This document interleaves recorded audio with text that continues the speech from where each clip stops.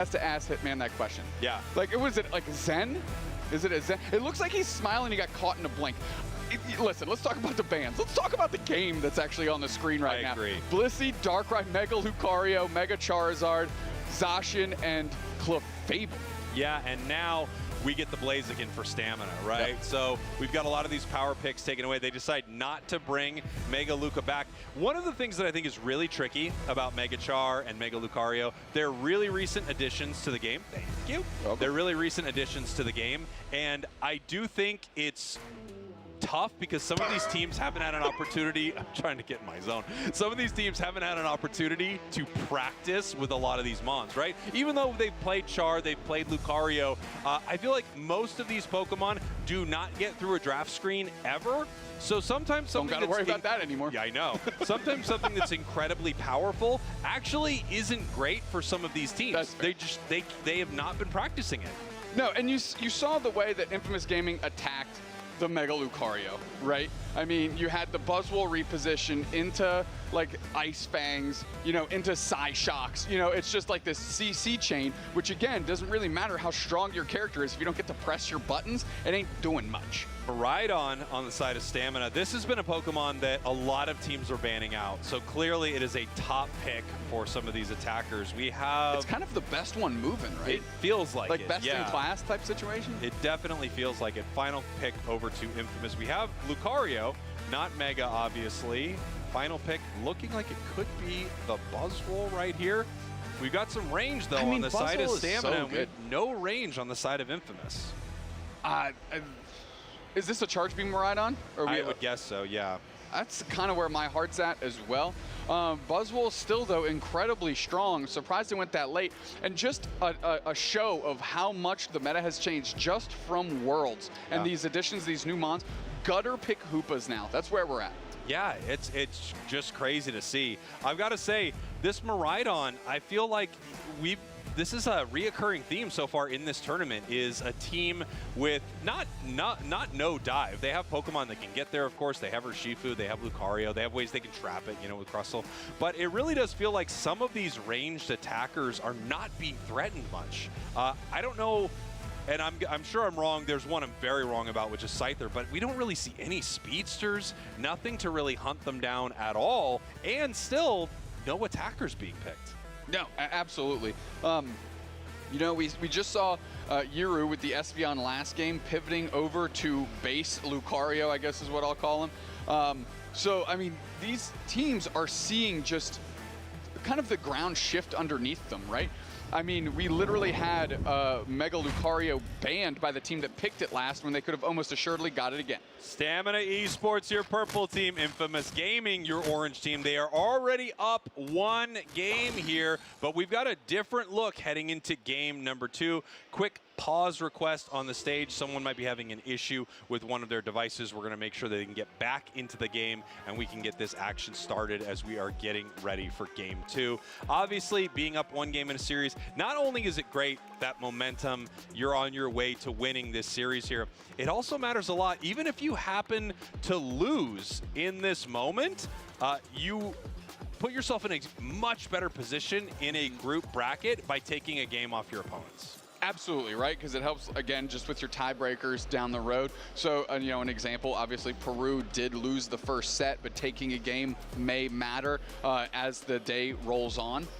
For that tiebreaker scenario. As we are taking a look at Stamina Esports right now, down a game to Infamous Gaming, who really put together a really strong, cohesive strategy in the face of one of the most powerful Pokemon in the game, Mega Lucario. Yeah, they looked great.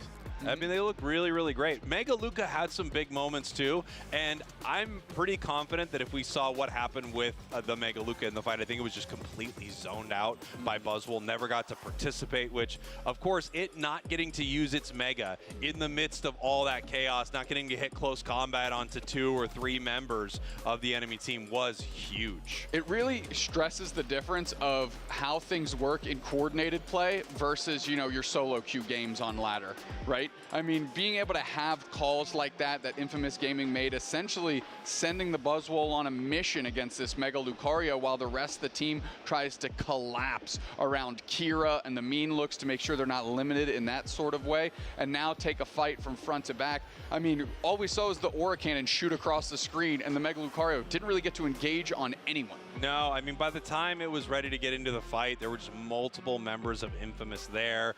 One Mega Lucario couldn't do much into that squad in that moment as we're getting ready to head back into this game. Obviously, Infamous feeling pretty good here, taking one game off of stamina, and I think a lot of people might have expected this to start the other way. I agree completely. I mean, Stamina Esports, another Worlds qualifying team.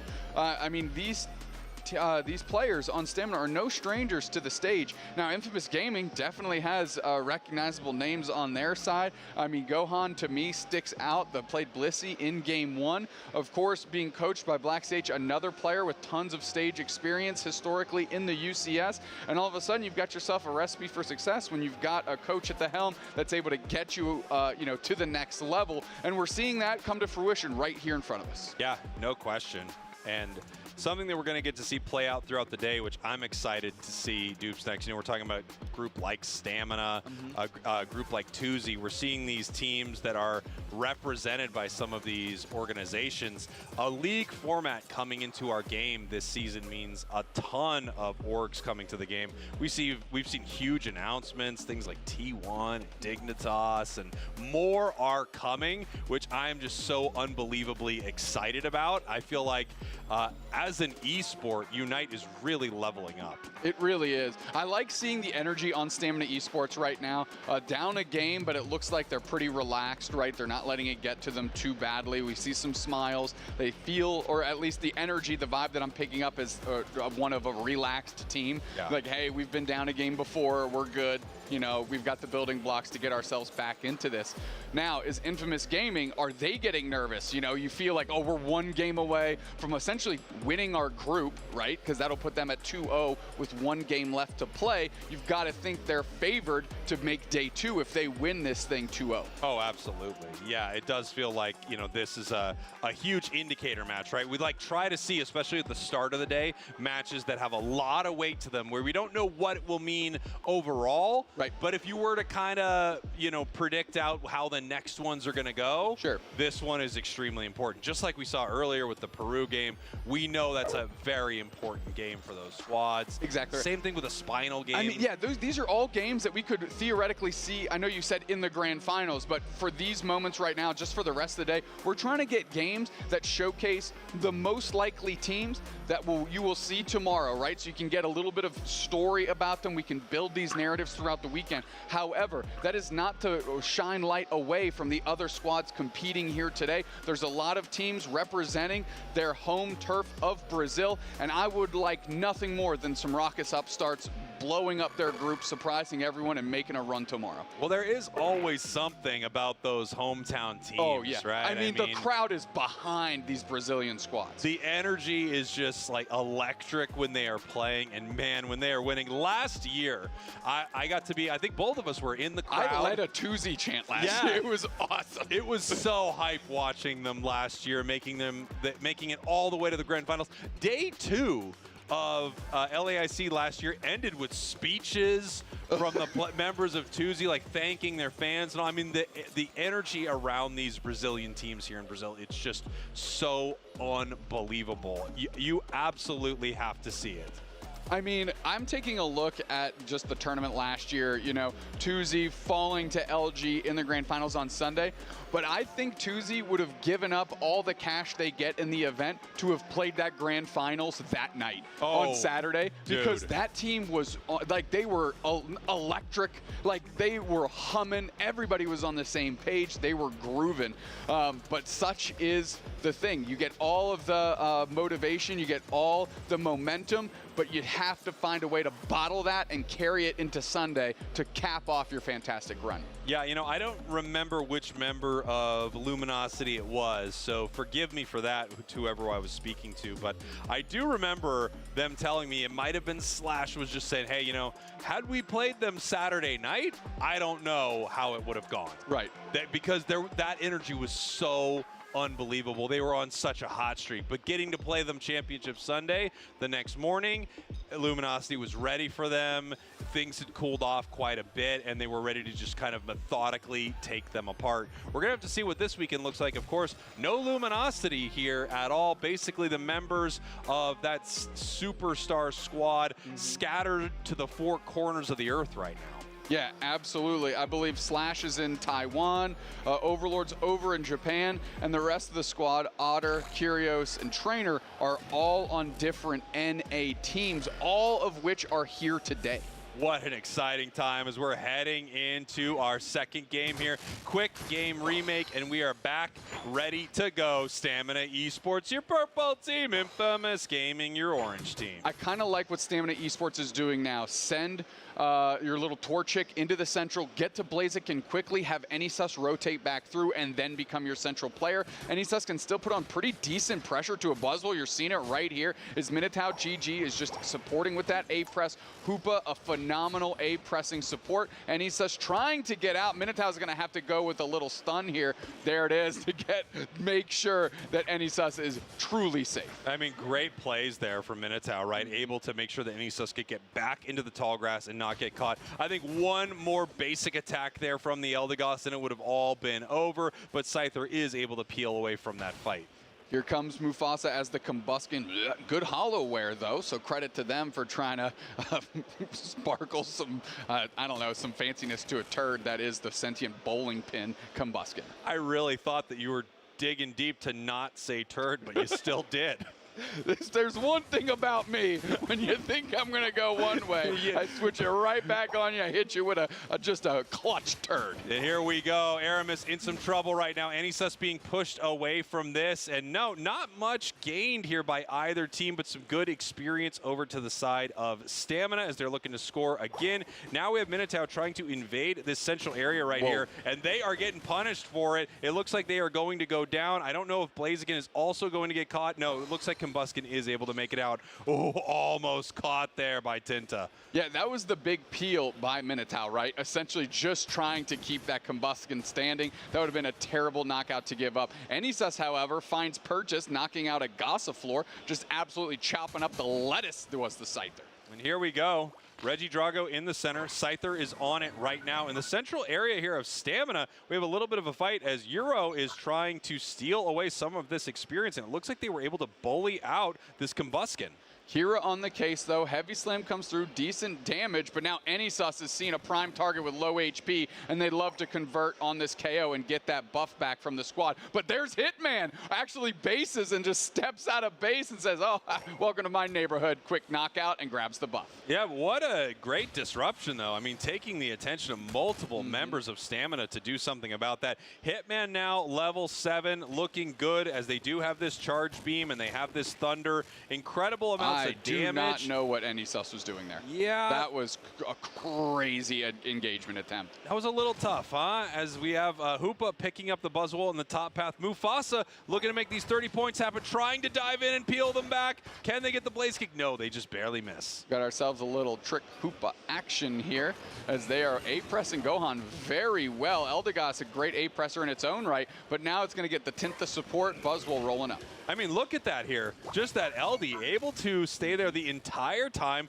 pushing them both back from this goal zone. However, Mufasa, incredible secure right here. This is going to be very difficult for Infamous to do anything about. And there they grab it with the overheat. Yep, now we'll see what they actually want to do with it. It's going to be a 3-on-2 as Lucario is rolling up. Yiru immediately goes through the backline. Mufasa wants to engage. They do have the trick Hoopa combination going, and they pull them back through so Mufasa doesn't get snuffed out. Regieleki easily dealt with here. Yeah, Regieleki just goes down right here. But again, you know, there's a lot to be said about how much attention is being paid to certain things, right? 3 players having to deal with Regieleki as we have a fight here in the middle. Aramis looking for a KO. Scyther Unite move. We get to see back up into this top path. Huge overheat. Back down here to the center. We have Aramis barely making it out of this fight with a double KO in the center. Hitman peeling back, putting that Thunder on C-Bus. Nice Rock Tomb ejects past as Hitman. They're trying to save themselves. Decent X-Scissor, and finally goes down to the Lucario. Tinta low on HP. Mufasa not willing to chase, as they just want the easy experience in the form of the Swablu and Altaria. You know, we are bouncing around this map top and bottom, and it just goes to show how much action is taking place in both of these paths right here. Sus ripping them apart here as we head back up top. The push comes in. Urshifu trying to make something happen, but look at this defense here. It does feel like both sides just can't make a dent in these goal zones in the top path. Aramis seeing Mufasa again. The Trick Hoopa is going to allow to yank Mufasa back out of danger. Overheat is charged so they don't get kind of stunned out and picked up, but they're knocked out anyways as Aramis moves very well into the Flux Zone. Rings unbound by Minotaur. They might get knocked out to try and bring the squad through. Nobody's willing to commit to that L as they're scoring downstairs. Yeah, and look at that overcap right there. Really beautiful. 37 over. Hitman, what are you doing? Hitman in some trouble, and you know, I think both of us thought, especially with how long it took, no one was coming through that portal, but it looks like Hitman did make it through, and unfortunately, without that Flux Zone, they really couldn't get away at all. Power Nap used just to push them away from this moment, trying to secure some of this, but that does go over to Cebus. I feel like Stamina Esports is really using their Unite moves in desperation right now, which is never really where you want to be.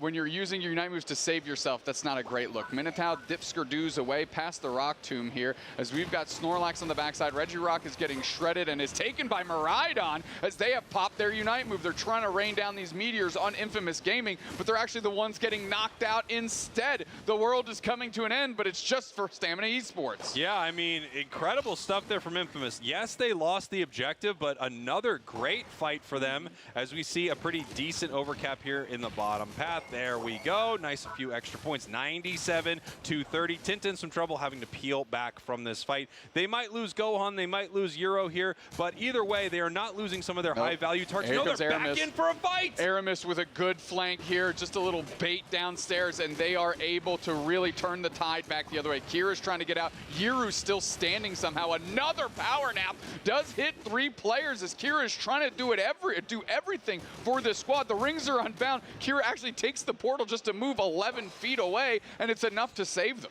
Wow, I mean, what a fight here. It does feel like these two squads, every moment you think they're about to disengage, find something else to do in the map, they are right back in there fighting. And you can see it's working out really well for Infamous. That Urshifu is almost level 14 right now. Yeah, like I said, Stamina Esports is using their Unite moves out of urgency and emergency, while Infamous Gaming is using it to just fight. Yeah, and here we have Regieleki being torn apart by Stamina. They have great secure, pretty strong rip too. This should be an easy one for them, and it is. They're able to take that. A minute until Groudon here. We're going to see how Infamous wants to fight this. They're actually looking for this Urshifu. They kind of know that someone could be coming on the flank as they head down to this tier 1. Yeah, I mean, Aramis is kind of getting chased. Enisus has vision. Gohan is trapped. They are gone very quickly in the face of 5. Cebus tries to X her way, but Enisus is on the chase. Big heavy slam. Yuru and Aramis trying to close the gap on Mufasa, who re-engages back the other way. They're going deep on Aramis. Aramis gets knocked out by a flanking Enisus. Cebus with an X-Scissor, but that's not going to be enough. Yuru in the face of 5 right now. Are they going to be able to be kept standing? They are. Yuru is still in the flow, and Cebus rabble-rouses with a very late Unite move. 13 seconds, and Infamous Gaming, I think, wants to try and chase this down and turn this into the Groudon fight. Tinta's getting eviscerated by the charge beam. 2 players down, and that's a 20-second timer on Buzz. And now we've got Groudon on the map. Bring the lava, bring the rocks, bring the magma, bring it on, says Stamina. Yiru, Bone Club right into the face, straight into Minotaur, rings unbound. Groudon's getting shredded. It is getting eviscerated. It's down on the last doorstep. Overheat might be too early. It comes through, it was,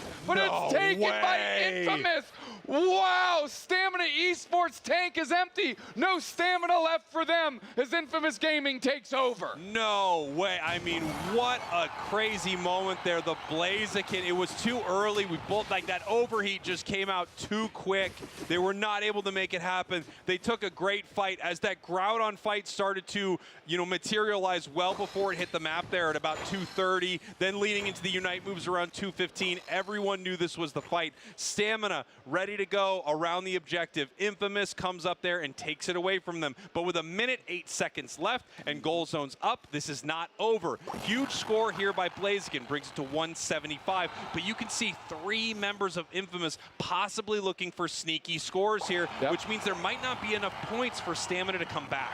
They're trying to they're giving up the cheeky T1. Infamous Gaming is going to have plenty of people back on defense. They put points into the home goal zone. Buzzwole gets a hundo burger, and here we go. Now we just got to do this defense, and it's pretty elementary at this point. Crash landing on top of the pad is the rest of Infamous Gaming. They're coming through. Power nap into the back line is Kira. Rings unbound, Minotaur, big stun, they're looking for it. Yiru's on the backside, kind of split up from the team as they aura cannon and work their way back through. 2 players down for Stamina Esports, and Infamous Gaming sees the finish line in sight, and they're racing towards it in the form of a Rings Unbound Hoopa. Bang, you're KO'd. Bang, you're KO'd. Bang, you're KO'd. Bang, you're KO'd. Bang, you're KO'd. Infamous Gaming 2-0.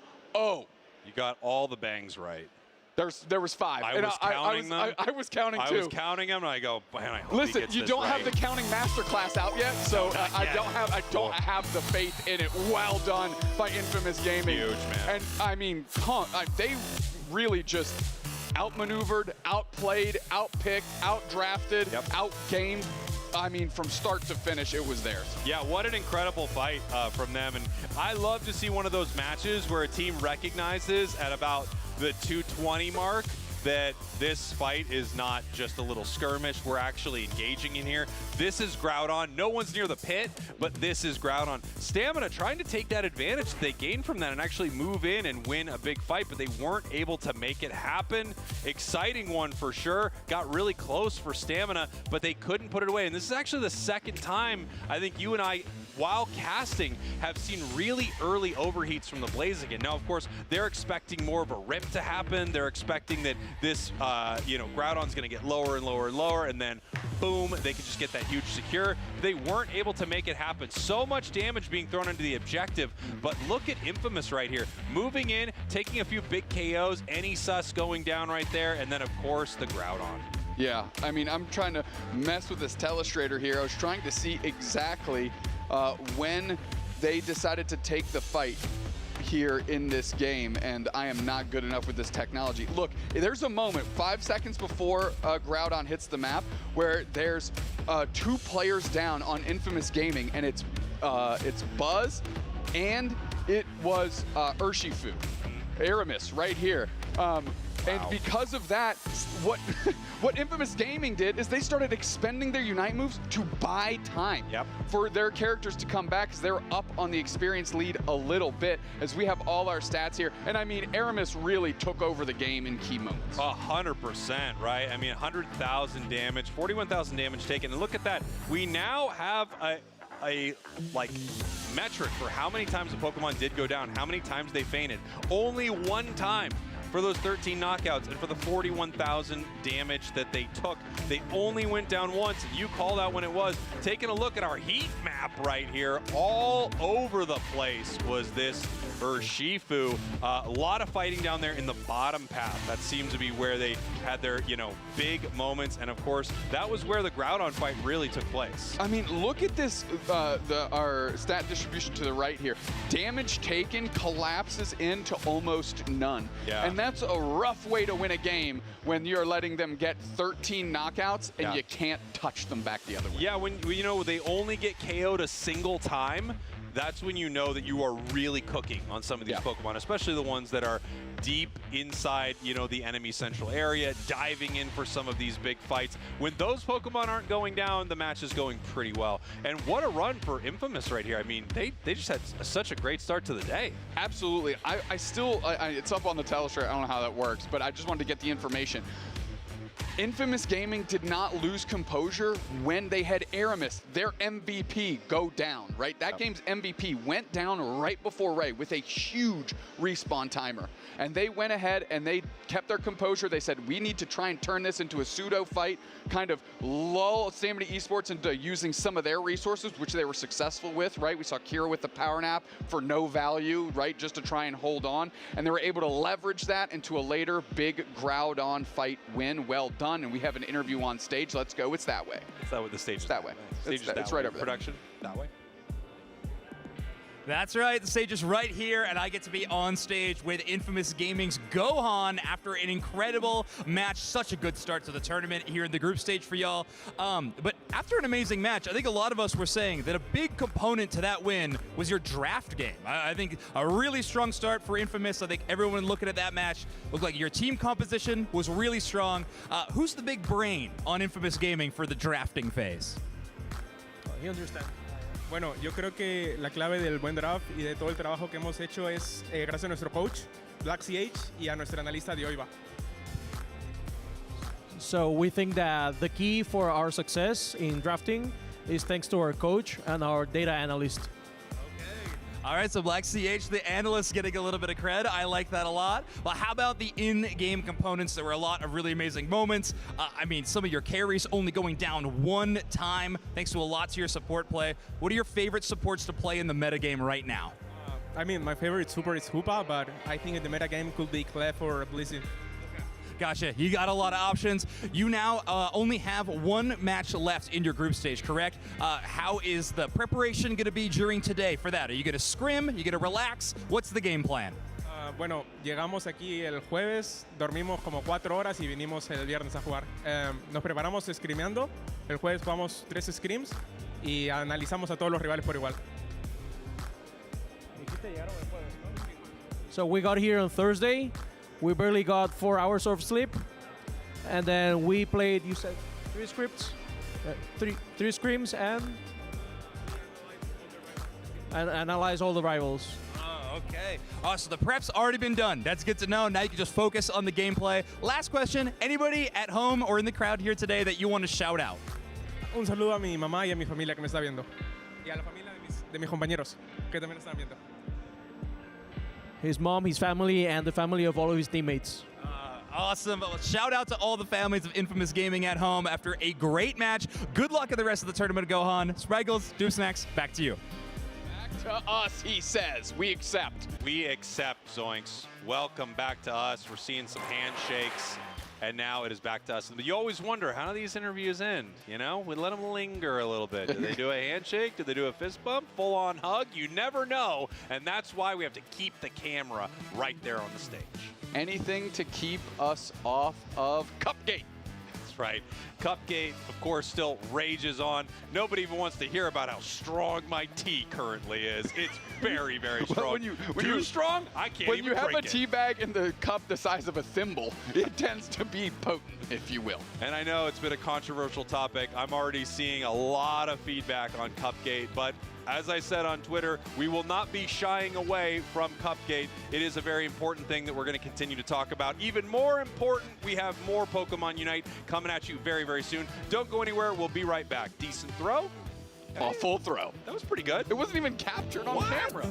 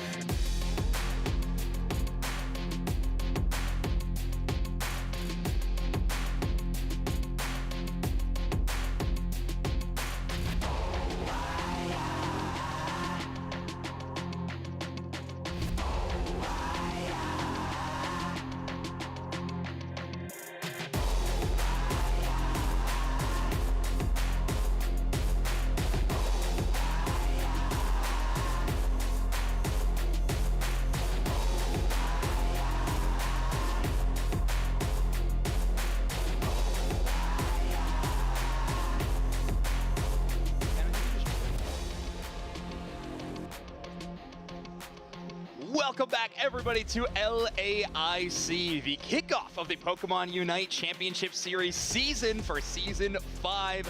My name is Zoinks, joined as always today, at least, or in the next couple of days, for an incredible tournament. We've already seen a few matches, already getting into our 4th match, and this time it is going to be a matchup between a North American squad and a hometown team. Oh yeah, and we know that this hometown team has played LAIC last time because, well, it was the first time that we actually had Unite on LAIC last year, so we're just starting to build the tradition. Everybody's just getting acquainted with Unite on LAIC, and I feel like we're definitely feeling the home crowd as well, so I'm super excited to see how they're going to respond to this one. Yeah, and it's been an amazing tournament so far. Let's actually take a look at how our group stage has been playing out so far in the day, because we got some interesting results. Just a reminder, everybody, we do have, of course, the main broadcast as well as a feature station broadcast, if you want to take a look at some of the stuff we have so far. But we're going to be watching our match from Group D. Interesting enough, Project Mbappe is so far 1-1 in this leaderboard currently. Aegis Flames taking in 0-1 and AXK at 0-1. So this is a very important matchup for both Project Mbappe and AXK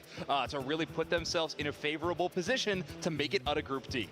Yeah, and it looks like from the mathematics that I did in my head, underdogs were the one that took down Project Mbappe. So Brazil is really dominating in this group stage. Of course, we have a couple of groups that have majority of Brazil. Some of them are just Brazil, much like Group E, Group H. But we also have NA Nemesis there and Dignitas as well coming through in this second round of 4 groups.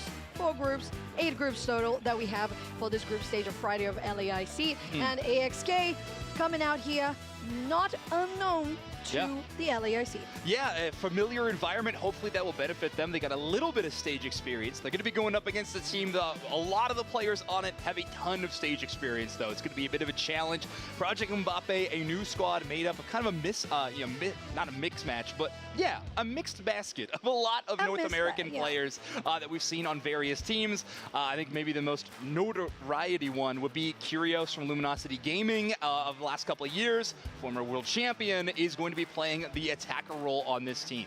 Exactly, and not just former world champion, 3rd, 4th place at Worlds this Anaheim that we had on 2025. So very important to note that. So it's a position that exactly for Project Mbappe being 1-1 in the group, it's important that they actually keep up with this match in particular. Because they don't want to be 1-2 and just start like falling behind into this group stage. So we want to see that being locked in of that performance that we want to see from North America and AXK as well. Just bringing some of that, we're just getting more acquainted. I know that it's different as well to be on stage, but let's have a look at these Pokemon by pick rate. I had been thinking a lot about Blaziken, and do you think it's just because Brazil loves Blaziken and we have so much Brazil playing today?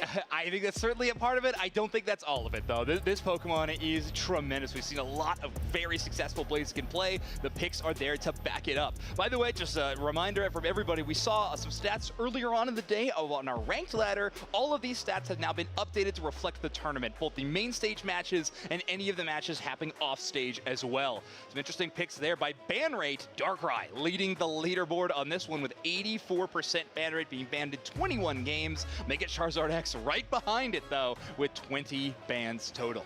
Yeah, just followed up by that Mega Lucario. And it feels like in this game in particular that we just watched with Dubsnax and Spraggles, that Mega Lucario did a little bit better than we had been seen from Mega Charizard X in particular.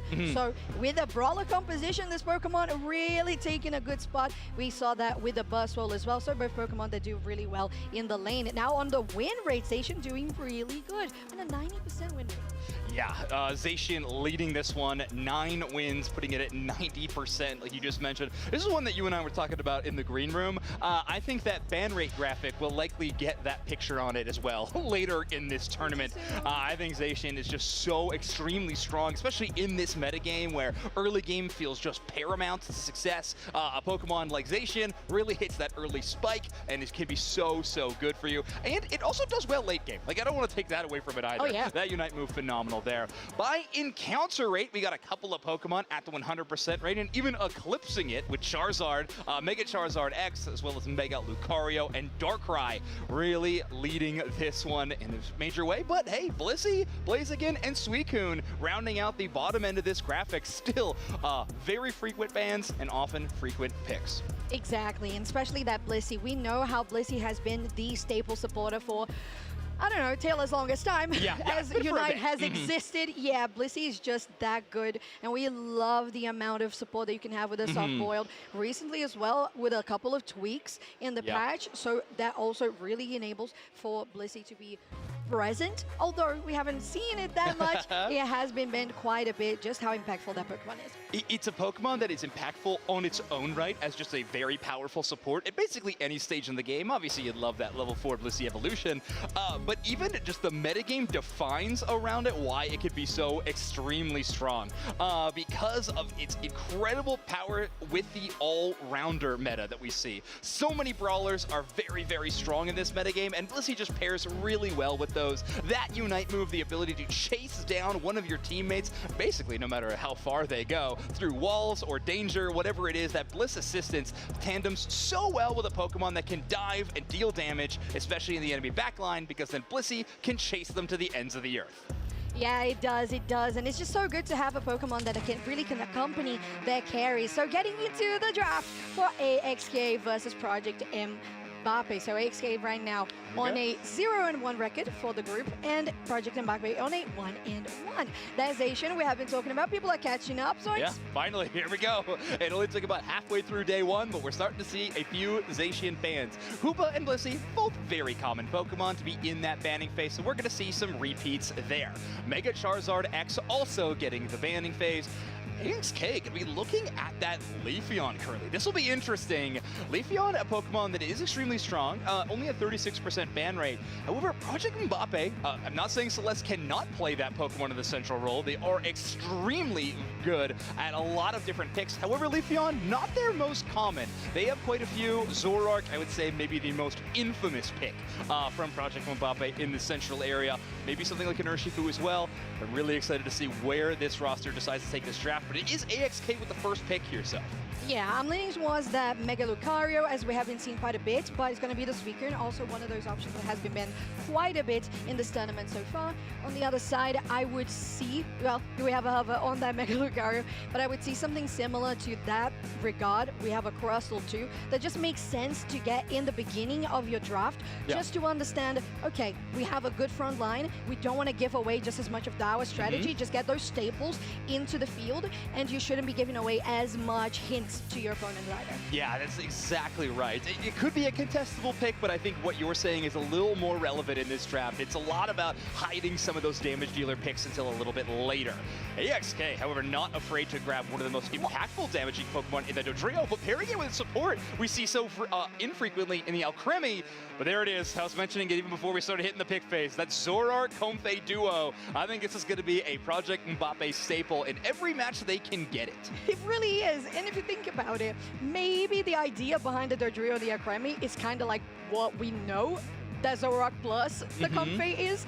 But the Comfey actually attaches to your carry, the Alcremie doesn't. Yeah. So you're going to be potentially left behind by such a mobile Pokemon like the Dodrio is, but you're going to still have your backline covered with a Mew. And in this case, a Mimikyu that we haven't been seeing as much, but we know is just good at the moment in regards of it can really control well that central area. Yeah, a pretty low encounter rate considering I think how powerful this Pokemon can be. I personally am loving that Shadow Claw Trick Room build around that Pokemon. I think it's extremely strong, especially with a Miraidon on the other side. That Charge Beam is so devastating to deal with, but you set up that Trick Room, you start reducing that damage outside of that magical box that you can create with Trick Room. It can be a better asset. But something interesting to note, remember Project Mbappe at a set score of 1-1 in their group right now means they played 2 full matches, and Comfey is sitting at a 0% encounter rate essentially. So that means this is the first time this Zoro-Comfey duo is going to be hitting the map for Project Mbappe. So and not even getting bans either. So they've been waiting. They want to debut this one on the big stage. They do. You're gonna do it on the main stage, do it in front of the crowd, and it just makes it even more thrilling every single time. Exactly. And as you mentioned,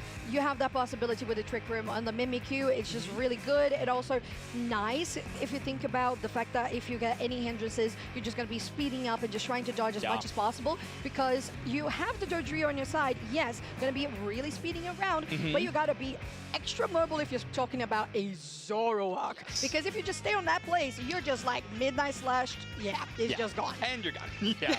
The other really nice thing, I know I'm giving myself away as a Mimikyu player here because of how much I'm talking about Mimikyu at the start of this match, but let's get into this one. AXK going to be your purple team. Project Mbappe going to be your orange squad. A Zoro Comfey duo is going to be devastating, but you do got that Mimikyu on the other side in response. Not exactly a hard counter, but that Unite move, when it grabs the Zoroark and the Comfey, it's a very nice 2-for-1 trade for the Mimikyu.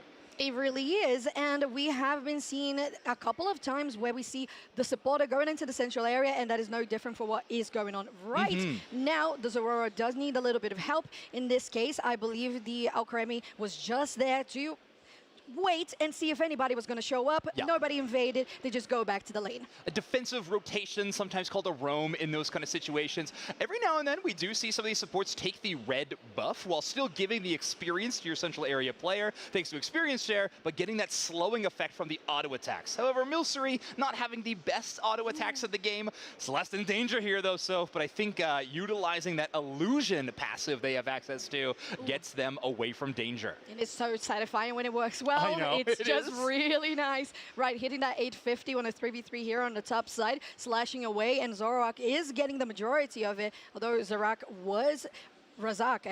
was very impactful in how they started that lane gank.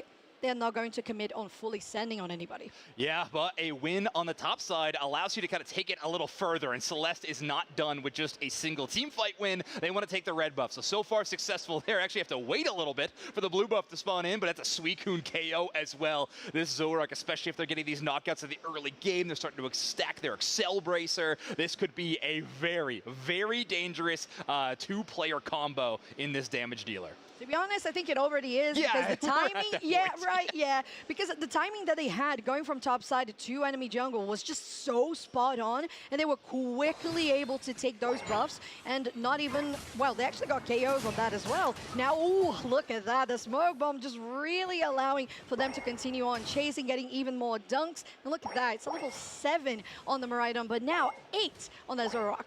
Yeah, the levels are looking pretty ridiculous. By the first time we get that 7-minute spawn-in of the objectives, specifically the top and bottom Regis, we might have some Unite moves available. Curios in a pretty dangerous spot. Suicune trying to ice them, but they will be able to Electro Drift away. Interesting, we're starting to see that build this time around. But Project Mbappe always there to back up the world champion Curios, and that leads to a 3 KO streak. Celeste is at 9. Unite move now available for Zoroark.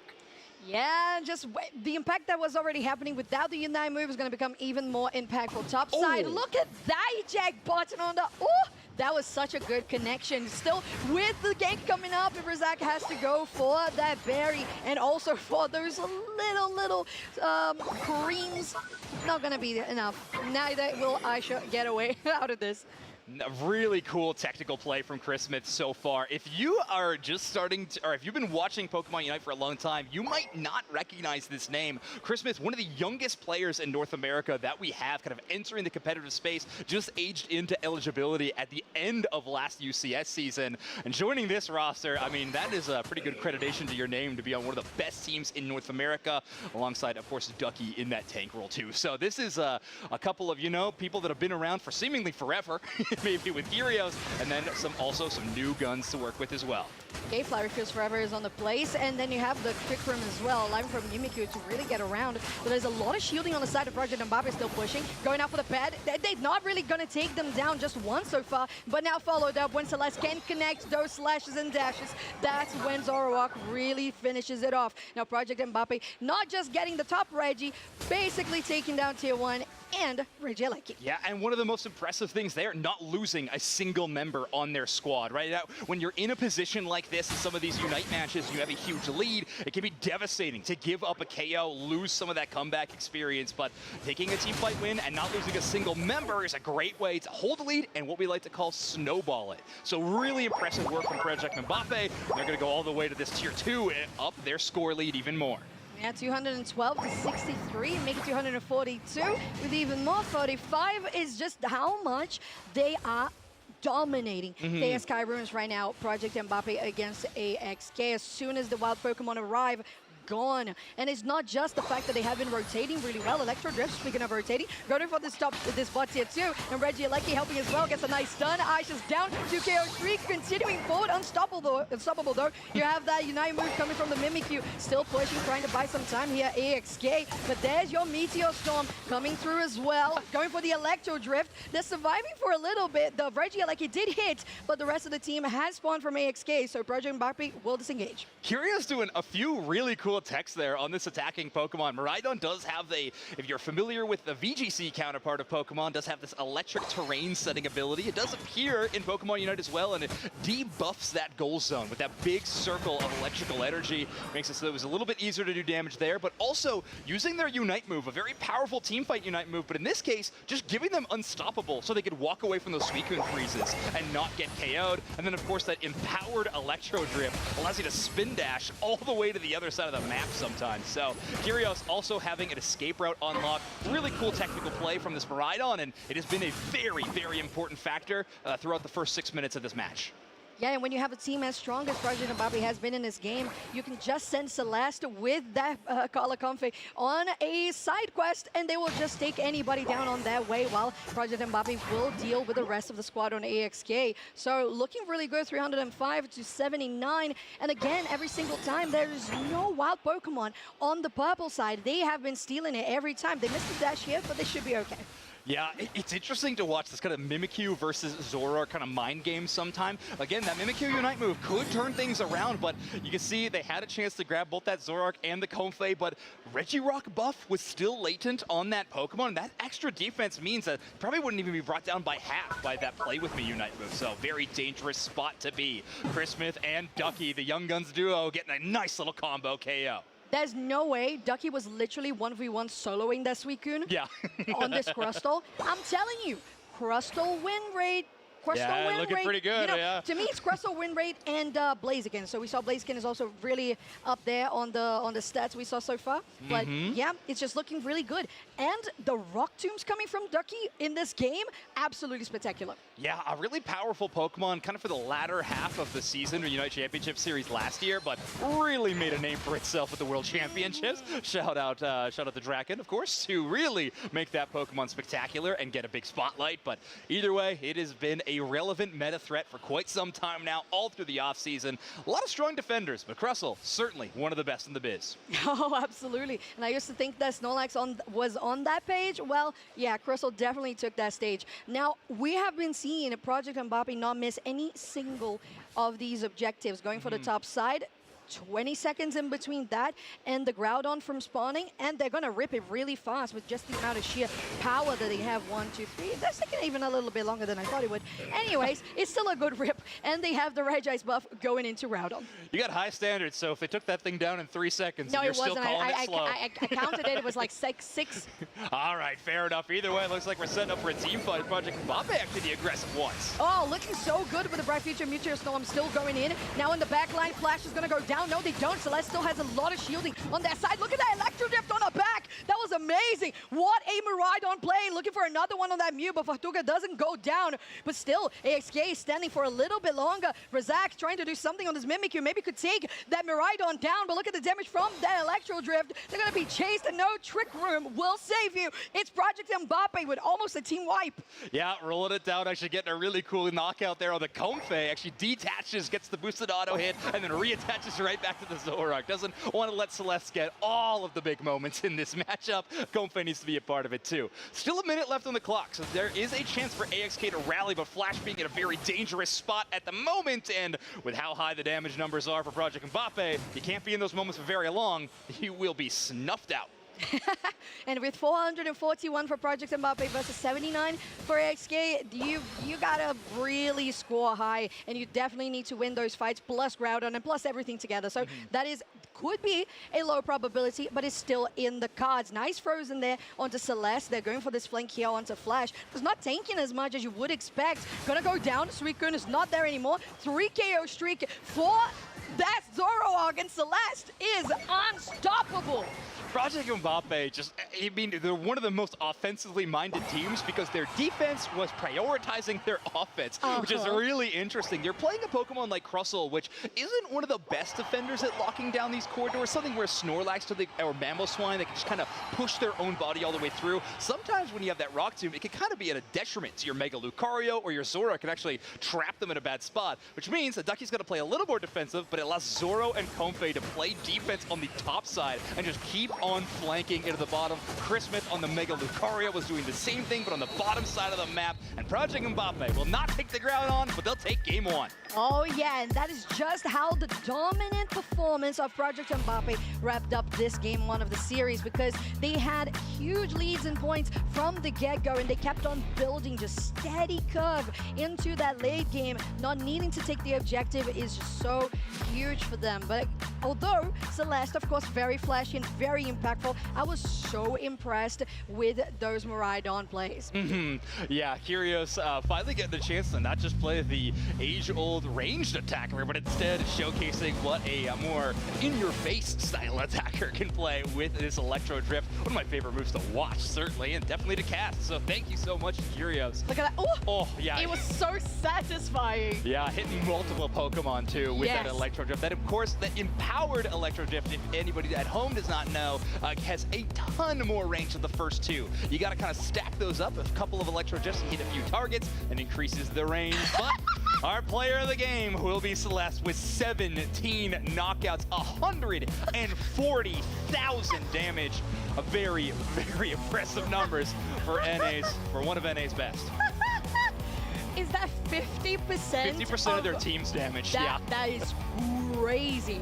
And I was talking about Kyrios right on this Miraidon, still really good at really connecting those final Electro Drifts to finish up the enemy. But 50% really Celeste is the highlight of this game. Look at the graph we mentioned, just how much they kept building that goal lead and just making sure that they had such a healthy lead. That graph looks really funny. Yeah. Anyways, they had such a healthy lead that late game, like you mentioned, you're fine. Play not just on the defense, but if they come in, you just play onto them head first. 1.7 KOs per minute, by the way. We're starting to see that number creep up and up and up. We're going to get very close to the 2 knockout per minute very soon. Celeste also, notably, we've seen a few of these stat lines. 33 is a pretty low wild Pokemon knockout in terms of these metrics. So Celeste favoring a lot more enemy Pokemon knockouts rather than some of these buffs. More which is valuable. very, very interesting. And yeah, one of the more populated heat maps on the opposing side of the map compared to what we have seen in past ones. Great work from the Zora Comfey duo.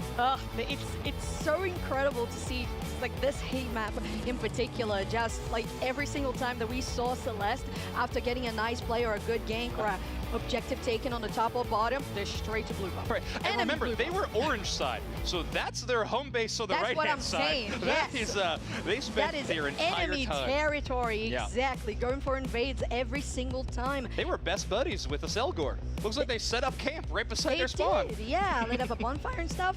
Yeah. Absolutely, just doing some marshmallows. Oh. Yeah, that's nice. That feels very comfy. Oh, I don't didn't know mean why, that. but it does feel right that a Selgor would love marshmallows. Like, I don't have any backup for that. I don't know if there's a Pokedex entry that gives that any credence, but it just feels correct. It does. I agree. I feel like it makes quite a lot of sense. Yeah, so these numbers are really interesting. So how we pointed out, scoring, just maximum priority, knockouts and damage dealt, specifically here for Celeste. You can even see the border of that graph. It's like, it feels like it's even off the graph, like it's off the charts. It was just how much Celeste was doing in this game with that Zoroark and Comfey combo. Yeah, it didn't take us long to break the graph. We just needed Celeste on Zoroark and to have Roland it down on the Comfey duo. We could have had one more knockout, by the way, if Roland didn't hop off and get that KO. I want my 2 KOs per minute stat. That's what I'm waiting for. We're searching for it. But I can't be asking for too much. 140,000 damage in that game is certainly a metric I'm going to be talking about for a while, and I'm sure that momentum for Project Mbappe has got to feel great. Reminder of where they're at in the group stage right now, at that 1-in-1 match scoreline, means that this next win would not technically lock them in for Day 2 contention, but it's just the most likely situation to lock them in for Day 2 contention. This is not exactly a must-win, but it certainly feels like it if you're Project Mbappe. It really does, and like you mentioned, they're not just 1-1. It's the fact that the rest of the team, like the rest of the group, rather, is 0-1 or 1-0. So they're the team that played the most so far in the group. So they're kind of like more advanced into the quote-unquote bracket, which means that every win counts and every win is really necessary. Yeah, go on. I was just say, it also means after this, you got to watch the results. The worst thing that can happen to you in a group stage is to have to watch other teams decide your fate. I think that is always the most difficult thing. You want to be the team. If you win, you're in charge of your own destiny, and it can be really difficult to see other teams playing for your tournament life. So we'll see what happens as we jump here into game number 2's draft phase. Exactly. Now this time, Project Mbappe on the purple side, AXK on the orange, and that Comfey denied from that duo of Celeste and Mid. Yeah, actually so huge. So now Comfey going to be unavailable. Maybe we still see the Zoroark. There are players who do play it without the Comfey pocket. However, Celeste's Pokemon pool is so deep, I kind of imagine we'll see a flex. But who knows?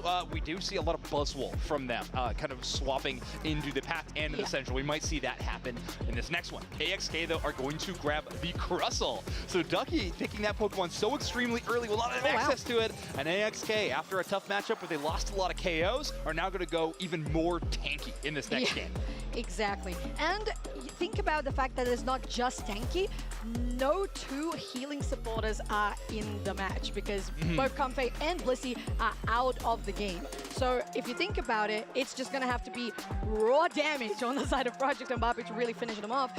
A Shifu and a Mamoswine are the next ones picked here by the purple team. A Shifu really doing well and having a good presence, as we've seen so far. And it's such a good combo together. I'm not sure if we're going to see, in this case, a Rapid Strikes or if we're going to see a Wicked Blow there. But either way, if you set up a nice Ice Fang with a Wicked Blow, it's just as satisfying with the Blaziken and the Overheat. Right. Or you got Power Up Punch to play it off too. Really, Ice Fang is going to be a very important move in this next matchup for Project Mbappe.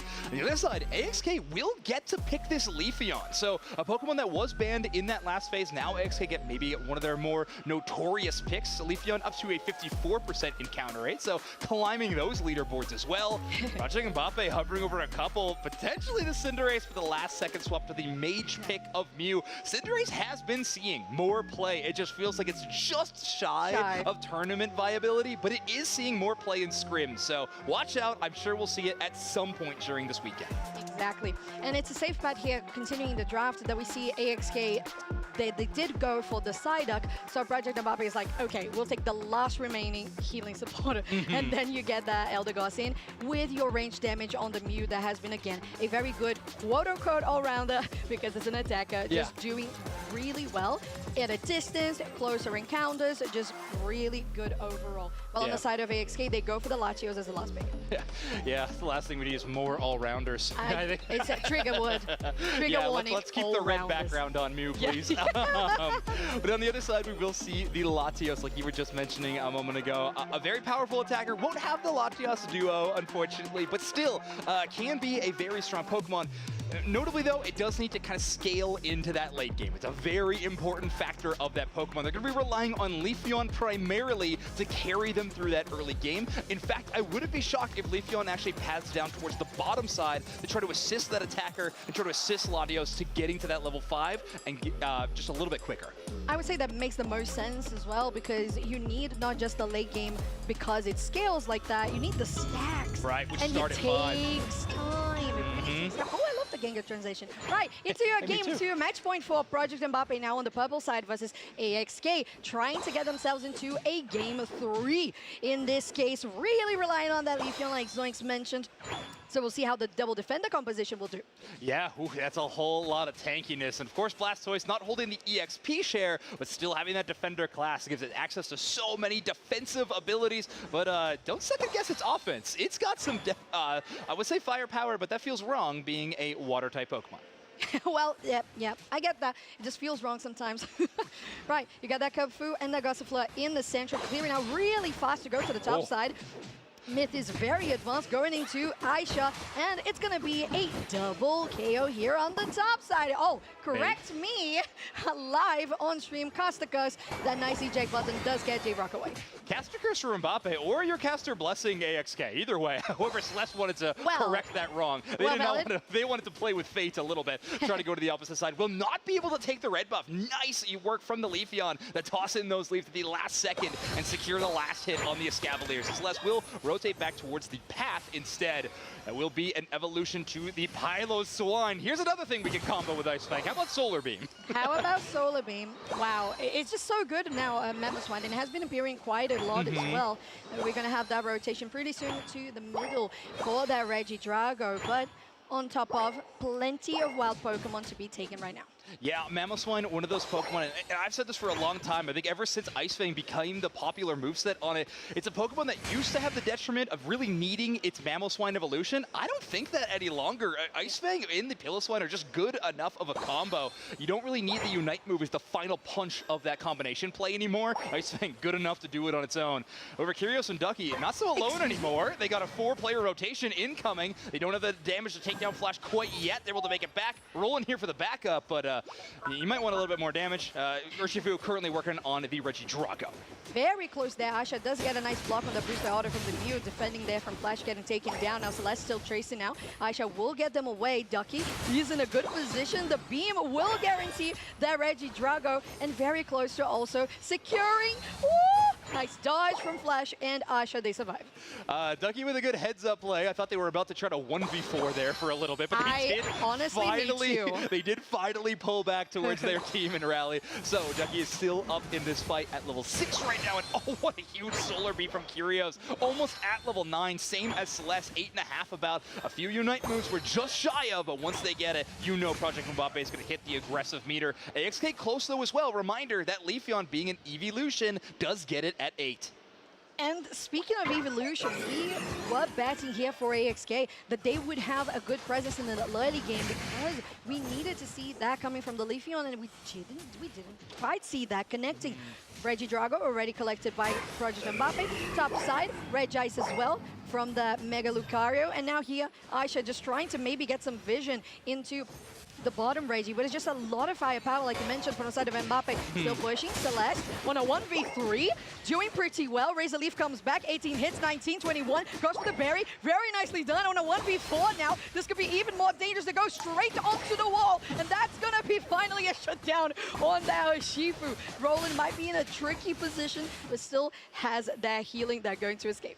Yeah, that last instance of Surging Strike's just not quite enough to get past the Rock Tomb. So great play by AXK to set up a devastating Rock Tomb and get the knockout. But Project Mbappe looks like they're looking for a bit of a counter punch. J-Rock, Portuga, and Yasha, though, great defensive Pokemon. We talked a little bit about their tankiness, though, but another thing that AXK has in this composition is amazing goal zone defense. It's very tough to get scores on a Pokemon like Blastoise. He's amazing at defending these goal zones, but Psyduck is also that way. It can be so difficult, not only to knock out the Psyduck, but also to push past it and get some of these scores. Ooh, looking at even more aggression on the bot side, but it was a KO collected by the side of AXK, so it could be an opening because bottom Reggie is here. Regieleki could be started. Flash is on 50 HP, which is definitely dangerous because that's your front line, and on the other side, your Blastoise is nowhere to be seen, and Regieleki will be collected without contention from Yeah, this is an interesting one because the goal zone is only at 5. They weren't too worried about it, but Roland having small pockets, great heads-up play. Break that goal zone, actually allow Regieleki to try to walk towards that tier 2. Now it's time to showcase if this goal zone defense is as strong as I was talking about. Because that Regieleki is headed towards a tier 2 goal zone. Hydro Typhoon, the first line of defense, but Ducky's there with the Ice Fang, tossing people off the goal. Ugh, the HP bars looking so healthy for Project Mbappe. There's the Regieleki going to score, and they take everybody. Only the Psyduck remains, and they were already in base, so it's basically an unofficial wipe that Project Mbappe did there, not just taking the objective for themselves, taking bot tier 1, 2, and a lot of knockouts in the mates. Yeah, impressive stuff. I mean, you got the Regieleki that's a pseudo 6th team member to work alongside you. It's done. And it is enough. So Project Mbappe is able to break that tier 2 as well and put them into the 300-point range. It feels like such a good win condition to work with when you have a points advantage. Good news for AXK, though, with a big Leafeon score on the top side when they split push, are catching up a little bit, or at least keeping this tandem a little closer in the scoreline. I was going to say at one point that it felt like although Project Mbappe was really dominating in every regard, they were only 100 points ahead. Yeah. But that push on the bot side really made a difference, and it became a 200-point gap. Now AXK really looking to get this bot tier 1. Still pushing back Project Mbappe on a huge defense. Aisha is very low on HP. The first knockout comes out there by the Urshifu. Still pushing. Myth was also on the back line. They took another one. Now Ducky is just like, I can do it on my own. Curious can definitely finish them off if they get nice boosted auto, just waiting for it. It targets the wild Pokemon. Right. And they escape. Yeah, I think Kyrgios was hoping that coaching to Ducky's Mammoth would give him a little bit more range, but I think Psyduck just staying just on the outside. So Psyduck able to, well, you know, not avoid all the pain. They do have a really tough headache. But they will get back to the goal zone and heal back up. However, hey, Regieleki has spawned yet again on the bottom side of the map. It's a really dangerous one. For the first time, Regieleki will be walking towards the home goal zone, which in its entirety can create a whole new win condition for Project Mbappe to play around. They don't even need the Groudon. Regieleki can pave the way to a match win if they play it right. But at the moment, Project Mbappe are going to use it just as a threat and take a whole lot of safe experience, maybe even push towards a top goal zone after this one, because Regieleki does provide you vision. Every Pokemon that fights to defend it, you will now know where they are located on the map. Exactly, and it's a lot of important information. It's going to get ripped really quickly here by AXK, so that distraction you mentioned doesn't last as long, but still allowing for the experience to be collected by Project Mbappe. That has quickly positioned in the central area, spotted out Flash and Aisha, still waiting AXK to find good damage from this Latios for Portuga, but not really connecting as much thus far. Neither Razak on the Leafeon. So a lot of good presence from Project Mbappe. The poke is huge. Yeah, Mbappe, I was going to say just a moment ago, being a little more aggressive than I would expect, because Urshifu and Mega Lucario were both missing their Unite moves still. So I expected them to not really play super far forward until they have access to those. However, that has now changed. Probably Mbappe got the Unites, and they're starting to fight. Oh, yeah, they are. That Ice Fake was huge, but there's a Hydro Typhoon as well to block it up. A lot of shielding on the side of AXK, while on the back line, there was one player to get knocked out on AXK, and that's going to be a KO for the Lucario. Kyrgios caught between a rock and a hard place. There's a nice eject button away with a sniper. Ruski, they take it. What Project Mbappe was just casually taking Groudon for themselves. There's a Crustle that goes down. J-Rock, just leave, man. Yeah, head back to that goal zone. There is some time left on the map, but Project Mbappe are going to be racking up this score lead to astronomical heights. AXK, to come back in this matchup, we need to knock out multiple Pokemon, take the Groudon buffs, and try to get all the way to the other side of the map and get some scores. That's a lot to ask for, and certainly a lot against this enemy team. Ducky with this level 14 Mammothswine, so defensive, will eventually go down. Leafeon now has access to a Groudon buff, but again, with a minute left on the clock, there's time. But the scoreline is sitting at 822 to 155. Of course, these players in-game do not have that information, so they will be playing this all the way up to the end, trying to take this one into their own hands. Exactly, especially because we are talking about Groudon as a map and as a objective in the meta right now, which means that buff is transferable. Going out for the gold, there's the Solar Beam. They take down the gold, but it's still 219 to 822. They are definitely and desperately trying to get this one moving forward. Rock Jr. maybe could help, but Flash is almost down. Take that another one. Hydro Typhoon does help for a little bit, but J-Rock is still in a bad situation because you can't really defend when your enemies are on your back line. Portuga will be the last one, and it's an ace for Project Mbappe. Yeah, they only lose the Urshifu in that secondary fight, and as the clock ticks out with 15 seconds, Project Mbappe are going to hold on to the lead so they get 914 points. Might get up to 4 digits if they can get to that goal zone before the end of this match and rack up those scores even more. Well, that's a match win. 2-0 victory for Project Mbappe of North America over top of AXK. Yeah, well, this one wasn't a good one for Brazil, as we have been seeing on the stream so far, but it's okay. There's still much game to be played in the group stage, but that does make Project Mbappe on a 2-1 record in that group. And AXK sitting at 0-2 currently. We could see a situation where we have some tiebreakers going into a 3-team side at 1-2 or something like that, but I was talking about how it could be a fear for either of these teams to have their destiny in other teams' hands. That is now the reality for AXK. However, they got another match to play yet in this tournament. They still have something to prove. They will be able to do that later on today. So I'm excited to see more from that team. Also excited to see more from Project Mbappe. This is a extremely strong team. During our offseason, we do have some grassroots tournament events, and Project Mbappe has been putting the world on notice a little bit in a lot of those events. So this is an exciting team to watch. A lot of people's picks to actually win this whole thing. This is just our first look at this team.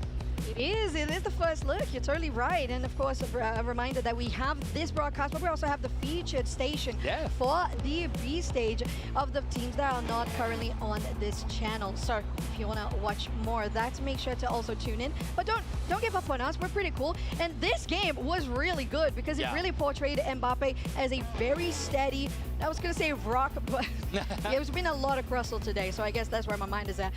Anyways, they are just relentless on how they play. And I feel like overall, Kyrgios getting the player of the game in this one. 9 knockouts, 0 fence. Well, yeah, that is a play of the game if I've ever seen one. And this stat line, by the way, I don't think is abnormal for this player. Historically, in all of Kyrgios' career, they have been one of the attacker players that I think one of their best qualities is they simply do not go down. Kyrgios knows how to play their life so extremely well. Not to mention with this Mew went up to 93,000 damage on the Mew. They also know how to weave in those damage numbers. Do not worry. But they've played with players who are very infamous for going in there, taking a lot of resources, doing a lot of damage, that kind of thing. I think Celeste and Chris Smith can be players given that same accolade. But Kyrgios, not so silent of a carry in this game number 2. Taking our MVP award, 9 KOs, and only taking 19,000 damage. So doing a very good job at avoiding a lot of that enemy incoming damage as well. Makes the support's job a little bit easier. Okay, so we have that presence here on the bot side, of course, is where the Mew was. So we don't have that much of that flashy, being in the enemy central, stuff like that. It's just a little bit more common for lane. And as always, we're going to get even more accustomed to how the heat maps work and how they look. I was going to say, even notably, a little bit more of the green lights in that bottom path all the way towards Tier 2. So just an early break leads to a lot of extra pressure towards that Tier 2. And we saw that Regieleki push as well. It was so good. It was lovely. What a great control that they had all around and recognizing the strong points of their composition. And I feel like, unfortunately, for the side of AXK, it felt like they did have the double defender. But I wanted, and I do want, when I see a double defender, to see a healer. You want to keep those defenders going. Because if you just have them go down immediately, or if the enemy team just gets into the back line as they did, it just gets a bit too dangerous. But let's talk about that in a little bit as we're going to get even more insight with our interview on stage.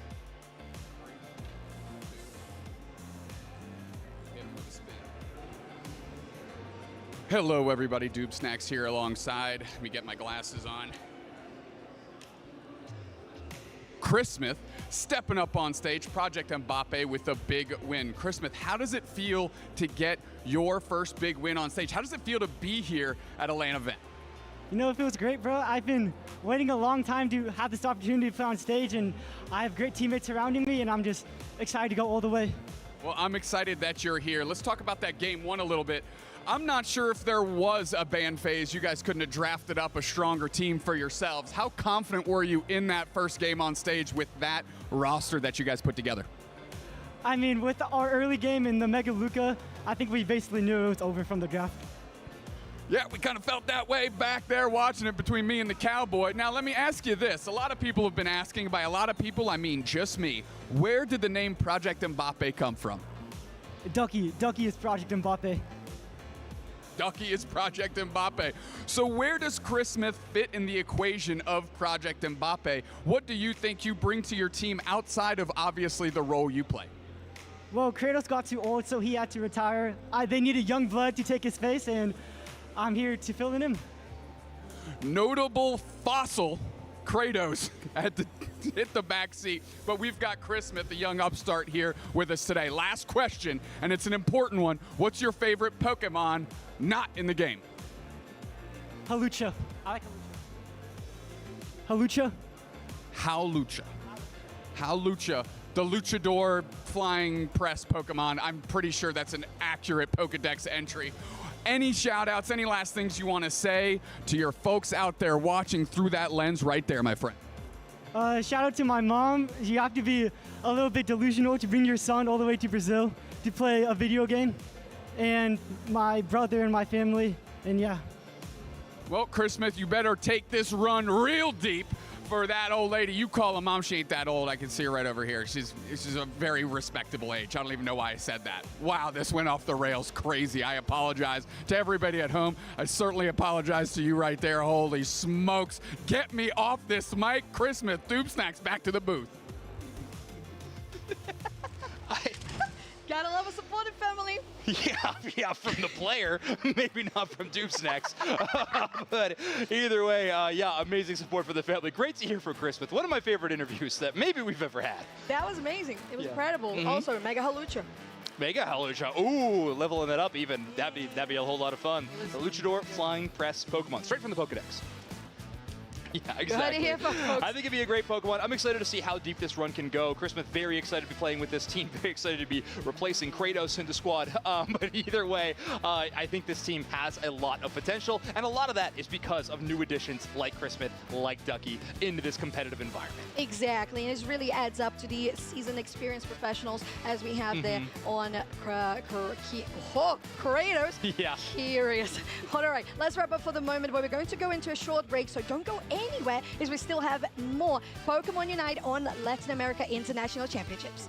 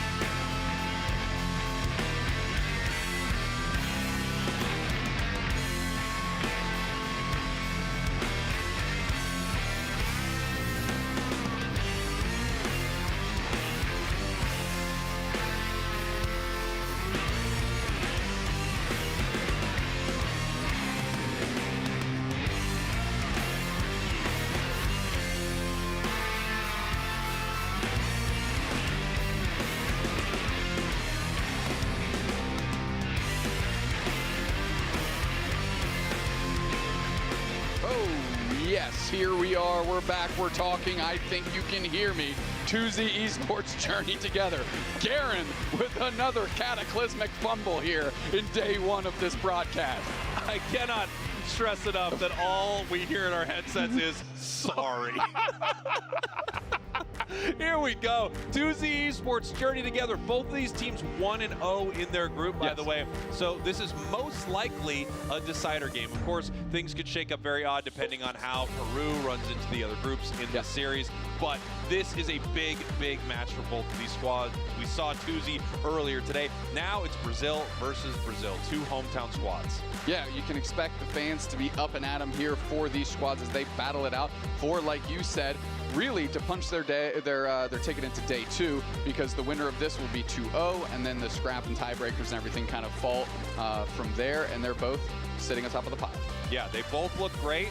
We have not got to see Journey together yet, but obviously they've taken a game in their group. We got to see 2Z take a 2-1 victory off the world champs Peru to start our broadcast earlier today. As we take a look at our bands and our picks, we're going Miraidon, Blissey, Suicune. Other side, we've got Blaziken with the Darkrai and Mega Char, which gave them Mega Lucario as a first pick.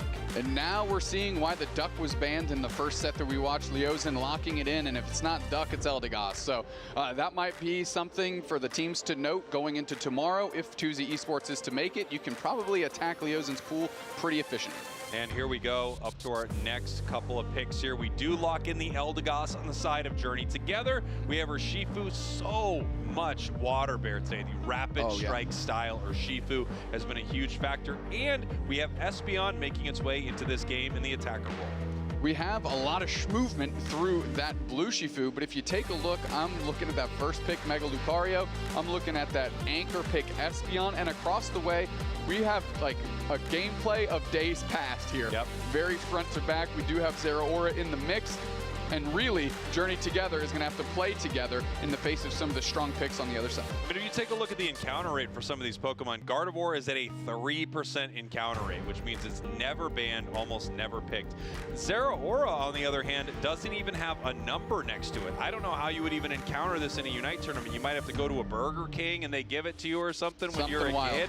I don't know how it works, but we have this Pokemon coming out into this match. However, this squad did win a series, so they absolutely have a strategy behind this. Just because something looks wonky or something looks a little different than what you would expect in the meta, it doesn't mean they can't have a huge impact in this game. And we've seen this Pokemon specifically have some very sneaky, big performances over the years. We absolutely have. I mean, just a few years ago, Gardevoir was a showstopper in the finals of like NAIC. We've seen plenty of Zeraora over the last couple events to finish out last season as well. I mean, Snorlax is in almost every single game. Eldegoss as well. There's good, solid picks on the side of Journey together. Let's see how they play them. And here we go. 2Z Esports back on the main stage. Your purple team, Journey together, also out of Brazil. Your orange team. Both of these teams are 1-0 in their group. So this isn't a full-on decider, but boy, it's pretty close. And this really could be what moves one of these teams to day two.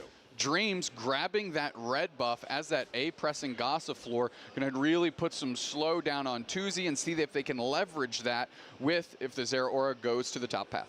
Here we go. We have Mazo powering up that boosted, looking to see how much of this they can get. They take two. One goes to the other side here. Experience-wise, things are looking better for 2Z. If you are able to secure even a little bit of that contested farm, you are going to be ahead of your opponents by quite a bit. One level, a single level in a moment like this can be the difference maker. Mats on the blue bear goes to the top path. Sky Charizard sees Aramaki and thinks they have a target, but actually Anthrax is right there to provide cover. Caterpimbass, that's fun to say. Caterpimbass coming through, providing some cover. Oh, nice stun. Sky Charizard has to leap away, get back to pad, but it's not enough. Mats closes the door on them. We're looking for a two-piece. Count it. Snorlax goes down as well.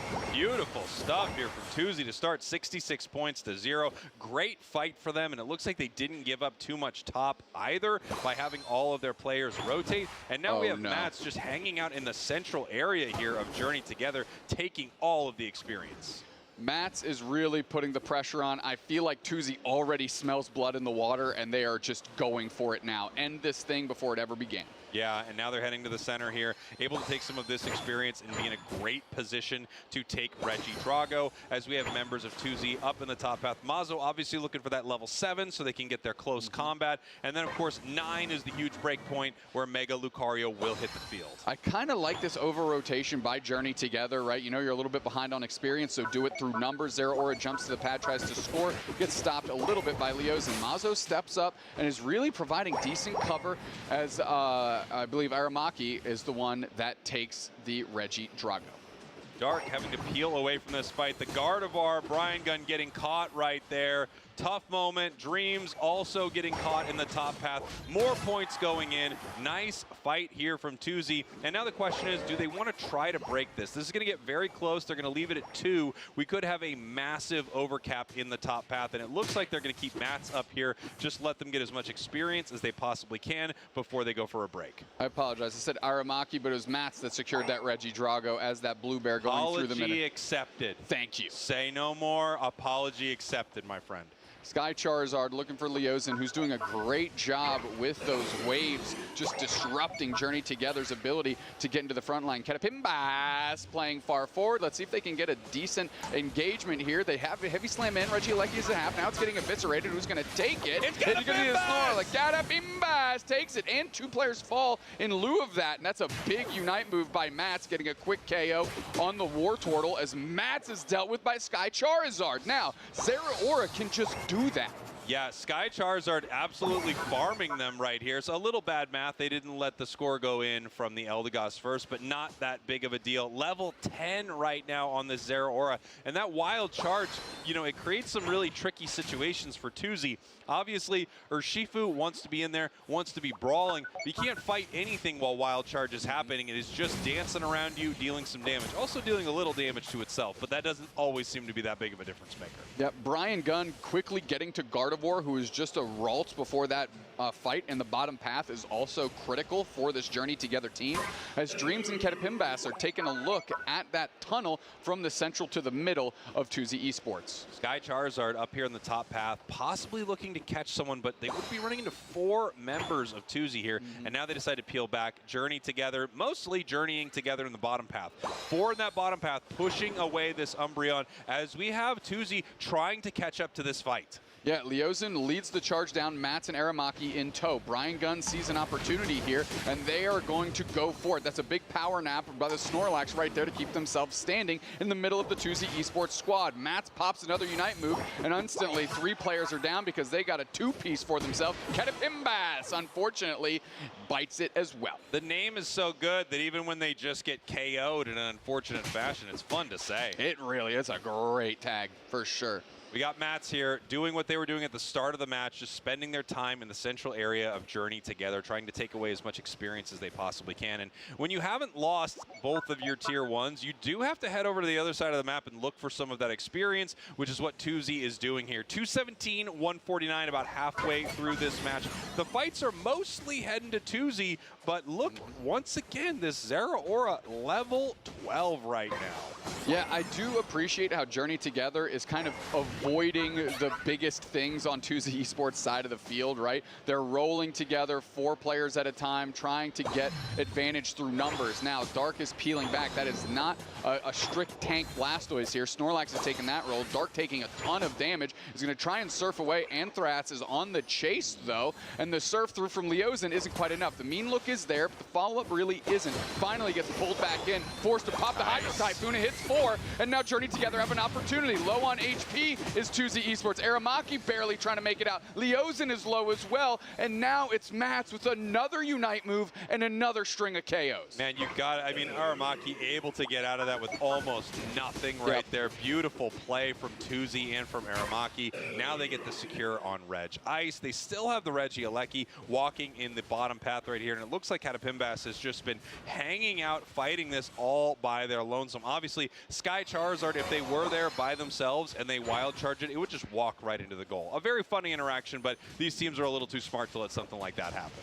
Mean look on that Escavalier. And Journey Together, honestly, are down a little bit on the scoreboard, right, by 60 points, where they're not as far behind on experience as you'd think. They've been managing this map incredibly well, despite being what feels like behind. I think the only real glaring issue is Brian. Brian Gunn, right now, level 11. You really want more out of your Gardevoir at this point. Look, Blastoise isn't doing stellar either, but I do think you're getting a lot of value here out of this Zeraora. They've had some huge moments once again, moving in for a fight, almost picking up the KO on the Mega Lucario. Yeah, I mean, it feels like they're just on the precipice of just finally knocking the dominoes over and getting some quality experience back into their hands, but they're not quite closing the door on these knockouts. Yeah, they're getting very, very close. If Gardevoir was a higher level and could just rain a little more damage in from afar, you know, that catapult of special attack damage that Gardevoir can provide, I think they would be able to have a big fight here. But unfortunately, I think they're just too under-leveled right now. If they're 13 by Groudon, though, we could see a different situation. Most of the team for Journey Together backs. There's 20 seconds until Groudon hits the map here in Game 1 between Tuzi and Journey Together. Here we go. We have really aggressive positioning by Tuzi Esports. They are in the tall grass, kind of hiding on the outside of this tall grass. They know that they are seen right here. They catch the Snorlax. That's not really what you're looking for to start this fight. Nice little Psychic, though. Sky Charizard, the Zeraora, is looking for their moment. If they can get a huge wild charge, they could shut down multiple members of Tuzi. It does so much damage, and it does group damage once it hits its level 13. Now the question is, what do they want to do about this score?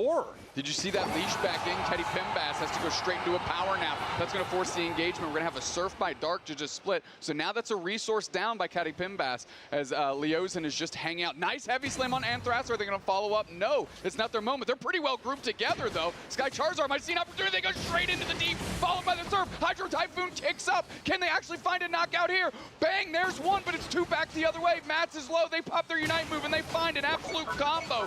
Combo breaker, not today. Journey Together finds themselves rinsed in the face of an incredibly powerful Tuzi Esports squad. Catapimbass not able to secure. Nice SB on secure there. Really great fight from Tuzi, just systematically taking apart members of Journey Together one by one, leaving only the defender that had no chance to secure that. Level-wise, you've got to assume that had you had a better Blastoise, a better Gardevoir earlier, you might have been able to make something happen here. But really, the entire fight was on the shoulders of one Pokemon. A Pokemon that most people wouldn't even consider particularly meta. They had a real tough time here as Journey Together is going to lose game. Yeah, one thing that if I'm Journey Together, I find confidence in is, hey, we managed the opportunities we had reasonably well, right?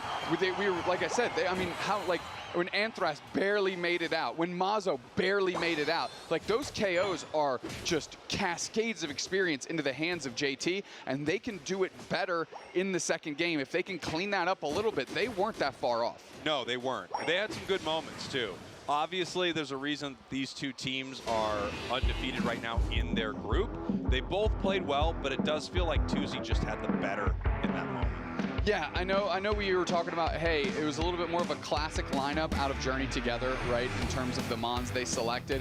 Maybe going for their first match on stage with a little bit of comfort, right, familiarity, so you're not trying to contend with too many things at once because Tuzi is certainly experienced on this stage. But sometimes the strength of the Pokemon on the other side are just a bit too much. So even when you're at parity, they still get the edge because they're just naturally stronger. Yeah, absolutely. And I mean, there is a lot of benefit sometimes to playing a pick that a lot of people aren't prepared for. I don't think many teams are prepared to fight a wild charge Zeraora, and you can see that by how well it did in that match, picking up a lot of KOs, getting a ton of experience.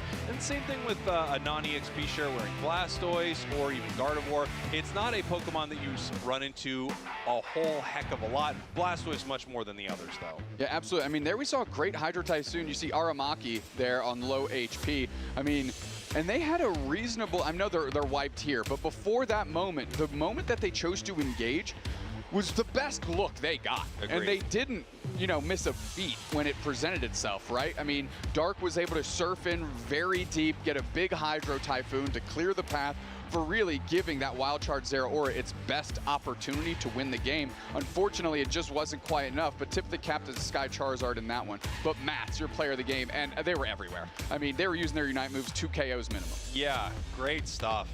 Really impressive, and just in general, as a Pokemon, having one heck of a weekend already. Yeah. It could be, I think, veering towards, against specific teams, ban territory, because some people are so good on Water Bear right now. It's just incredibly powerful. As we're taking a look at some of the stats from that last match right here. Damage-wise, putting in 90,000 damage. Most on the team, in fact, 37% of the team's damage. Yeah, I want to kind of point out a glaring separation of statistics to me. Aramaki, 61K damage. Mazo, 44K. Couldn't quite find the footing despite having really kind of an advantage all game long. They weren't really leveraging, I think, what you'd expect out of a Mega Lucario in the hands of a player like Mazo. You know what I've noticed? They're taking a look at the heat map right here. Obviously, they spent a decent amount of time, as you can see, in the central area of Journey Together, but they were doing their rotations. Their heat map right there, both of those red dots are sitting right on their buffs. So they are on top of it every time they are up, grabbing red and grabbing blue, grabbing red, grabbing blue, heading into either top or bottom path to fight after that. And it's important. That's why it ended the match at such a high level, as walking into Groudon so powerful. There we go. We got our team name swapped there. Journey Together going to be on that first pick as Tuesday Esports quickly bans a Mega Charizard. Darkrai back the other way. And honestly, Darkrai is so strong. I feel it's kind of not talked about too much just because, you know, it's looming in the face of the Megas and now Vaporeon, thanks. But to see it banned so much in competitive when those things aren't an option really shows how strong it is. I mean, respected by every team we've seen. Totally agree. I think a lot of teams are giving Darkrai plenty of credit, and if they know someone on the other squad even remotely wants to play this, they do not want to face it. As of course we have Mega Lucario banned as well. Blaziken on the side of Journey Together, and Suicune. It's another one of those Pokemon that you just don't want to see on the other side of the map. It's so frustrating to fight. It's so interesting, just the big meta changes we've had in a few short months since the World Championships. Before, we were looking at bans of almost every support character, right? And now we're having gutter pick Hoopas. You know, we're taking a look here, we're seeing a first pick Blastoise here, and Dark says this is where I've got to be to give us a chance. And honestly, sometimes that's just what you got to do. You know, you don't switch up too much, you just say, let's run it back and do what we can. Leosin going straight to Blissey, so shame on me for assuming Duck and Eldegoss was as deep as the pool goes. But if you're a long tenured support player in this game, you better have a Blissey. Yeah, I mean, I'm guessing when you're pairing this with Mazo, possibly, you're looking for that helping hand safeguard. Although soft foil does seem like it's just getting so much play recently. Yep. But into, you know, with something like Metal Claw, you would love for it to be able to attack a little bit faster, have a little better move speed so it can catch up with its opponents, and importantly, have a safeguard there, so something that does want to auto attack a lot, again, Metal Claw, Zacian build, gets to take advantage of that. Yeah, I mean, and looking in the face of what Journey Together has selected so far, Helping Hand Safeguard looks pretty good just off rip, right? Yeah, and then on top of that, you're getting mats on Urshifu as well. And I would just kind of keep yourself from getting, you know, cheesed out with, you know, CC strings and just say, okay, Safeguard then. Contend with that. We've got Brian Gunn here on the Alolan Raichu, and wow, a Pokemon that honestly I feel like, unfortunately for it, has really fallen off competitively. It doesn't mean it's bad though, and that is Absol here as a final pick for Journey Together. We'll see where Aramaki decides to kind of finish up the draft here, and they go with Sylveon. What do you think about that Sylveon, my friend? Well, it just got buffed. You know, it's got a few moves that all got some nice buffs, and it actually also, I don't know how long ago it was now. I mean, time is a flat circle, but I think it was 6 months ago or so, had a small round of buffs also that seemed to be okay for it. It has an awkward spot in competitive play. There are times where it feels incredibly oppressive, and especially if your opponents want to try to dance around you, outplay you. There are just so many funny moments where a Dodrio Dugtrio or something like this, Absol possibly, could try to move into your squad, and you could just simply juke it, bounce out with something like Mystical Fire. And if you happen to be running a bunch of special attackers, you know, there is some decent value into that Hyper Voice and that special defense shred. Given this team composition, given the items it's running, I think it's extremely likely that we are seeing a Mystical Fire draining Kiss Sylveon. In my opinion, just looking at the EVs as a whole, I think all the EVs are most appreciated when they can be chosen last in draft to fit a particular niche, right? So like, have Leafeon be a little bit more independent and reactionary, just like Espeon is, like Glaceon is, right? There's moments where Glaceon is just the hottest thing moving. When you pick it last, it's like, oh, it's gonna just take off, right? Yeah. In this moment like that, you have moments like that with Sylveon as well. So like, let's get the EVs to that type of selection process here.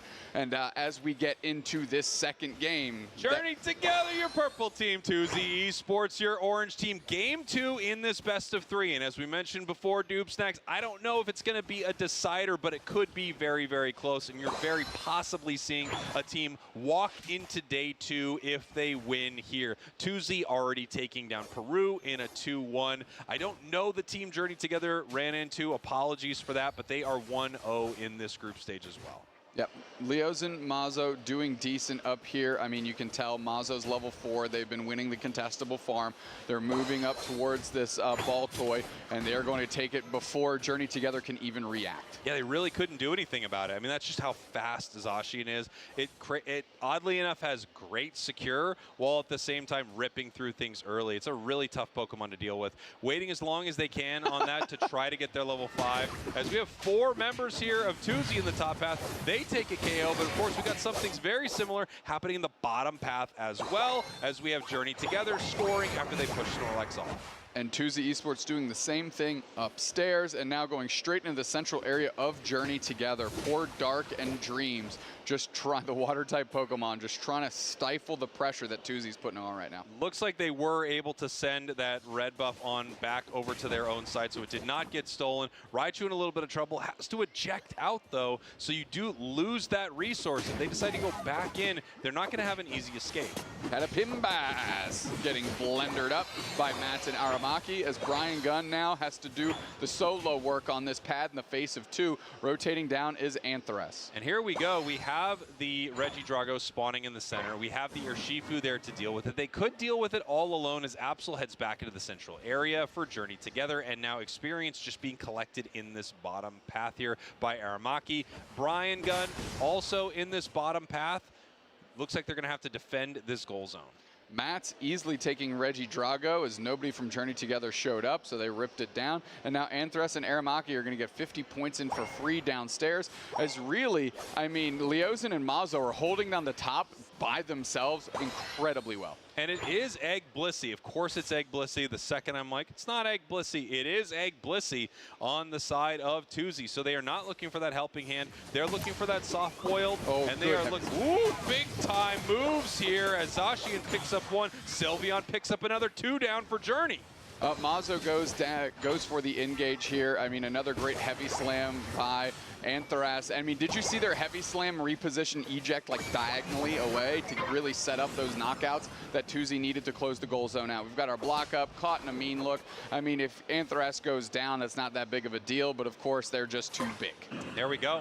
Regirock heading over to the side of 2Z. They can now kind of casually walk to the bottom path as well, secure a lot of experience and secure that objective. This is a really tough match so far from Journey Together, and I gotta say, the Absol has been an absolute non-factor as of yet, but it's about to hit its Unite move.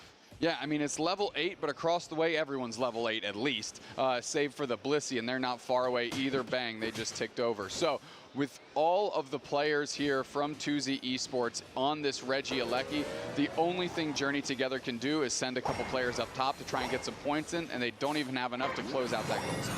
Regieleki walking now. We're going to see how 2Z wants to play isolation. it. There we go. We have the defender go down. That walks. We got some decent scores here. We can get the 5, we can get the 6. Oh, they're doing some perfect math as long as we bring back this huge Mazo has point 40. Zacian here. I'm surprised Mazo isn't going for the score. There's still enough time. I think they would have made it, but electing to prioritize getting some experience for themselves and then going back bottom path anyways as the race is over to maybe get those points in. I have no idea why he didn't go score. Well, the only thing I could think is they want to continue farming. No one is there, so they're going to be able to get a ton of easy experience. And if there's any Pokemon that hates scoring, it's Zacian. You just don't want to give up that Eos energy. So those are all the reasons I think. I think the biggest one is they don't think they're going to be fighting over anything in the bottom path right now. And so far, they're right. Yep, Anthras block, but the Surf goes right through it, able to get on top of Mazo. Catapimbas gets heavy slammed by Anthras, and now Matt is going a little bit of cover here as Aramaki steps up.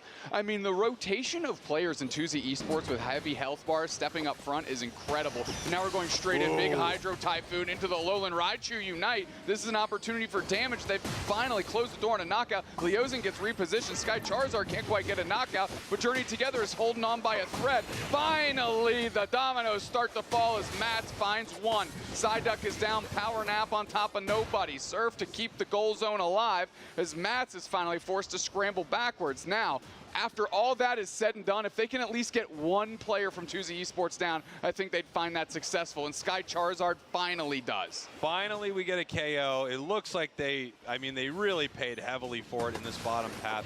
Dark trying to push them off of this goal zone here. That was a nice little catch as we have Blissey deciding to break the goal zone now. So they don't get the kind of overcap they would have before, but now they are looking to clean up this fight. We get the KO there on Zacian.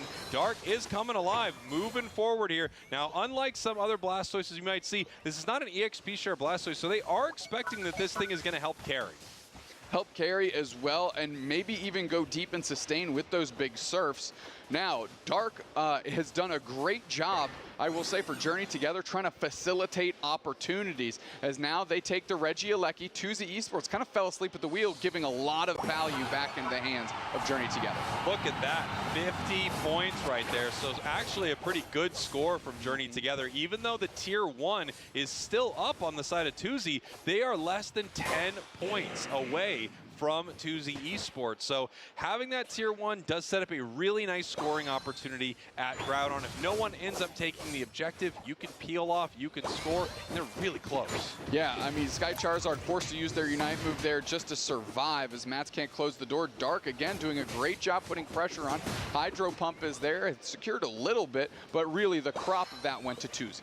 And here we go. 2Z having some great fights throughout this, still up right now, but giving up quite a bit in that bottom path to Journey Together. These teams are going to find out very soon how close this match is. I mean, they're less than 10 points separating them right now, so no one is going to know exactly who is ahead. I think 2Z's got to assume it's them, considering they broke 2 goals, but still, this is very close. As we now have Journey Together already setting up here around Groudon, and why wouldn't they dupes next? I mean, look at this mini-map. There isn't a speck of experience, just one just spawned, 2 in the bottom path there, but they are licking their plates clean. They want to be as fed as possible before this Groudon fight. Decent trap here on the Snorlax. They find their way out of the mean look with a block.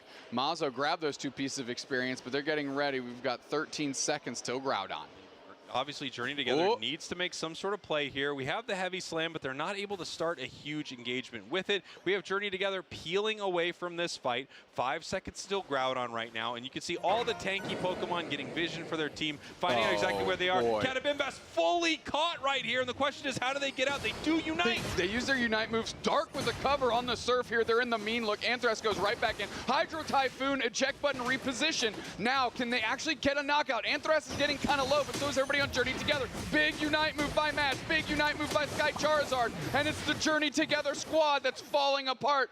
Their journey is looking to end here in Game 2. 2Z Esports in control, just Sky Charizard remaining standing. They go for the engage, and it's the support core for 2Z Esports that takes care of business, while the attackers take care of the Groudon, and now they're going to score with those big buffs, and everybody on the team's got one. Yeah, beautiful stuff there from 2Z. One thing for sure, Journey together, Journey to the Pokemon Center together, all of them getting wiped out in that fight.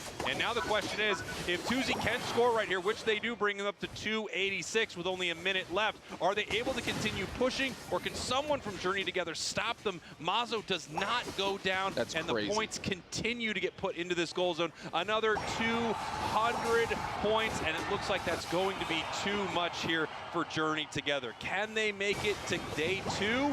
Well, we're going to find out, because unfortunately for them, they just lost to TCG. Yeah, I mean, Aramaki now, the Sylveon kind of taking over in the face of Journey together, trying to keep them from getting too many more scores here. But this one's all but over with 25 seconds left. We are officially in garbage time, and TCG Esports sits atop Group A. As I always say, it's never garbage time with you, my friend. What a series that we got to cast here between these two squads. So impressed with how TCG's playing throughout this tournament. I mean, these are just really solid games. Obviously, it feels like they are the better team here, but a lot of people would have said Peru was the better team earlier, and they took them down as well. You can see the moment where they realized that it's all over. They were able to take that W. Another one up on the big stage. Well done, TCG Esports. I was impressed. A lot of moments from Journey together where you could really tell that they were experienced gamers within Pokemon Unite, but the stage setting is different. The LAN setting is different. Playing live is different. The difference is TCG's used to it. Journey together just found out about it. You know, I don't know if this is true. I feel like it's true. I think if you lose to Mazo, you're just happy to see him. I know I would be. You know, you and I were uniquely gutted when Mazo didn't qualify for Worlds last year. But you couldn't stop writing it. It's like, please stop. Dear Stan. Dear Mazo, I watch all your games. I love him so much. I've even casted a few. We're the worst. We're terrible. We are indeed the worst. There's no question about it. As we're taking a look at some big moments in that match, that was the Groudon fight that TCG was just able to one by one take down members of Journey together. And now, you know, we have not seen today a ton of crazy Groudon pushes turned into pushes the other way.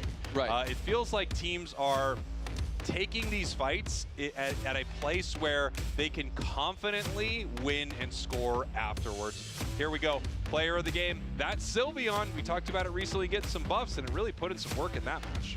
Yeah, I mean, I know this is weird to say, a quiet 9 knockouts, I feel like. Yes, no, you're exactly, I feel like that is Sylveon. It just quietly punishing your opponents, being so annoying, staying in the fight consistently. It's a really frustrating Pokemon to fight. Absolutely. 107k damage. Incredibly well done by Aramaki to leverage the strength of that Mystical Fire Draining Kiss build of this Sylveon. Couple decent Unite moves to keep it standing right in the fray.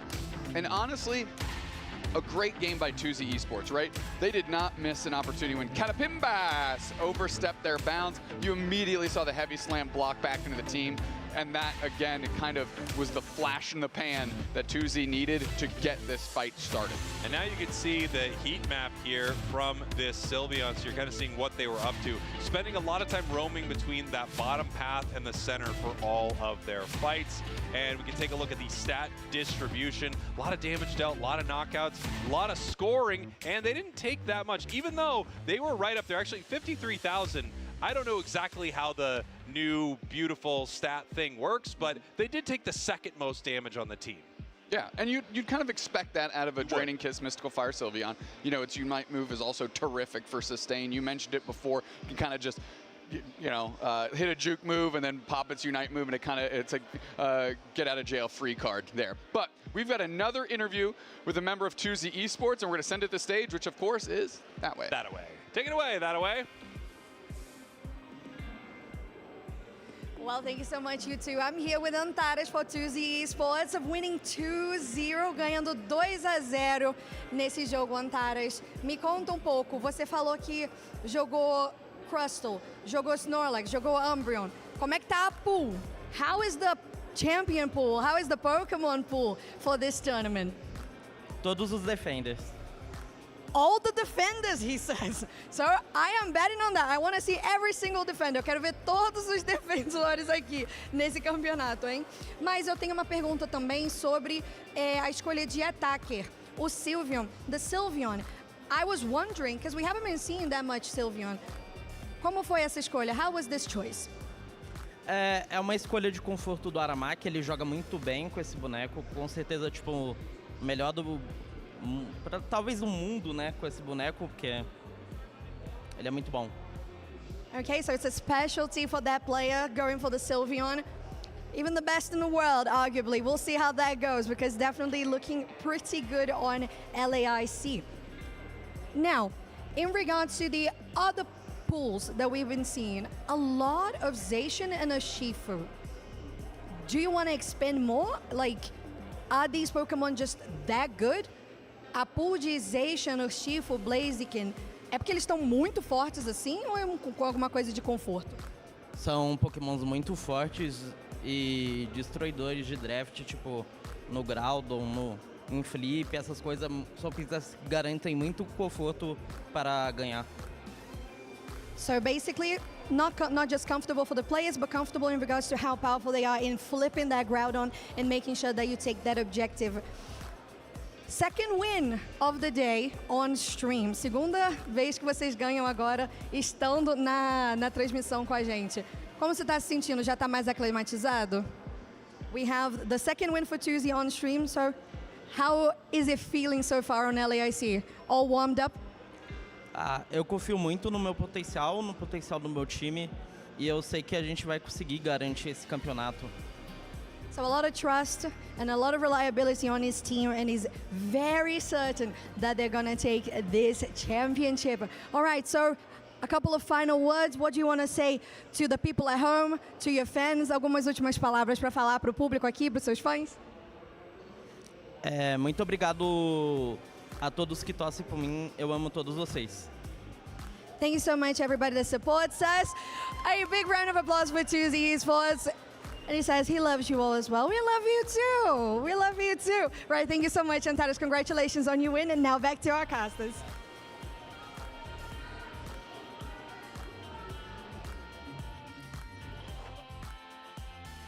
I can't do it. Come on. Instantly. Come on. It was took you my 1 idea. second. It was my idea, and I cannot do it. The goal was for us. We said 30 seconds, and we're going to hang out for 30 seconds to go to break. Was the directions we got, and we went back to back. I was like, we're not saying a word for 30 seconds. Yeah. Garen goes, let's see which one of you cracks first. And I was like, too easy. 1 second. Yeah, A that was millisecond tough. in. Great interview. Unfortunately, didn't insult his mother, but you know, not every interview is a winner. That was egregious on my part. I felt awful. I went up to her, apologized. It was not a great look for old Snacks. We are going to head to a quick break. We will be right back in just a moment.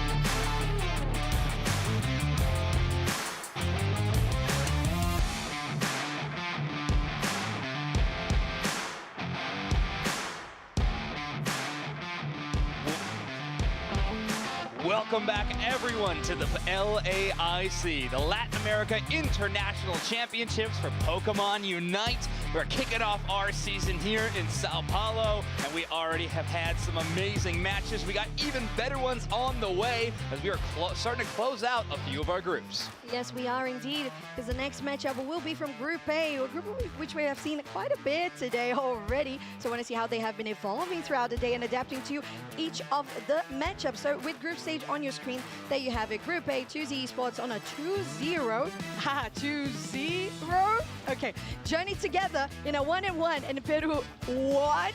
Peru is on a 0-1 record. Yep. That is crazy. Yeah. And our Pokemon 0-1 as well. Yeah, after we saw them earlier on in the day taking that loss to 2Z Esports, really need a bounce back, especially against Journey Together, which will likely end up having a very similar record to them in the group stage with their kind of trajectory they're on at the moment. It's going to be a very important matchup. A few other notable things across the rest of the group stage, though. CACM off to an amazing start, 2-0. Spinal sitting at 1-1. Underdogs from Brazil actually at a 2-0 victory, and Project Mbappe at 1-1. So that win over Project Mbappe, they're going to be feeling amazing about. And in Group C, Infamous Gaming at 2-0. Let's move over to the other side, though, at Force Team, 2-0 to lead Group E. Nemesis leading Group F at 1-0. DreamMax gets started in Group H, leading that 1-0. In Group G's, Dignitas, or formerly known as TTV, now at 1-0 lead.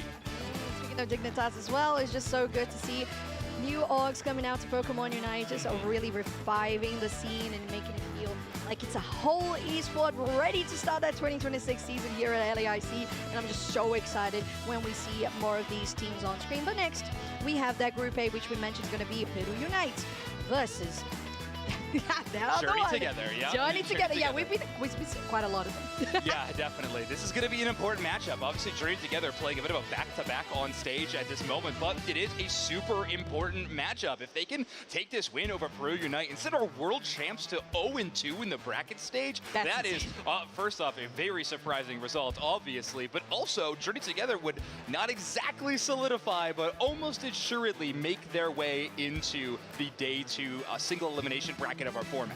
Oh, yeah, because we are on group stage. That's what Friday's all about. Tomorrow, Saturday, is about the single elimination with the Championship Sunday Grand Finals. Oh, so good, so exciting. Yeah. I do want to mention, so if we talked a little bit about the format, I think we had the amazing Kellosaurus do an explainer video when they started off the event talking about how the format's going to work, but just as a bit of a reminder and a bit of a lore dump for anybody who's really into competitive Pokemon UNITE, you know, for a long time now, I've been doing group stage into single elimination bracket territory, but for about that long also has been a bit of the curse of the first seed. In so many of our events, the second seed coming out of group stage went on to have incredibly successful tournaments, notably Peru UNITE, second in their group at Worlds, and then went on to win the whole thing. It just, for some reason, second just seems to be a spot you want to be in sometimes. Sometimes it is, yeah, and it's really interesting that it comes together that way, absolutely. Right. Well, we got to talk about, in particular, about this match for Journey Together. Although they did lose 0-2 for this last matchup against 2Z, it was not like it was super one-sided all the way through. Absolutely. At the end, yes, late game, 2Z was like, wrapped up, we ripped. And that's what Antada said on the interview. I was there. And he said, we got to rip, you got to know when to rip. And they said that they had a good composition to do that with the Zacian, with the Urshifu, sometimes the Blaziken as well. Totally. So it's something that we know the Journey Together is prepared for because during the game, majority of it, you had a difference of like 50 to 100 points between both of them. And it was like very even, like coming back up, going slow down. And you know, yeah.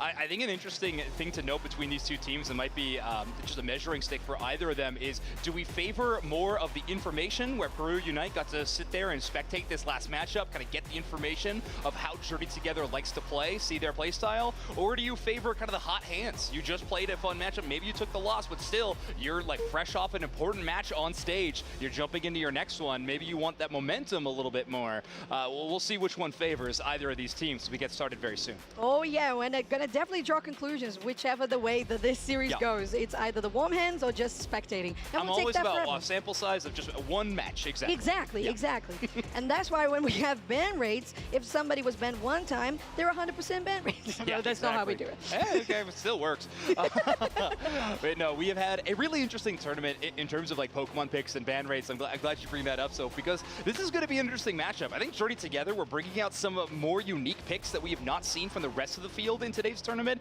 I'm curious how you go into a next matchup after losing an 0-2 in that situation. Do you stick on what you've been practicing, lean on that, or is now the time to pivot? You know, in a situation where if you lose this matchup, it could be the end of your tournament run. Doesn't have to be, but it could be. You know, it's some tough decisions to make very soon. Is. Yeah, not just the pressure from the group, as you mentioned, it's also about fighting the reigning champions. Yeah, that's a whole nother level. It's a whole different thing. Like, oh, okay, group have this level of pressure, and then the world champions are off the charts. Yeah. Absolutely. So we'll see.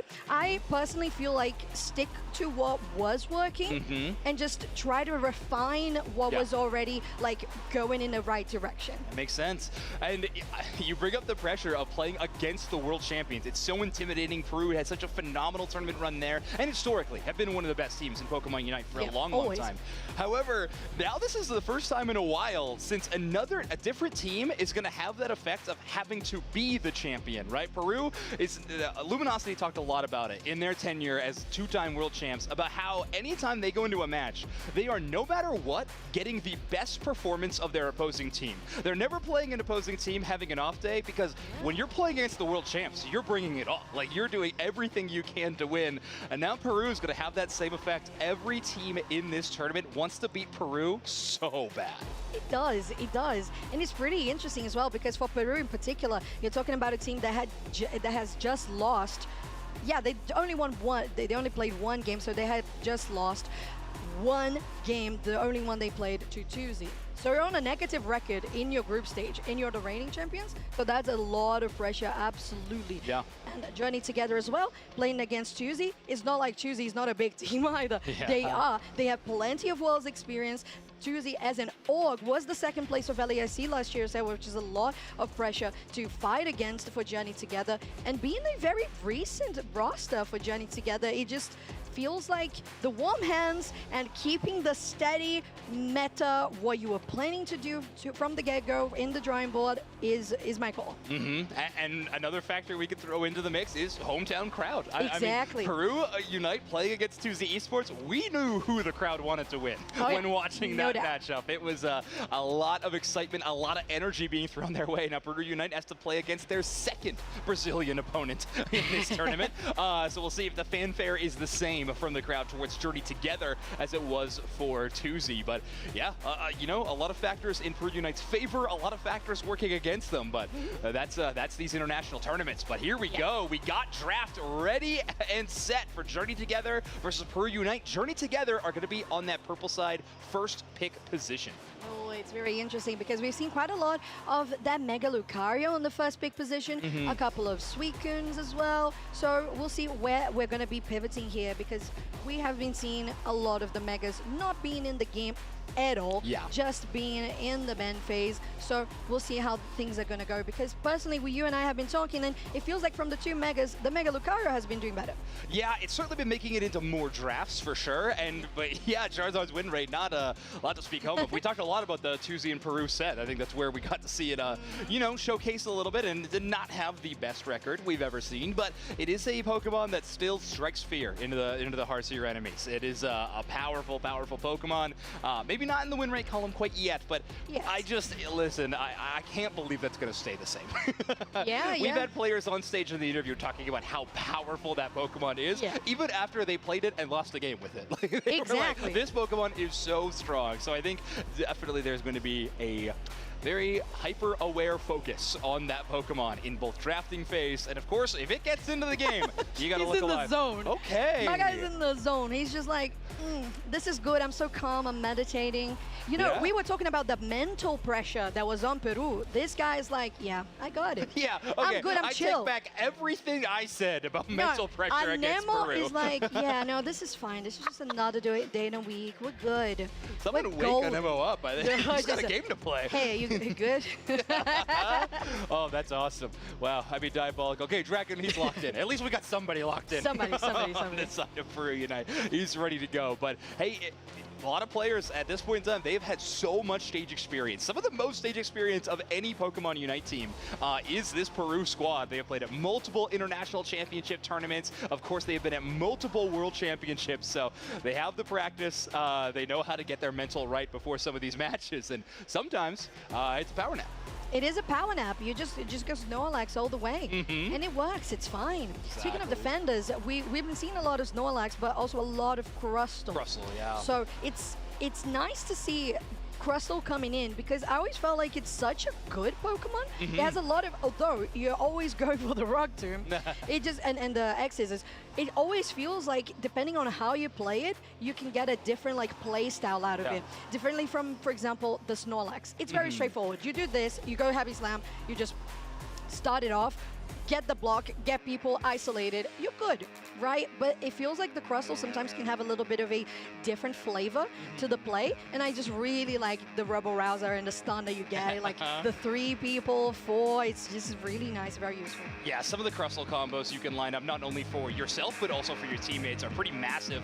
Maybe we'll start to see some defender bans rise up eventually if some of these defenders become so influential. It is a problem a bit, though, of just kind of an embarrassment of riches. There's just a lot of good defender Pokemon right now. We mentioned 2. We could probably mention 3 more that are also relevant tank Pokemon at the time. But Journey Together are going to finish up their banning phase, banning Darkrai, Miraidon, and the Blissey. Peru Unite on their side going to ban the Suicune, the Mega Lucario, and the Mega Charizard. I would say those are the most 3 standard orange side bans. Yeah, absolutely. You're definitely going for those Megas if you want to focus on them on the orange side. But speaking of purple, we have Journey Together going for the Blaziken first. I feel like some of these picks in the purple side first are either the Megas, the Suicune, or the Zacian.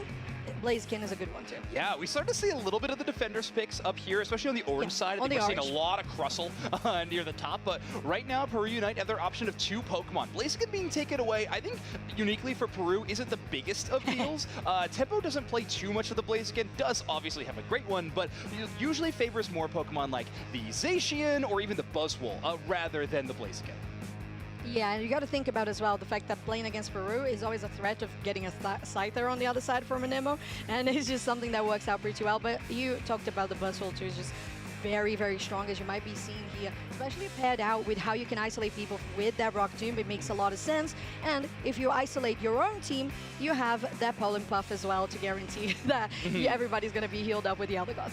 It's another Pokemon where Buzzwole, if you have an opponent that can kind of outpace you in those first few levels, like 1 through 4, it can be kind of challenging, but just Torchic on the other side for top path will allow Tempo to very quickly get to that Buzzwole danger zone of that level 5 and onwards. So Zainu's going to be backing up on the Alolan Raichu on the bottom side, of course. See what Journey Together decides to round out their draft. It's going to be a Zoroark, and likely no comb facing as the Hoopa's already locked in, and Brian Gunn will lock in the Mew as their final option. I actually really like this. I think it was a good read from Journey Together to go for this second round of picks on their side, to go for the Hooper instantly because of that Buzzwole threat. Because, again, the Torchic is going to be defenseless against the Buzzwole on the top side, but if you have a Hooper to help, it's definitely very impactful. And now that you have the Zoroark confirmed, we know how they're going to be rotating around. And much like the Scyther, the Zoroark can clean out their central really fast. Yeah, we're going to have some huge burst damage moments. Yeah, we got Scyther on one side, Zoroark on the other. There is going to be some very quick fights. However, they do got great backup. Hoopa portals available to fully restore some HP bars, albeit on a bit of a delay. And then you got Chaos Eldegoss, who's going to be running that buddy barrier all in on supporting and defending the team. Probably, most likely going the Pollen Puff build. I do miss Leaf Tornado. I miss it every day. Every day. But every day. Every day. I wake up in the morning and I say how much I miss Leaf Tornado, and Leaf Tornado says nothing back and says Pollen Puff's just better. So. Yeah, it is better. We don't have that many healing Pokemon, man. You gotta use it. Yeah, all right, that's fine. I'll leave Leaf Tornado in the side like everybody else does, but that's all right. These 2 teams are going to be lining up, but you were right. They do have some great healing options. Portals on one side, Pollen Puffs on the other. There's a ton of sustain to work with, and not only that, we do have some pretty solid Pokemon at restoring their own HP, namely Blaziken, ever since those Blaze buffs kind of came in. Even Torchic in the early game has a little bit more with that burn damage, getting that healing back. So let's get started. So Journey Together going to be on your purple side, and Peru Unite are going to be hanging out on the orange side of Thea Sky Ruins. Yeah, and that is Group A for you all. This is the first game of a best-of-3 between these two teams. And as we know, the Scyther, such a big threat. We're going to be seeing Nemo really quickly going here to the top side. But, oh, we actually have a different formation that I was picturing. So we actually have the Mew and the Umbreon on the top side. I like that a lot. We were talking about how bad the Torchic can match up into the Buzzwole early. Mew is going to have a lot better of options against this Buzzwole. And even with these Electro Balls, potentially able to out-secure. Tempo does have that full muscle gauge ready to go. So that Fell Slinger could do a lot of damage. But, of course, the Umbreon, a bit tanky, is able to ward off most of that threat.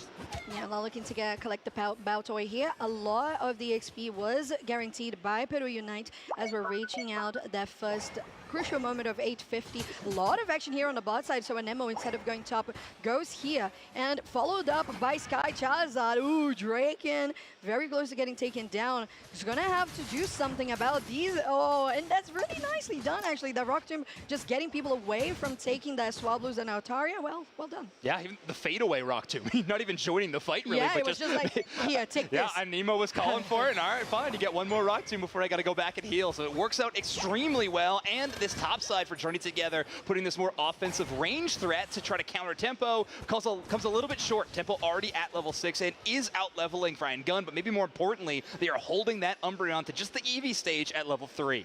Yeah, a lot of pressure that can be done by the Buzzwole, as we have already stated quite a lot. But in this case, the Eldegoss is really helping in regards to having those ranged auto attacks compared to the Umbreon. Is that there is a brawl going on the top side, but we're still keeping eyes here on the bot as we have the middle wild Pokemon Sky spawning. Ooh, Sky, the last order from the Eldegoss, as I was just saying, grants down that last Pokemon. Tempo will go down as well, so it's a 2-for-1.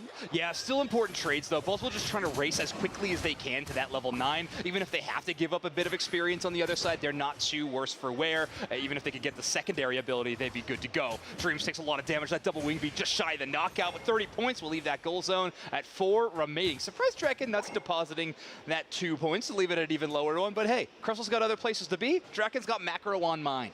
And you know what they have on mind as well? Anemo just really just busted through on that Regidrago. It's gone. It's already taken down by Peru Unite as they have rotated here to the top side, as you mentioned.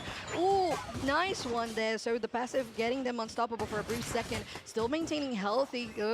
Happy Shabbos needs to be a little bit safe on how they are positioning because Catapimbas, excuse me, on that Umbreon, because they are very low on health and behind on XP. Yeah, that's a really good note though about the Umbreon passive. It's going to be tough for Peru Unite to try to pop that. Scyther having a lot of damage, but very little access to crowd control. And Tempo has a ton of access to crowd control, but it's all combo centric. You don't want to miss one piece of these lockdown plays with the Smackdown or the Superpower or anything like that. So that can be kind of tough. Catapimbas is going to get a lot of damage from Tempo and Sky Charizard getting in the damage range. Tempo just tries to play a very safe Smackdown, but it won't buy them enough time. Has to dodge the Solar Beam, and that leads them right into the Zoroark. 2 KO streak for the Central Area player from Journey Together. Oh, looking good. They have the Unite move as well, going out here onto Draken. That Scissor just to get them away for a brief moment, just to buy time. Key is there, but that's going to be a Crustle that goes down in the meantime. 1 point to go, 30 points trying to get scored, and it does it though. No, it gets cancelled just in time as the rest of Peru United have joined on the top tier 1.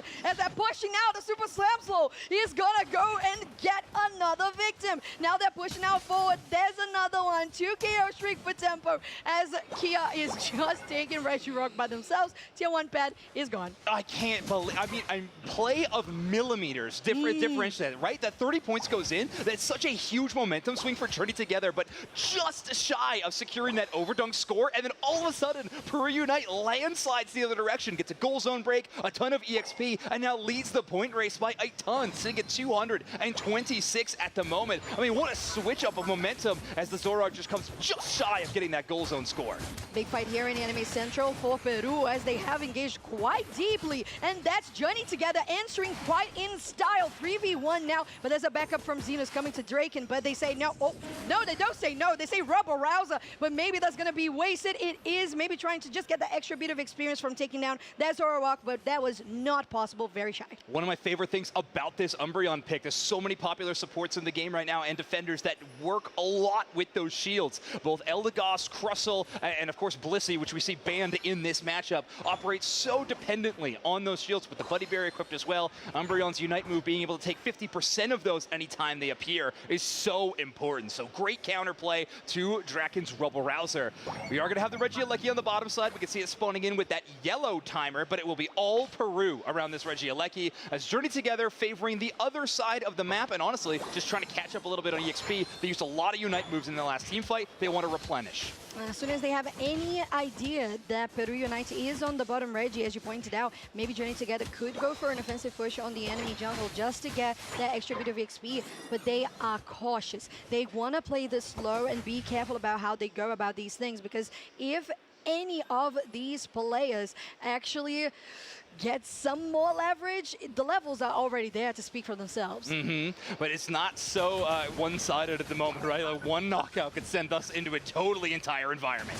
Yes, it is. Oh, going into the back line, Unstoppable has the Unite move for Charizard as they're still pushing out here. Unstoppable again on the side for Nemo as they're still keeping healthy, but almost get taken down. Journey Together not really able to finish them off, and there's the Mew in the back line, but they are going to be isolated. Now Peru Unite on very low health. Hooper is unbound, Unstoppable as well, gets a nice stun, still trying to push in, but it's a Blaziken with a supporter and a defender. Can the Blaziken do everything they want? That's the overheat, it misses completely. Tempo just pushing people out, goes in as well, trying to get that combo. Rock Tomb locks them in place, they're so close together, and it's gonna be a 1-for-1, or actually a 2-for-2, as they're still pushing, but Peru Unite will be the one to come out on top. What a game of limit testing we are seeing right now. So limit testing. The fight on the tier 2, the Zoroark's going all the way to the back line. They go down, but I like the play. It baits out the Alolan Raichu Unite move into a really tough spot for them to actually play around, and then they completely flip it the other way as Tempo goes, well, I'm going to go down. If I just try to path back towards my goal zone, I may as well go in, and we see so many minuscule HP bars. In the end, Peru Unite will be very happy with their Scyther sitting at level 14. I think Anemo kind of getting the best of that team fight, but it was a back-and-forth affair. It really was, and it has been all around, because the difference between these two teams is exactly 50 points. And they haven't it's not 50 points on a 0 and 50 score. It's in a 198 to 248. So it's a lot of effort and points and experience that has been used by both of these teams to gather presence and just control all around the map. 6 seconds here for the bottom Regi, for the Regieleki, but it's going to be a 20-second differential with that Groudon.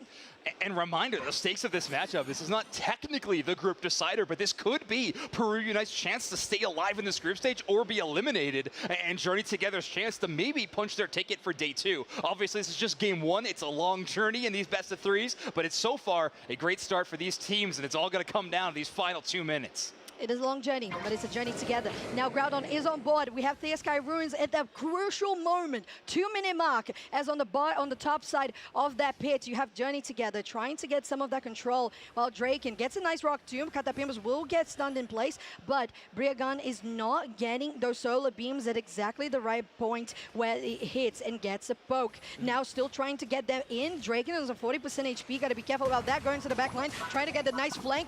There's the Unite move coming out from the Eldegoss and escaping just at the blink of time. All right, and as soon as they see the Zoroark, that's Anemo's chance to jump into this fight. They were hanging on, goes over for the defense. Huge steal of those shields. Kariboma's got to avoid the Alolan Raichu damage. Big X Scissor, but Draken's in trouble, and they're down. Yeah, they're still going to push forward here. There's the Scyther in the back line. Nice eject button from Brian Gunn on that side of the map. As they have started for Peru Unite, that Groudon, they finish off the Hooper, and they're feeling pretty comfortable with the numbers right now. Brian Gunn has been spotted by Kia, and they have to be careful because that just signals that there's not somebody to go in because they're too much low health. Look at the damage though from Sky Charizard, and they take it down. There's no Anemor on this fight. Groudon is on 50%. Yeah, Zinus is really their main damage dealer at this point. Tempa's going to be there for crowd control, trying to isolate. Overheat's already being charged up, but they won't take it. Groudon taken by Peru. That's Zinus securing the main objective, and 4 members of Journey Together are down. Peru Unite have a ton of Groudon buffs and only 1 Hooper to stop them. Peru Unite going to be up in that score lead. Oh, Zena's on that Alolan Raichu getting the 3 KO streak and the objective. We have a technical pause happening here, but that was so close to the wire, much like every moment of this game has Zoinks. Yeah, a really tough call. I mean, Blaziken gets in position before Tempo can grab them with the Buzzwole, so Overheat, of course, giving them that unstoppable. Tempo does not have access to try to throw them anywhere. We got a few seconds left on this matchup with Peru Unite's lead that they hold on to. These Groudon empowered scoring attempts are going to be looking pretty spectacular as Peru Unite are going to be starting this series 1-0. Well, well, well, 15 seconds to go, and they have accumulated enough to get that 1-0, as you said, Zoinks, but gosh, was it close. Journey Together really showing that they can match up to the world champions, but Peru doesn't go down easily. That's a 1 win on this best of 3 for the world champions. Great execution from Peru Unite. I mean, that's one of the reasons this team is currently your world championship title holders. They are so good in the clutch, and what a perfect showcase of that. Maybe your Scyther goes down, you're level 15, it can be scary, but of course stepping up to the plate, your main attacker in Zainus. Of course, that Alolan Raichu, such a powerful Pokemon in this metagame at the moment. That Thunderbolt, a great secure option on this Groudon, provides you a lot and at a huge range, great secure. And if you think about it, that was a good target from the side of Journey Together to go for an Nemo as their focus. But then you have the damage that comes from the Alolan Raichu, as you mentioned, on top of when you have that Alolan Raichu on top of somebody that's been grabbed, quote unquote, by that rock tomb that's been isolated, then everybody's just taking the damage from that, and this just pops off for the attacker. And Zanu's not only getting the Groudon, we can see that replay actually picking up the knockout onto the aforementioned Zoroark that we were talking about, how almost turned the game around for Journey Together. Alolan Raichu's boosted auto attacks, kind of having that chain effect, can be so devastating. But our MVP of the game will be Tempo on that Buzzwole, drafted specifically to try to shut down Dark's Bladeskin. Had the matchup against the Mew in the early game, but I think still looked phenomenal. 50,000 damage, 6 knockouts, does go down 3 times in that matchup in total, but certainly making it up for it in a lot of other factors. And if you look at this this bit of stats as well, the fact that we have on both sides, the maximum number of knockouts on an individual player is 7. Yeah. So you can see like how down to the wire this match was, and just how impactful it was for those minimal limit testing plays, as you said, Zoinks, to really showcase the cold nerve that Peru needs to have and that they do have. Yeah, and both these teams playing in a similar fashion to that, right? The damage distribution extremely similar across the board for all these teams. And yeah, scoring, we're definitely going to see Peru Unite finding a great way to come back at the end of the game. But to your point, throughout the majority of that matchup, Peru Unite holding a lead, but boy, is it ever a small one. Here's Tempo, obviously favoring the top side of the map for the majority of this matchup, but lower on the damage graph when we see that kind of pull apart, knockouts scoring, crowd control. That's the Buzzwole graph if I ever saw it. Some big throws, some really big moments. Actually showing a lot of presence towards Regidrago as well, and of course that end fight. Exactly. Yeah, it was the moment when we saw actually a lot of pressure that was coming, I think, on the bot side? No, excuse me, on the top side. And then Anemo was just ripping through the Regidrago. And we're like, oh, yeah, Anemo was here. Where was he? Oh, yeah, he just completely melted that objective. Yeah. Yeah. Okay, welcome back, Anemo. Welcome back. Yep. So that's what they were, you know. It just feels like every move from Peru is very intentional. And I don't feel like this is an opinion. I feel like this is a fact. Yeah. Not just by the fact that they have won Worlds, but also the way that they are showcasing that Pokemon Unite gameplay here today. Yeah, they proved it kind of again and again. They're looking to do it again at this tournament, of course. However, a 1-0 start was not what they were looking for in groups. This is the match they're looking to bounce back in. And in the banning phase so far, they're going to be starting with those Mega Bans. That's the orange side of the draft for you. Mega Lucario, Mega Charizard. You just don't want to face up against any of those, even if you're giving your opposing team only 1 pick to start the draft. You don't want either of those to be Megas. But, oh, yeah, Blaziken. Okay, yeah, I was gonna say either that Suicune or maybe a Zacian or Darkrai. No, Darkrai is already on the other side. So a Blaziken it is here, very interesting. Again, it has been a very stable Pokemon, much like Suicune is. It's just reliable. Yeah. You can always trust the Suicune to just have as much crowd control as possible and just do really well in many stages of the game. You don't see like a huge power spike. Look, this is the only moment that it does well. No, it's just good all around. It was one of the most powerful Pokemon for quite some time at the World Championships, maybe one of the most defining Pokemon, especially in that championship final. Has not received any changes since the World Championship, so it's still extremely strong. Peru Unite are going to be locking in the Eldegoss and the Crustle. So going with Eldegoss again, I am a bit surprised. Hoopa being available, oftentimes Kea likes to slot into that role, but they are going to be giving it up to the Journey Together side if they want to go with it. But it looks like Umbreon Suicune going to be their roster. Suicune kind of filling that defender tanky role, and Umbreon going to be likely building a support healing style Umbreon.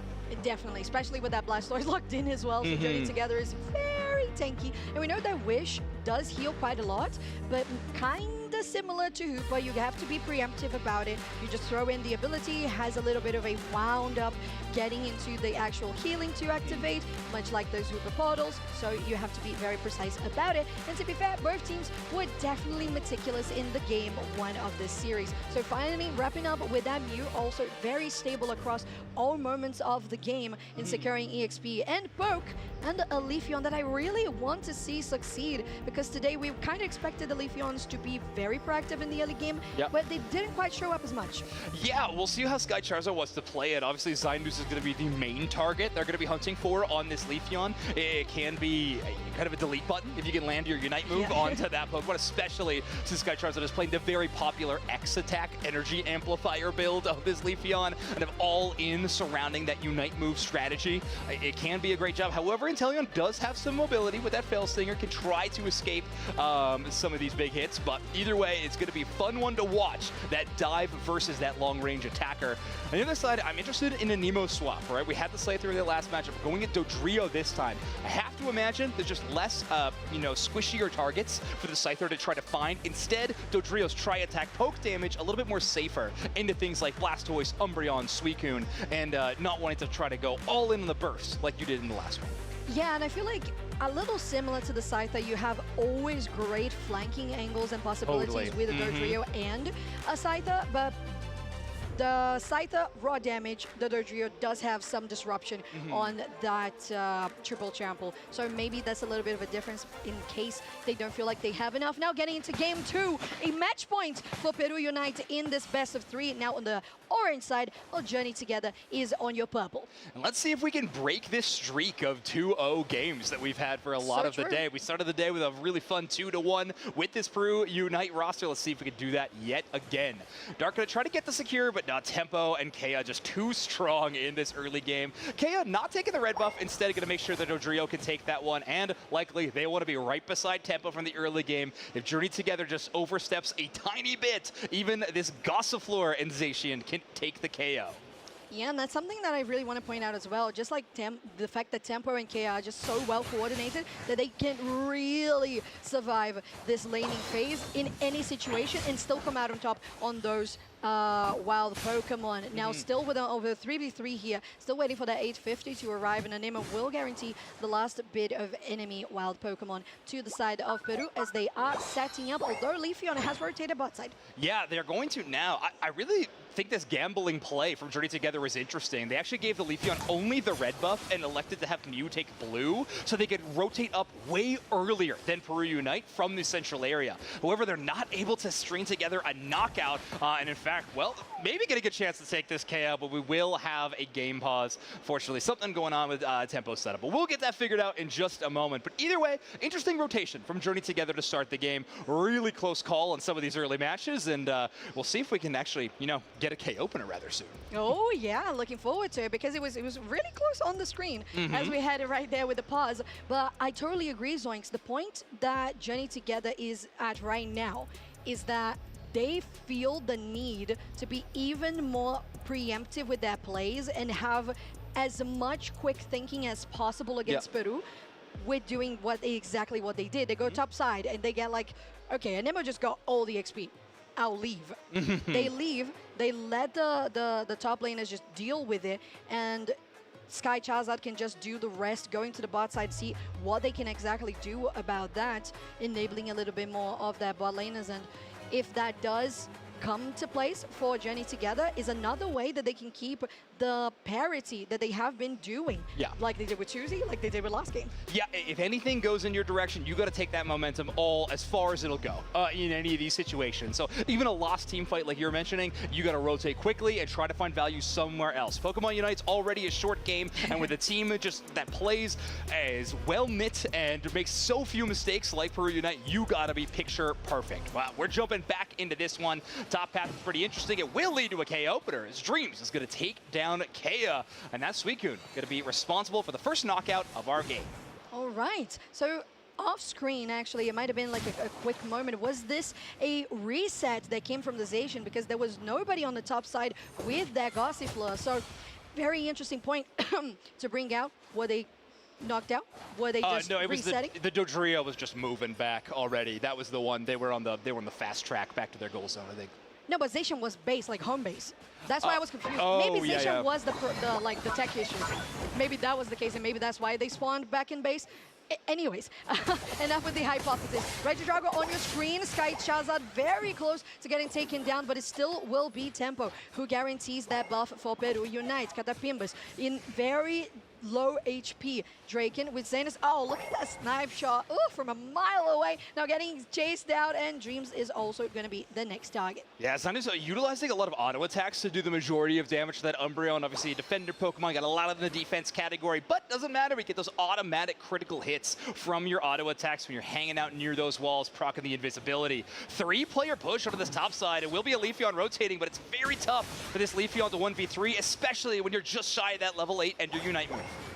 Okay, 3 members here on the side of Peru on the top tier 1. But with the Suicune arriving in 5 seconds for the Regis to spawn, it's important for both teams to make a decision where they're going to be focusing. We already have a Nemo rotating here to the bot side as we are just looking at these knife shots. But if you are just going to be trying to get the leftovers from the Dodrio, sometimes Dodrio would just finish it off by itself, and that's what it does. A Nemo and a 2K streak.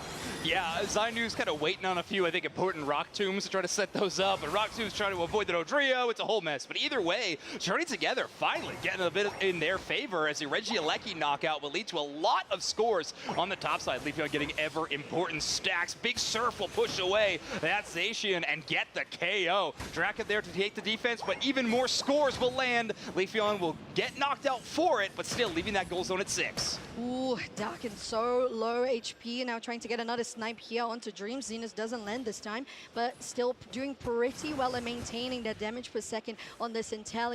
Nice Rock Tomb, getting Dreams locked up, but a good dodge as well from Dreams. Yeah. For anybody who doesn't know, there was a big red laser about where that snipe shot's going to go. So that's why you'll see some of these players be pathing one direction and then just sidestep right at the last second, trying to avoid this snipe shot damage, but you can't dodge everyone, Dreams. That's a 2,000 plus damaging snipe shot, and that one certainly hurts. Mew Unite is going to get them away from one, as Tempo is now in danger. Big backup by Draken. Won't get the KO and won't save the Zacian. Brian Gunn will eventually go down to that Rock Tomb passive damage, and Draken now going to move up towards that goal zone. Now Duck trying to defend here as being the main defender on this go zone. Now going out with a Cotton Crowd Crash. And there's a Hydro Typhoon to stop it just for a little bit longer. But again, Peru Unite is just that much powerful at this point with how they have rotated. And because they are in a numbers advantage, they're feeling pretty good. Nice like Caesar just locking down onto the wall. And that's 28 back on this top tier 1. Dreams flashes out, but not enough. And they were just going straight for the dunk. Yeah, Zainu's starting to get warmed up. These snipe shots are hitting true now. Gonna also down. Crussell is going to be KO'd from Peru. So a bit of a punch back. And this Surf Blastoise trying to keep Anemo towards this goal zone to help this fight a bit more. Well, not working that great here for the side of Journey Together. They're definitely trying, but it's been really rough.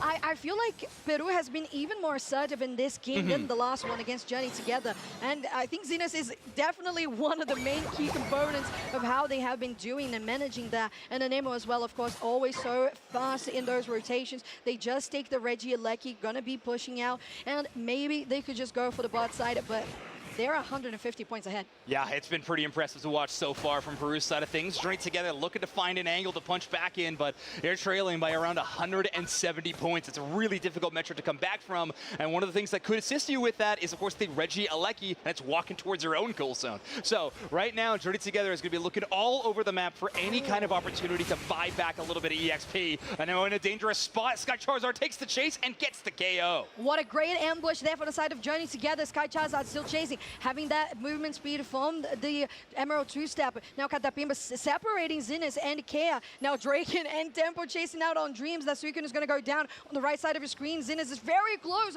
to getting taken down themselves, but the KO does land at the end. And Journey Together is just getting some straps here and there. Peru is still trying to fight it. Tempo on a 2v2 here. There's the Hydro Typhoon. 1v2 for the side of Journey Together, and Peru will come out on top. They're still chasing here on the top side, but Draken will say, okay, okay, right? That's enough. Yeah, and Tempo showcasing another reason this Zacian is so powerful right now. There's so many things in its toolkit. It's able to just tap its Unite move, charging it for a second to get unstoppable. And it is able to avoid that Hydro Typhoon and able to keep that fight ongoing. So really impressive stuff and nice counterplay into what Journey Together is trying to accomplish. Anemo, just the ever thorn in the side of Journey Together from Peru Unite. Anemo, the Thorn, working nickname, we'll workshop it. We'll think about it. Either way, great stuff at this point in the match. Only 3 minutes left, and Sky Charizard, the most notorious knockout monster on Journey Together, trying to look for another one. They are definitely, but Zenus is definitely snipe-shotting them from a very long distance and nailing those target on their back really well with this technical pause here for a brief second as we fix whatever's going on with any of the players' setups. This is a Peru that is fired up. Yeah, totally. Yeah, they found a new answer for sure. We all watched that first game of the day. It's early. We saw, you know, Anemo taking a nap even before this game. They were trying to catch up on their sleep, but it looks like they're all set now. I mean, this team is humming. Sure, we got to pause a couple of times here, but Peru Unite's still in a very, very strong position. We'll see what it looks like when we get into these last stage around this Groudon fight, because of course things can change in a heartbeat, but they have done a great job of building themselves up an awesome lead, both in points and in the levels.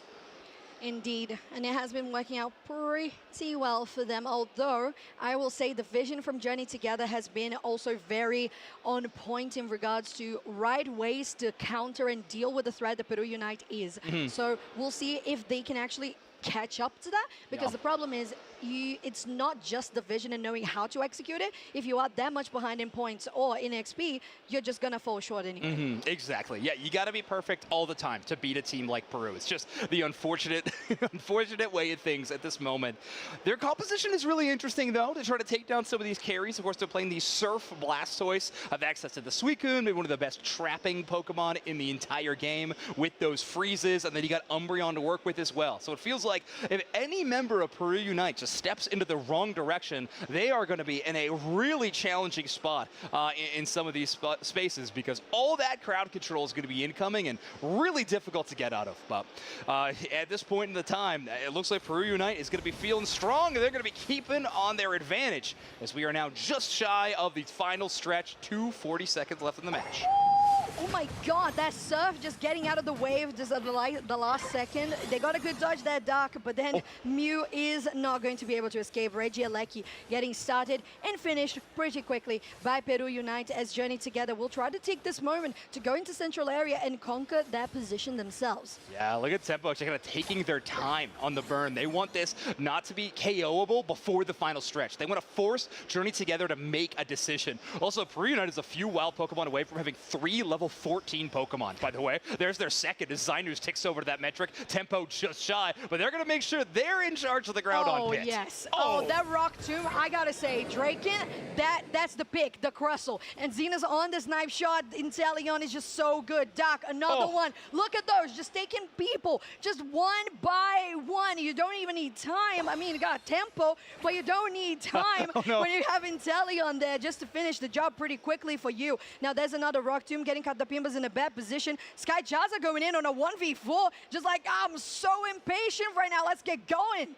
Yeah, we had Brian trying to 1v1 Tempo in the backline. It actually might put Tempo in a dangerous spot, and it will. The Mew gets the KO. And will Emerald two-step Suicune in response, but Anemo will still be up, trying to run, and they're down 2. Journey Together having one of their best chances in the match right now, and it's a 4v3. Well, it's looking pretty close here for the side of Journey Together. There's the Moonlight Runs, and they're going in, but there's again the Rock Tomb just getting people away from the escape routes. Now, Ryan Gunn gets some damage in with that Solar Beam, but just not quite enough compared to what we've seen from the Snipe Shot on Zainus. Now Doc is just trying to know what's happening from the enemy team. As we know, Tempo just spawning. We got all the players from Peru gonna be joining as well. They haven't seen a Nemo yet.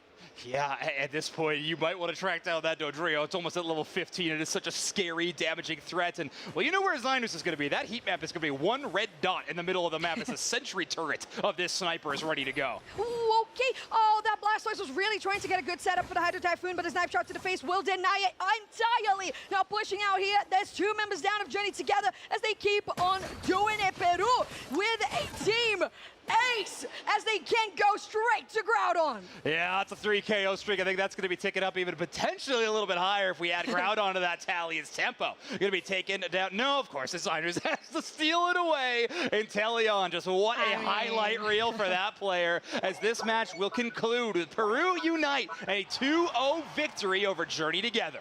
Well, would you look at that, the reigning champions, they're feeling warmed up on LAIC. It is kinda home turf. We are Latin America all together, so we're feeling pretty good here if you're a Peru Unite fan. And that was, again, so good to watch because Journey Together is one of those underdogs, although there is a team called Underdogs, that's not the one. Right. They are underdogs because they had new players and they really performed incredibly well against Tuzi and Peru back to back. Yeah, 1000%. Like, this makes us a really interesting group to be watching right now. Peru Unite needed that bounce back match. They found it. Journey Together in a tough position right now in the group stage, but still interesting bounce back from our World Championship squad. We'll see how they do going further in this group stage as well. There's 1 or 2 more matches left to conclude in Group A. But yeah, what an amazing match. I think Inteleon probably the story of this game number 2 for me. Zyna's just doing such an amazing job. Even with that Leafeon on the other side, was able to avoid them enough to just get a huge level lead. And even into Pokemon like Blastoise and Suicune, these snipe shots were taking down every single Pokemon on the other side. Yeah. No discrimination. Everybody takes the headshot. Doesn't matter. And to be honest, although, yes, I know Zenith on this Inteleon was, for me, for you, maybe for the stats as well, that it was player of the game. There we have it. But I gotta give an honorable mention to Draken on that Crustal as well, because the setups for the snipe shots, they were juicy. Yeah, that's true. Yeah, you can't have a 11 KO, 83,000 damage game Inteleon without a Crustal to go work in tandem. But Zyna's gonna be doing 32% of the team's damage. Like I said, 83,000. Looking incredible. This Inteleon has just been a staple pick for Peru for so long. I was looking at their journey to the World Championship last year that we saw, like Pokemon.com doing a really cool article breakdown. Yeah. At LAIC last year, Zynews was all about the Chandelure, was their most frequent pick. You're right, I remember yeah, that. it was a really nice answer to Pokemon like the Blaziken and the Urshifu back then with the Imprison, but now it's all about that damage. Take a look at our heat map, that attacker staying on the safe side of the map, you know, with that range damage, but still having a ever-present threat in the middle of that map. Yeah, and the knockout scoring, it's interesting because the damage dealt, it makes sense because the snipe shot is either going to do a whole chunk at the same time or it's just going to finish somebody off from the get-go. So it's interesting that we see that, like, yep, exactly. Just damage dealt, that's where we are. And it's so fun to me that we've been starting to see much more of the in-depth analysis that you can do on these plays because of the feint stats. Yeah, we are seeing some interesting metrics there. Only one feint for Zynews in that entire matchup. We'll be getting one knocked out and no recalls to base, which is very interesting. Instead, you just got to be an ever-present threat in that attacker role. They are not solidified for day 2 quite yet, but almost at that point. They have one more match to play in our group stage, and that will really be the defining moment for this team in this day number 1. But such an interesting tournament across all of our 8 groups of competition. Really cool to see. This was an open sign-up tournament, of course. Awesome to see almost 30 teams signing up to play at LAIC for a lot to play for. Some great prize pools. How about 3 invites to the Asia Champions League in-person final? Hello? Yeah. Excuse me? I mean, last year we had that as well, but it was just the top 1, so Luminosity were the one to do it. Yeah. But we're going to talk to the reigning champions right now after Peru winning this match in a 2-0 fashion.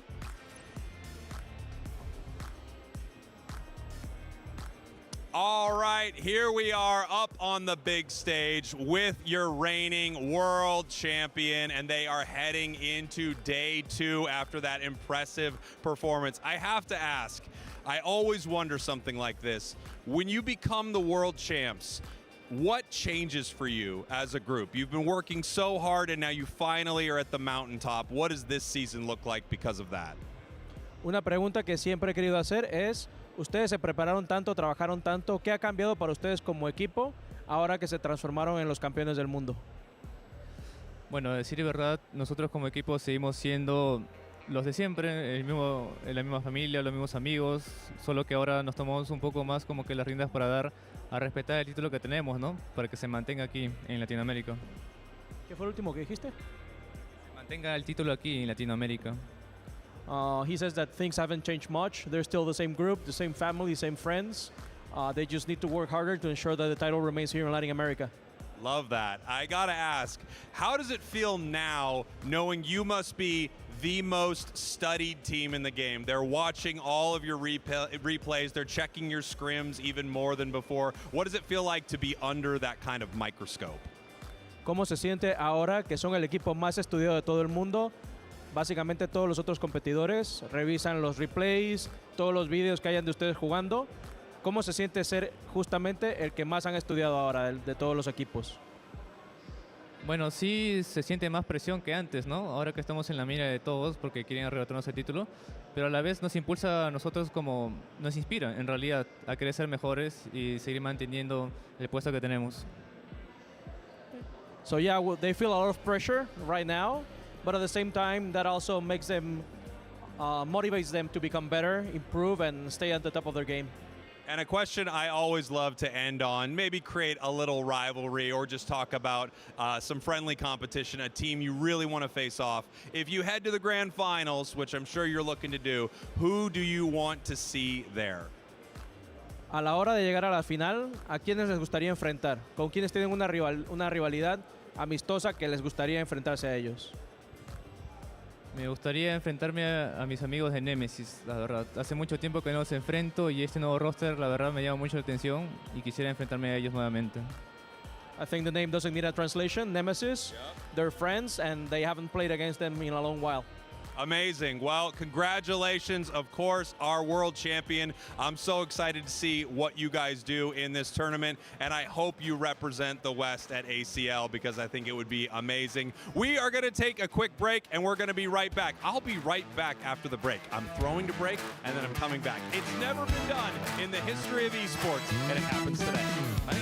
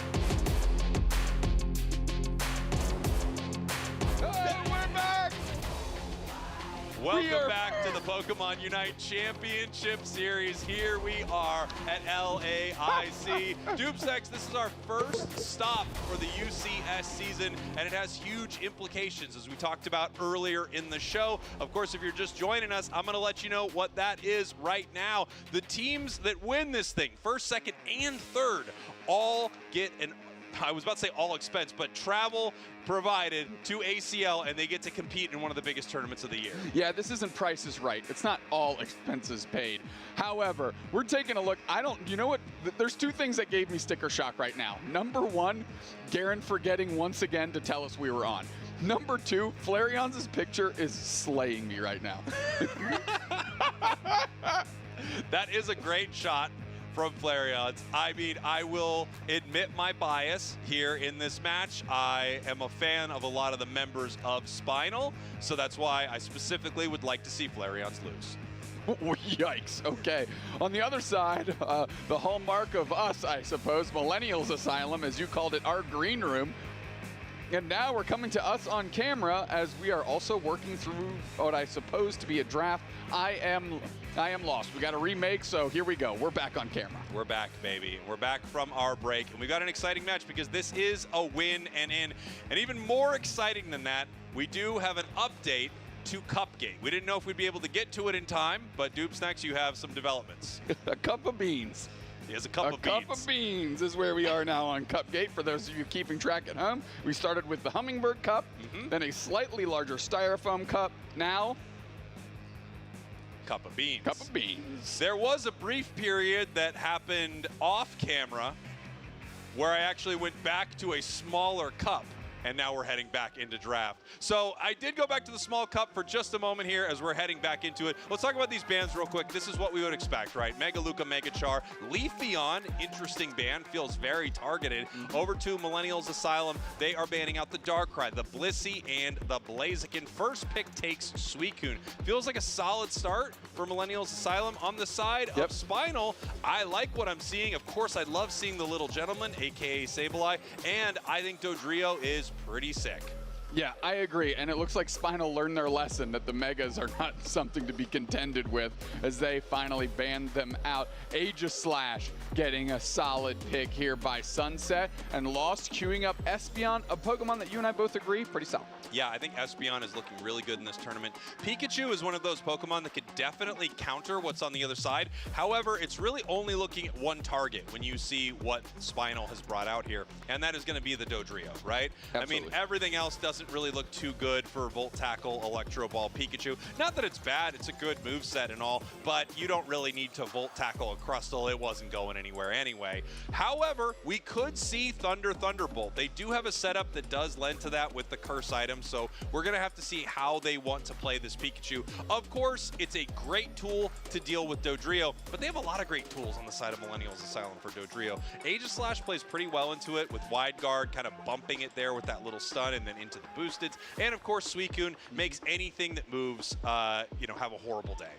Yes, absolutely. One I'm excited about, though, if those of you are Flareon's fans out there, the Inteleon is going to be a lot of fun. Yeah, of course. This is Flareon's signature Pokemon. It used to be Jungle Hoopa, and then for a little while it was Mew. But no question, he became known as one of the best to play Inteleon, maybe in the world. Yeah, and has had solid showings on big stages, which is really how you earn that moniker, right? You can play a Pokemon a lot, but if you're not delivering in key moments, then that title seems to slip away, slip between your fingers, as we are watching two players there from Spinal get geared up. JL popping off the headphones, trying to figure out what's going on. Vin next to them as well, and we are slowly trying to get locked in. Yeah, just trying to get ready for this game. Obviously, if we have any device that is not connected to the game, we want to make sure that the game is paused for just a moment so that they can load in, be there with the rest of the players, and do this match proper. There's a lot on the line for this game. Again, this is a win and in here. If Spinal can win this, they're moving on to day 2. They've made a long trip out there, and I know they don't want to go home early. Who does? We don't. Well, no. We absolutely do not. We don't tell anybody about this, but if we don't have a good enough cup bit, they will send us home today. Yeah, They said pay off the cup bit or you're going home. It's a win the cup bit and in. Yeah, win the cup bit and in. And we are currently at the Cup of Beans. We're at the Cup of Beans portion of Cupgate, which I can tell you is a dangerous place to be. You don't want to hang out in the Cup of Beans stage of Cupgate too long. Millennials Asylum, again, terrific team name, by the way. Killer. Just such a good team name. And I really think my joke about the green room is spot on. It's solid. It's very really solid. Good. I mean, look at every other game. You don't need to go there right now, but all of the casters together, it's just a great joke. It's correct. I mean, the team name differential, the scale is definitely tipped into the favor of Millennials Asylum without a doubt. As across from them, the average age of Spinal is like 19. Yeah, I believe it is 15 is the average age of Spinal. But it's not, because then they wouldn't be allowed to play. They wouldn't be allowed to play, sure. So 19. Sure.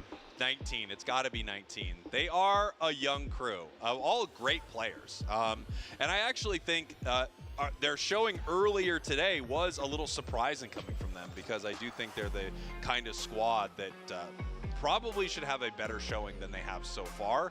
I think they have the pieces. I just don't know if they're able to put it together yet. Gonna have to. You got the opportunity right now in front of you, and the destiny, or your destiny, is in your own hands. So we gotta win, they're telling themselves. You know, I don't think they're harping too much individually on the win aspect, right? Sure. They're trying to stay focused on the game ahead of them, not the match and in its entirety, but this is definitely the first step. Yeah, absolutely. I mean, honestly, their journey, there's no question they're at cup full of beans in their journey right now. And the question is, do they come out the other side, or is that where they land? You do not want to land in cup full of beans. Cup of beans. Flareon's slightly less locked in than he was for his picture that we saw during the draft screen. That's a great photo as we head into this best of 3. Millennials Asylum out of Brazil, your purple team. Spinal from North America, your orange team. And a lot is riding on this game for these two teams. JL moving in, trying to make a steal happen, but no, not able to. Instead, now getting caught there by that red buff on Eldegoss. They're going to get punished for it. But, you know, Doopsnacks, this doesn't hurt them all too much. That is the value of something like Sableye heading across the map. Even if you don't get it, you didn't really lose that much value for your team. No, that's exactly right. You know, that's a sacrifice they're willing to make. And if they come out with a buff, and as well as stalling out time, you know, that's just icing on the cake.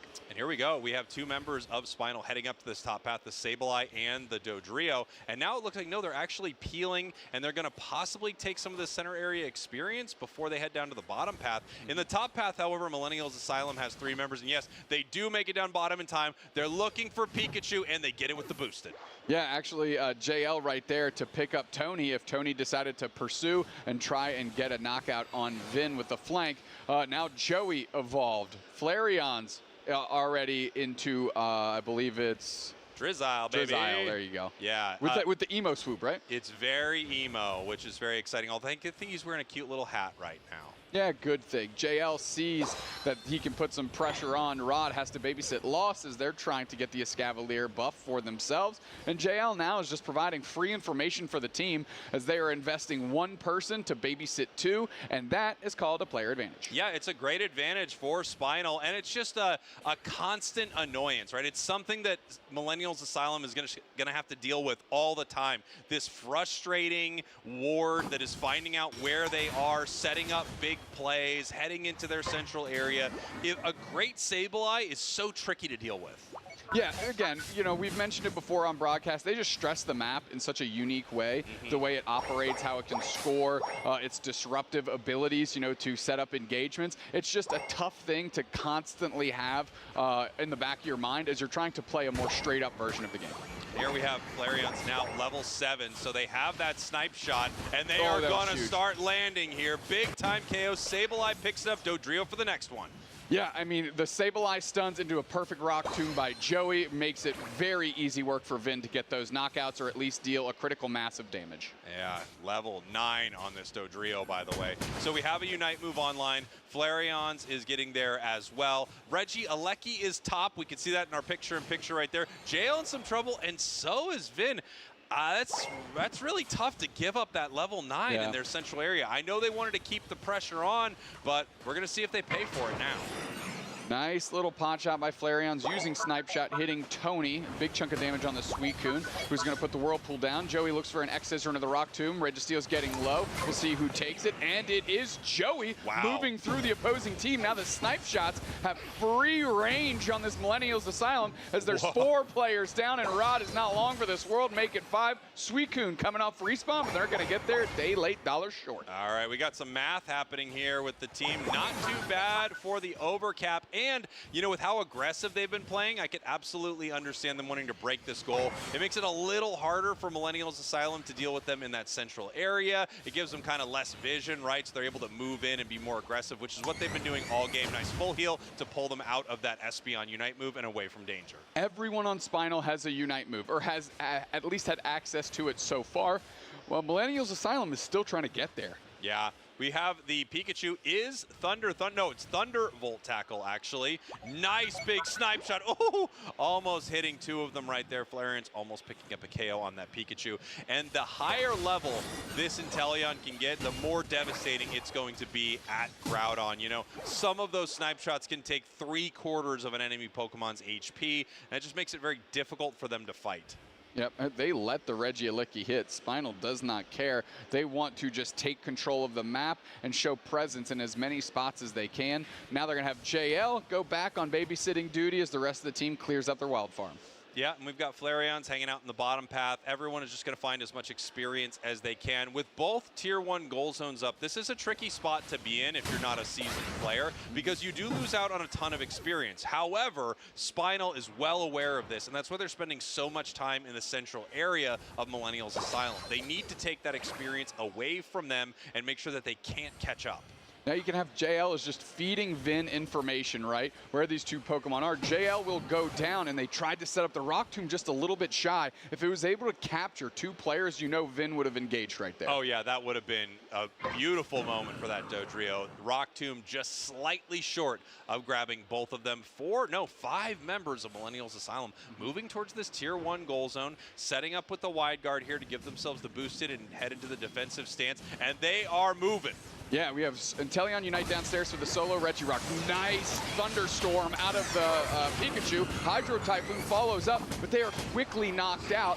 Spinal is looking to defend this goal zone, but decent pressure out of Millennials Asylum. Yeah, not bad for Millennials Asylum, and look at this Aegislash staying and fighting. They're going to have their wide guard back pretty soon. They're going to push JL away from this. JL looking to see if he can take the KO on that Espeon, really trying to move in there, trying to sneak around the Suicune, but was not able to make it happen.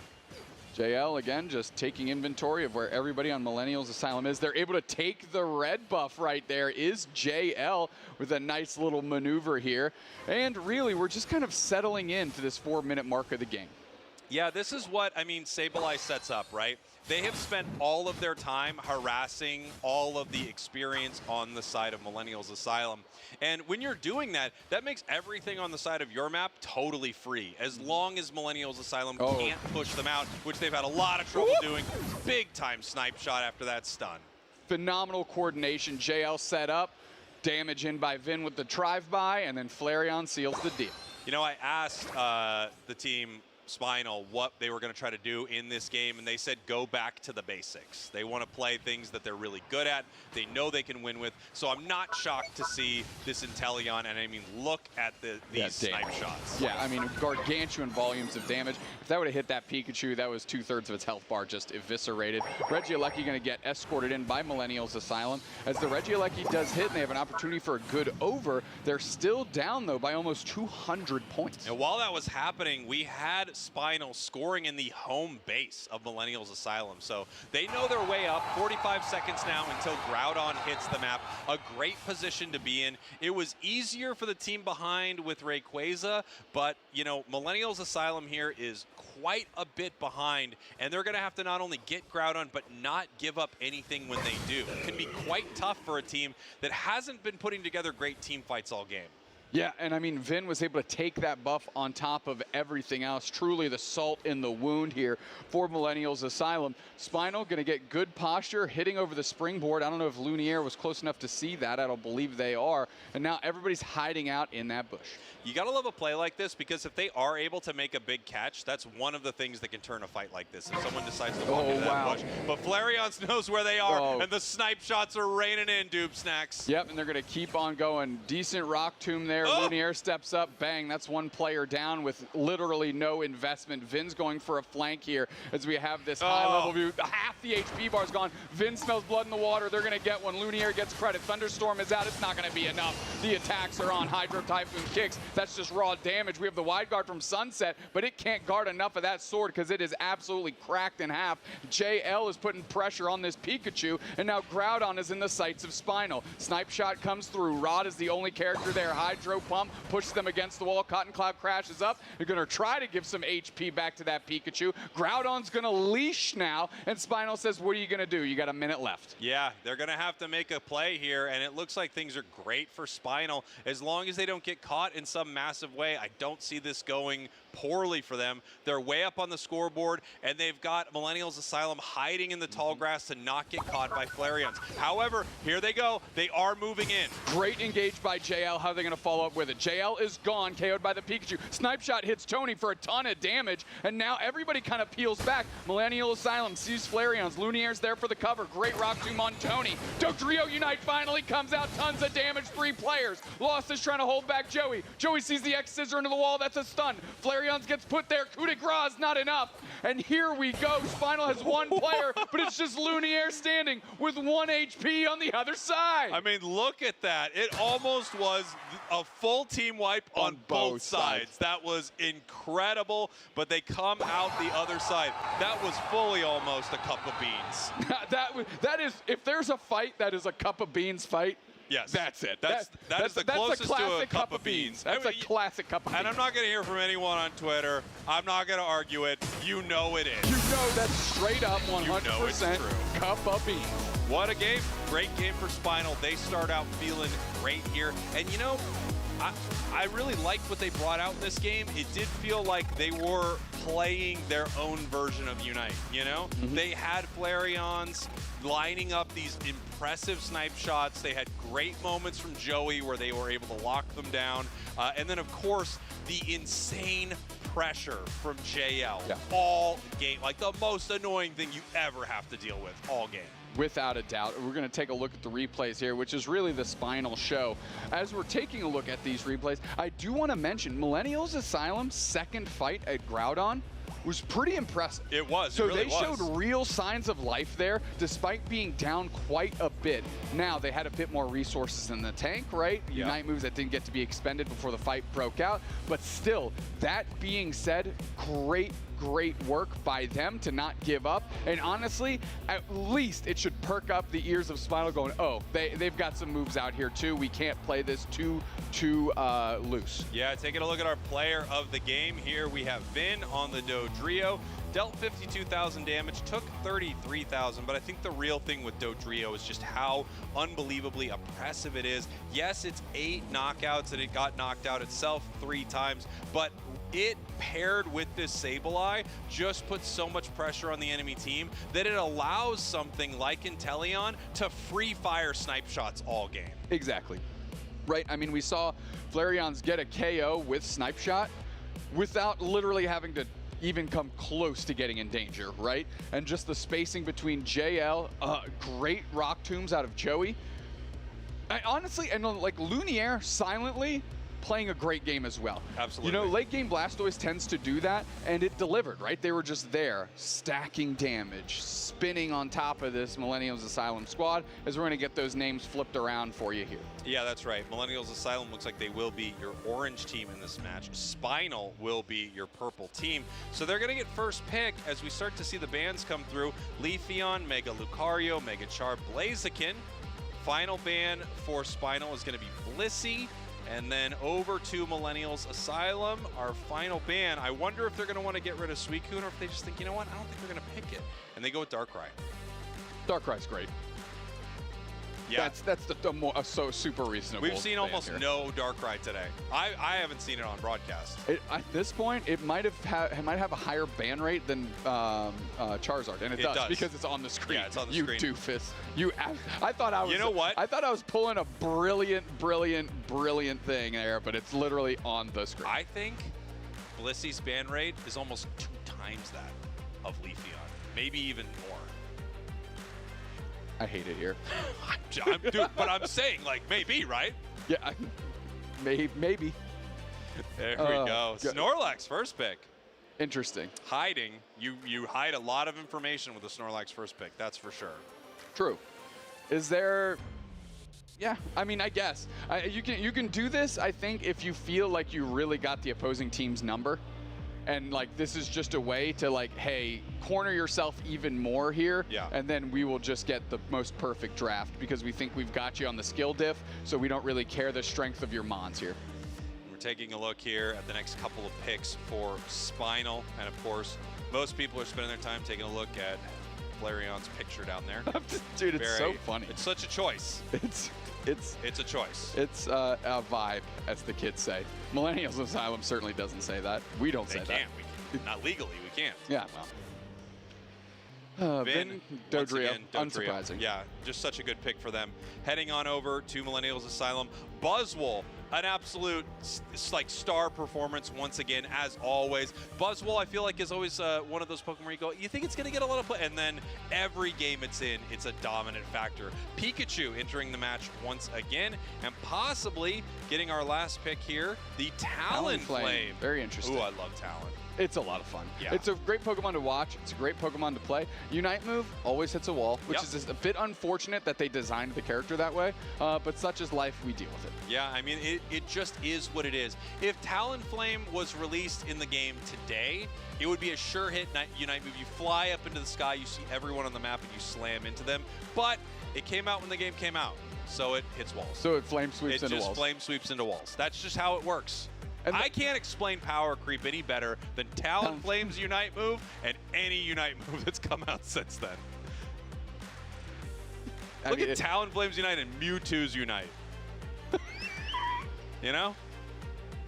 Hey, look at them. Look at them. Look at them. You look at them and you tell me they're similar, they're not. I love arguing. Not only do they do functionally different things. Yes, on totally different Pokemon with totally different energy. I love that I'm arguing a point that no one would disagree with, but I'm feeling very self-righteous about it. No, you tell me right now. Listen, because you can't. Listen, back to the Cup of Beans Classic we got going on stage right now. I would love it if this is what this series is remembered as. The Cup of Beans Classic. Make it so. Here we have it. Spinal, your purple team. Millennials Asylum, your orange team. This best of 3 will decide which one of these teams is moving through to day 2. You are watching the Cup of Beans Classic here at LAIC. Production, can we get a splash graphic after this that says Cup of Beans Classic Champions and then whichever team wins? And you could maybe have a bunch of beans on my head or something. You know, just have fun with it, guys. At least text on screen, please. At least the text on screen that says Cup of Beans Classic Champions, whatever the team that wins. You weren't talking to production. That went out to the broadcast. Here we go. Brutal work. We see Hoopa in the top path, trying to push them away. Of course, Sableye being an absolute menace here. And we have Talon making their way up. A lot of experience, however, still going over to the side of Millennials Asylum. Just wasn't able to get picked up by Buzzwole. Pretty fun that we do have the Hoopa Talonflame combination, so we could see a lot of fun trick Phantom Force shenanigans, which I think is just, again, optically, it's fun to watch. But a lot of pressure put on here, and we are going portals, so throw me under a freaking rock. Good night. Yeah, immediately the caster curse strikes once again. We don't get the Cup of Beans stuff on screen, and we also call the wrong moveset every time. Whatever you predicted it is, it won't be. If you say they're playing Blastoise, it's actually Cinderace. Yeah, remember how we got differentialed at the World Championship Grand Finals over Lucario? Oh, yeah. That was awesome for us. It's truly, at this point, I should have players on teams coming up to me and be like, say that the other team's going to do good. That's what I would want. Flareon gets knocked out by Tony there. Easy knockout between the Pikachu and the Suicune on a fairly squishy Inteleon that was caught out. Excuse me, Drizzile that was caught out. Once again, we're kind of dealing with this really tough situation for Millennials Asylum. You have JL and Vin just living in the central area of Millennials Asylum, not able to punish them there in that moment. Vin level 8 right now. Talonflame still not online. Very unfortunate. Very unfortunate indeed, as everything on the other side of the map from them is ballooning. As you mentioned, Vin, level 8. Level 7, Inteleon's online with Snipe Shot. Snorlax just ticked over to 6. Blastoise is 7 already.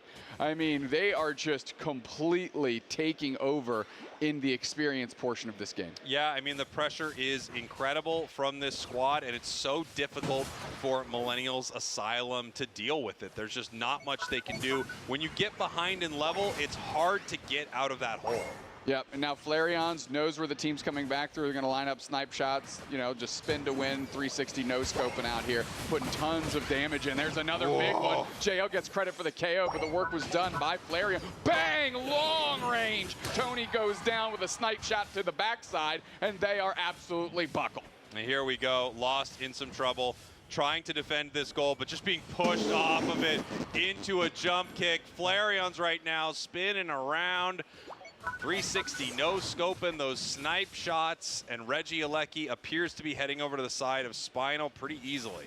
I mean, that was 60% of the Talonflame's health bar was just absolutely eviscerated. Flareon's is hiding out. I'll tell you what, they understand the range of this move, and they do not expose themselves to dangers too often. There we go. The Inteleon Unite move is out. They are going into James Pond mode. They get a couple KOs with the help of Joey, and now they're putting the stress on the top part of the map because why not? It's handled in the bottom. Here we go, 6 minutes on the clock, by the way, so there's no jump pad to try to stop this. This is just, I mean, absolute domination from Spinal here in game number 2. They heard what was on the line. Day 2 at LAIC, and all the beans you can eat out of one cup. Which is exactly 6 ounces worth of beans. It's a lot. Is it? I mean, it's more beans than I want to eat right now. That's true. I would like no ounces of beans. That's where I'm at. But this is the Cup of Beans Classic, Spraggles, so we rage on. And beans are what's on the mind. Beans are what the people want. Give them the beans. I can't imagine how well-liked this bit is in the chat. They say never check the chat when you're mid-show, but I think this is the time to do it. What a Snipe Shot from Flareon's. I mean, getting our head back in the game a little bit. I know we're having a lot of fun out here, but to be fair, so is Spinal. I mean, they are absolutely dominating. These setups for Inteleon are beautiful, and the shots are landing true. 359 to 66 at the 5-minute mark. JL getting there, Lumiere, Hydro Typhoon, gonna hit a whole bunch. Finally a thunderstorm comes out, flame sweep, bang, straight into a wall. On cue, just like we said. So there's one thing we can't cast or curse, and that's the Talonflame flame sweep into the wall. Big power nap into the middle of Millennials Asylum as the Inteleon Unite is out, and we are just shooting the Moonraker lasers all over Millennials Asylum, and they are going down in an early round. Yeah, beautiful stuff here from Spinal. I mean, it just feels like they cannot be stopped. Reggie Alecki possibly heading over to Millennials Asylum. If they didn't get that one, that would be I mean, truthfully, if it was a Snipe Shot from a million miles away, but it looks like they're going to be able to get that. That is a level 13 Dodrio, but kind of whiffed its Unite move right there. They were trying to move through the enemy team, ended up moving right into a wall, doing a Talonflame impression, but there's not a lot that Millennials Asylum can do about it. Vin is just taking everything on the map. Doesn't really even care who of Millennials Asylum is around them. You know, they feel pretty safe. JL putting tons of pressure on Snipe Shot, closes the door after a Sableye stun, and really everything is clicking on the side of Spinal. There we go. Talon, only level 11. Dodrio, 13 and a half. We have Reggie Drago spawning in the center of the map right now. And even though this is a runaway freight train here, Spinal needs to be careful. These are moments where teams can get too cocky, a little too arrogant. They can ego the enemy team too much and get caught in a big way and give up a lot of catch-up experience. Springboard over the top for the Hoopa. Rod is sussed out quickly and bullied out just as fast. Rod and Tony Tor are going to take a look downstairs. Lost gets heavy slam. Portal is down. Can the Talonflame make it back through? They can. The block is not sufficient. Here we go, the snipe shots. Trying to find him there in the Hoopa portal. I mean, it's a great idea, right? It's basically a bullseye for where the enemy team could be. Looking for it on Pika, able to get it. Wow. Jeez, Pete. I mean, Flareon's is dialed in right now. Yes. That first game looks like a warm-up compared to what's happening right now. And here we go, JL in some trouble being chased down. But if anyone's going to get chased down, it's kind of fine that it's the Sableye. That's what you would expect. The block right into the wall. The disrespect JL here. is still not down. Vin with the cover, and now they're just looking for blood here. Talonflame takes to the skies. Vin goes down in a big way. Tons of experience for that Talonflame. All right, so that's one of the moments we were talking about, right? I mean, that's a level 14 Dodrio, but look at Talon now. Level 13 after a huge pickup like that. Obviously, the scoreboard could be better for Millennials Asylum. Not great. 409 to 96, and Spinal really is cleaning things up here. Positioning around the Regieleki just a little bit is Millennial. I'm not sure they're even really concerned about it. They're just trying to show to see if they can get vision and get an idea of where everyone's at. Flareon's has a very keen idea of where Millennials Asylum is trying to hide and putting some shots into their face. Here we go. Snipe shot just barely misses, but there's the heavy slam. Huge and boy, trap. Suicune's in so much trouble right now. Immediately taken down. The portal attempt was valiant, but I mean, Spinal understands how that thing works. I mean, a block into the wall, push it back. Vin closes the door on that, and they're up by so many points. There's no real. Joey sees it fly to the skies on top of Flareon's, forces out the Inteleon Unite, and there's the flame sweep into a power napping Snorlax, and the Talonflame goes down. But yet, Sableye and Dodrio down for Spinal on the other side. And here we go. Suicune moving forward right here. Getting some work done. Pikachu, level 13 right now, and Buzzwole is back. We still have 11 seconds on the Dodrio, and Talon's coming in 5. Trying to isolate Tony Tor from the rest of the team. Those snipe shots doing so much damage. That's a guaranteed KO right there after the heavy slam. Rings are unbound. Wow. Coming through. Buzzwole puts down the shell. Pokemon there as we are looking for stuns. It's not going to be enough, and we are rolling back through the portal. Groudon is getting low. It is locked in. We'll see who takes a snipe shot, and it's taken by Spinal. Jeez, I thought that was so close for Millennials Asylum. I mean, we saw Talon in the air. I thought they almost had that, but no. Spinal is going to take this thing with 45 seconds left. Every member of Millennials Asylum are down. All the points to the main goal zone. That is a full cup of beans for Spinal. Cup of Beans Classic Champions, Spinal from NA. I know that's a title that Millenniums Asylum were definitely vying for this weekend amongst the secondary prizes of the money and the ACL trip. But really, they wanted the Cup of Beans Classic Championship. And of course, heading to day 2 now.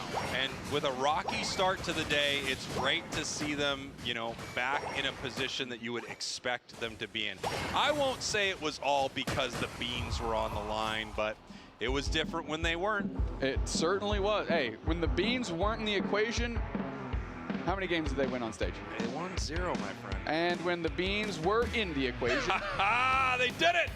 Yes, the Cup of Beans Classic Champions, Spinal. That's right. Garen, you have completely redeemed yourself. Thank you. I say a lot of bad things to production behind the scenes and on camera. But right now, I want to say that they absolutely nailed it, Doob Snacks. I love everyone back there. I apologize for my quote-unquote temper tantrums. That's what you call them, but I'm just kind of putting my foot down about things that I think are important. Like the Cup of Beans the Cup of Beans Classic. I'm glad you could see through the veil of all the other nonsense he requests and delivered on the one thing that was the most important, clearly. Let's take a look at some highlights from Game 2. Yeah, I mean, what a game for Spinal. What a series for Spinal. Game 1 looked incredible, but Game 2, I mean, they are absolutely cooking right now, completely on fire. Even in this moment where things got a little hectic, I still think with the lead that they had, it was going to be hard no matter what. But hey, what a match, what a series for Spinal. What a way to bounce back from a rough 0-2 at the start of the day to a beautiful 2-0 to end their day. Looking at Spinal right now, there is one thing that's a little bit of a yellow flag for me. As Vin is going to be your MVP, 15 knockouts, bunch of points, 91k damage, yada, yada, yada. The thing about Spinal that is the yellow flag to me is in both matches, when they had an advantage, they somehow gave up critical knockouts. Sure. Like Vin getting knocked out there, again, it didn't make the difference in this game, but you can see where all of a sudden the Talonflame was level 11 and then it's level 13. and it like helps close that gap. And against other teams tomorrow, that is not a mistake you can afford to make. No, I totally agree. I do think with the play style they have, they are constantly, their play style is basically Icarus out there. They are flying too close to the sun the entire time, and sometimes they are going to get their wings burned, especially on that Dodrio. But this was so much better. They were so much more dialed in. I'd love to see them move to their comfort picks. However, the thing I worry about when a team goes to that is now they become very bannable. You can target them easily. Like, you could just take away Inteleon from Galarian. Correct. What happens then?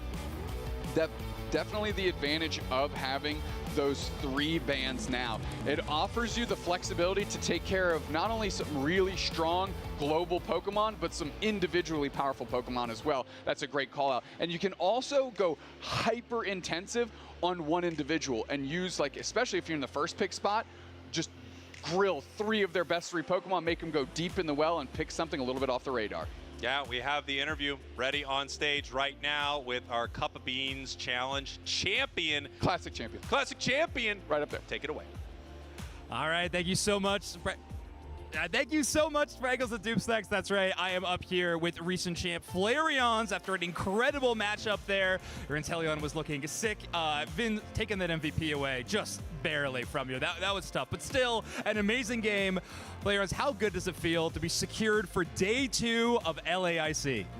Yeah, it feels really good. I've been stressing about that all day, so it feels good to finally secure it. And I just chill and watch the rest of the games, man. Feels very good. Awesome, awesome to hear. Now, I want to talk a little bit about your team comps, because you guys got some interesting stuff. I mean, obviously, JL, very well known for the Sableye. Vin been showing the stuff on Dodrio. You got some interesting stuff. Is there any other secrets we can look forward to in the tank for Spinal in day 2? You're going to see some Jungle Hoopa tomorrow. Okay, Jungle Hoopa. We've been promised that a lot. I feel like we're missing it, but it's fine. Okay, Flareons, we got to talk about something a little bit out of game related.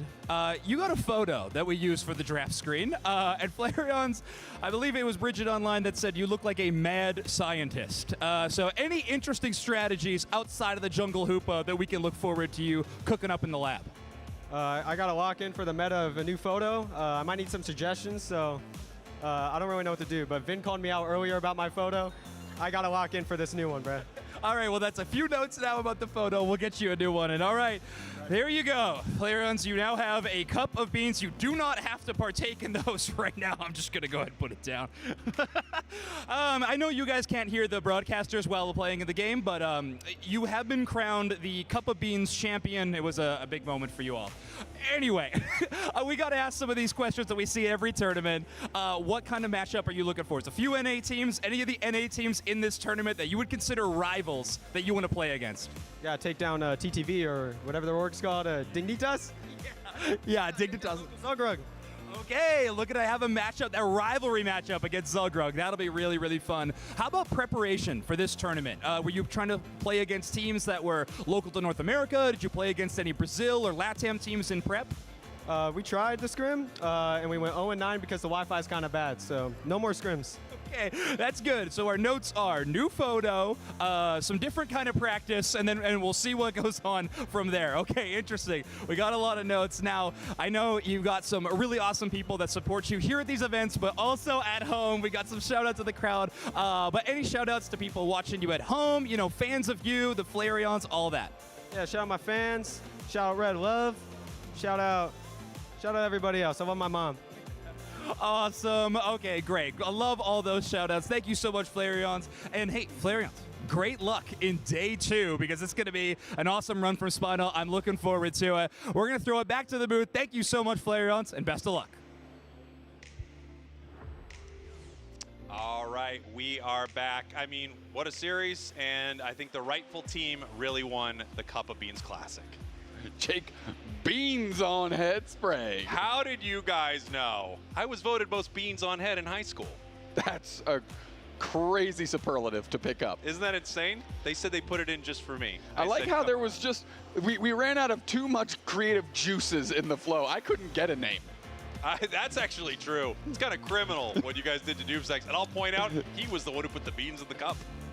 No, Cupgate. It was handed to us as as Cupgate. And This broadcast is layered, and I think production just said a second. So Which that I think break? they mean they want us to fill for a moment here. Break is ready. We will be right back, That's everybody. good for everybody involved right now. Cup break. Forget it. Just go. Just leave us. My throws are getting better.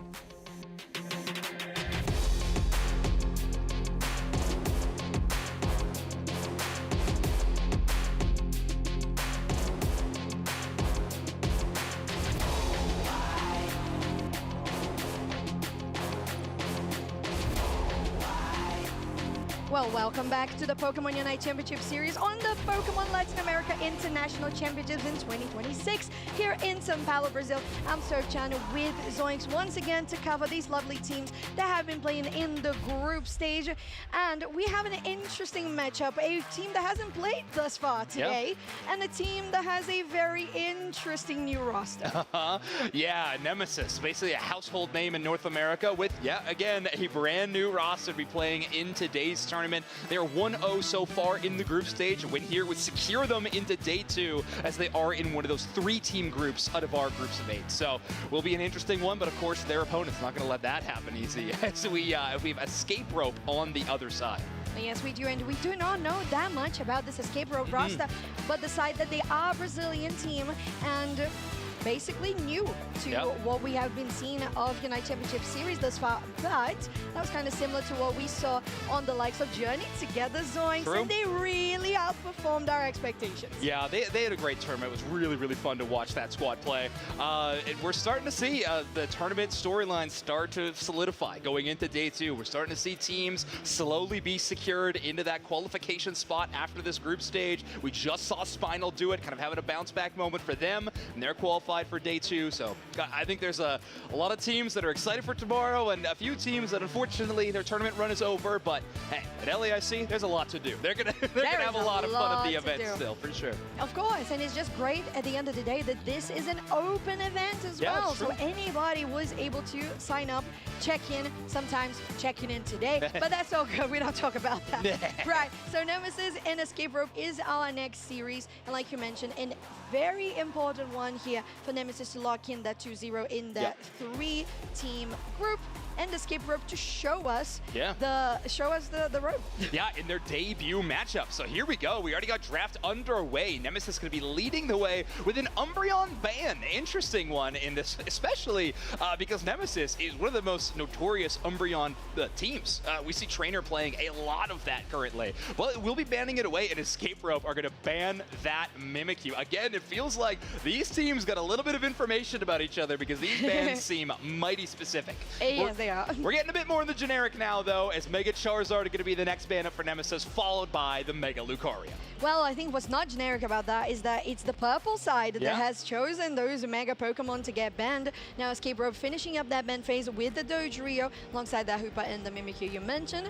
And we should be seeing something, I was going to mention the Blaziken, sometimes the Suicune, Zacian, a couple of these options that Purple first side picks. Yeah, Suicune and Blissey, still kind of like those top tier power picks that we see in the banning phase so often, are still going to be available. So Escape Rope could grab either of those, but they're going to elect for that Psyduck and Snorlax. So neither of those options, Nemesis could build a pretty mighty roster of notorious power picks in this draft if they want to, but they could just rely on that comfort as well. It will be Bora locking in the Miraidon. Metallica getting double duty in the photos, by the way, in this lineup. Oh my goodness, but they are going to be locking down that Miraidon, and Rex is going to go with the Clefable. So in a very strange draft, we are seeing Suicune and Blissey falling, if they're not picked at any point, but if they do get picked, very late in this draft.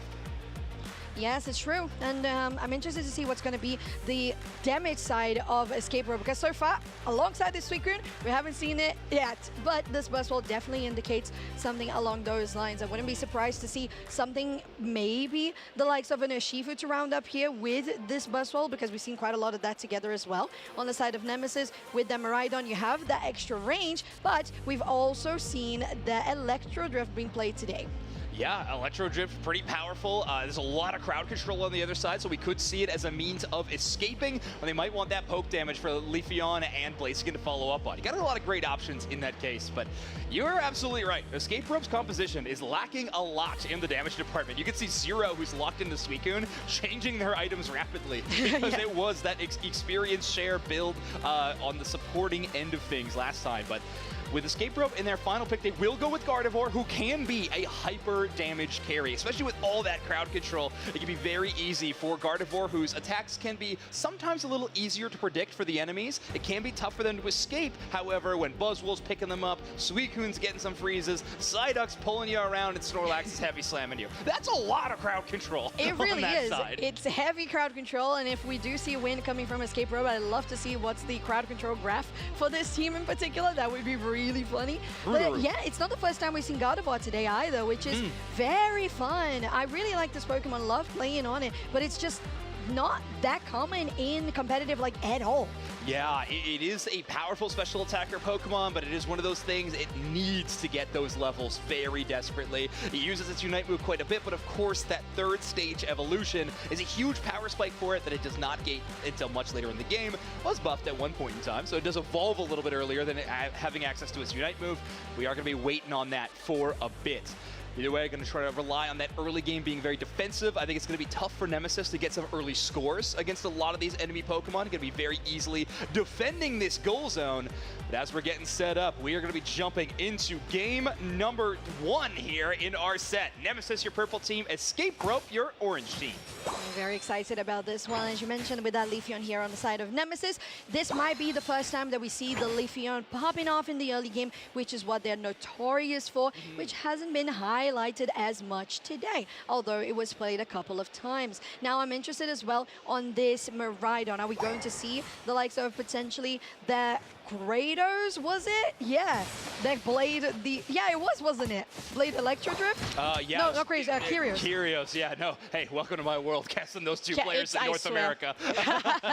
Kratos, unfortunately not at this tournament this time around, but still Kyrios holding the banner high.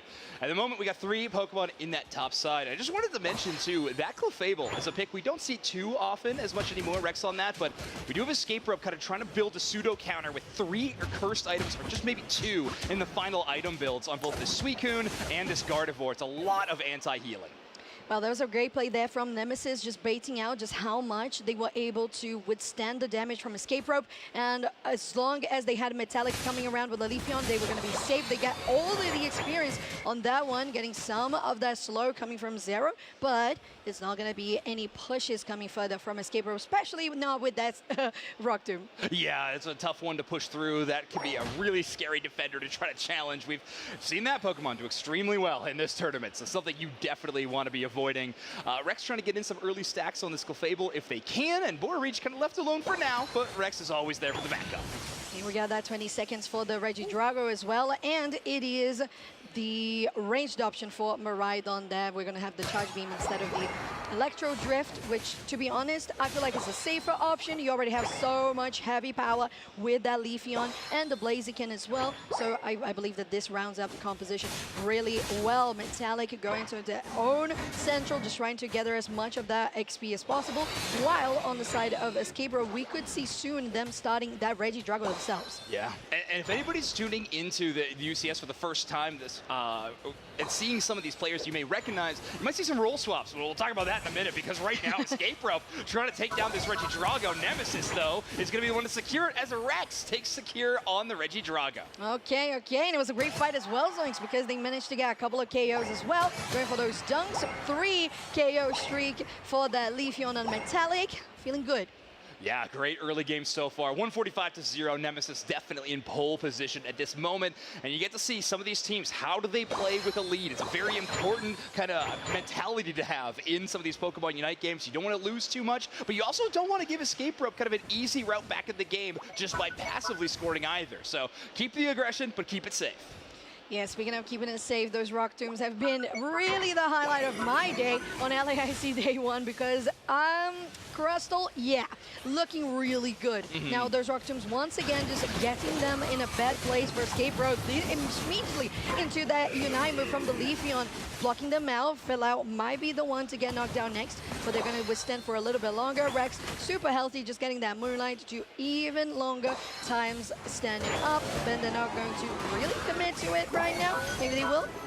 Yeah, they can use the Unite move. They will roll Fly, so they can try to get the secure out of the Regieleki. That's 2 Regis now secured for Rex in total, including the Regidrago and the Regieleki. We'll see if they can get that number even higher, but this Follow Me so far doing another great job trying to counter the crowd control with crowd control with Machisel with an eject button overheat combo to start the fight, and follows up with some great stance changes. Yeah, that Meteor Storm was nasty by Poor Reach, to be very honest. Those knockouts that the end, just finishing them off pretty good. Now Rex was caught out there, but you still have some HP to burn through to actually take this Clefable down. They should be okay though, to at least buy some time and divert the attention from Nemesis. They're still standing, which is pretty funny, and there's nothing really on the map to actually capitalize on, even on the enemy central on the side of Nemesis. Rex will eventually go down, but eventually is the keyword here. They are taking 2 Pokemon's worth of resources to knock out. And they do have Regice buff as well as Moonlight healing, right? So that is so much HP regain. And Clefable buys a ton of time. Will eventually get KO'd, of course, but when you can give extra time for your carries to roam the map for free, get experience without having to worry about it being stolen, or potentially even get up in a position for a big team fight, it is well worth it. Speaking of position for team fights, 25 seconds for bottom Reggie to spawn, as both teams have converged to this area.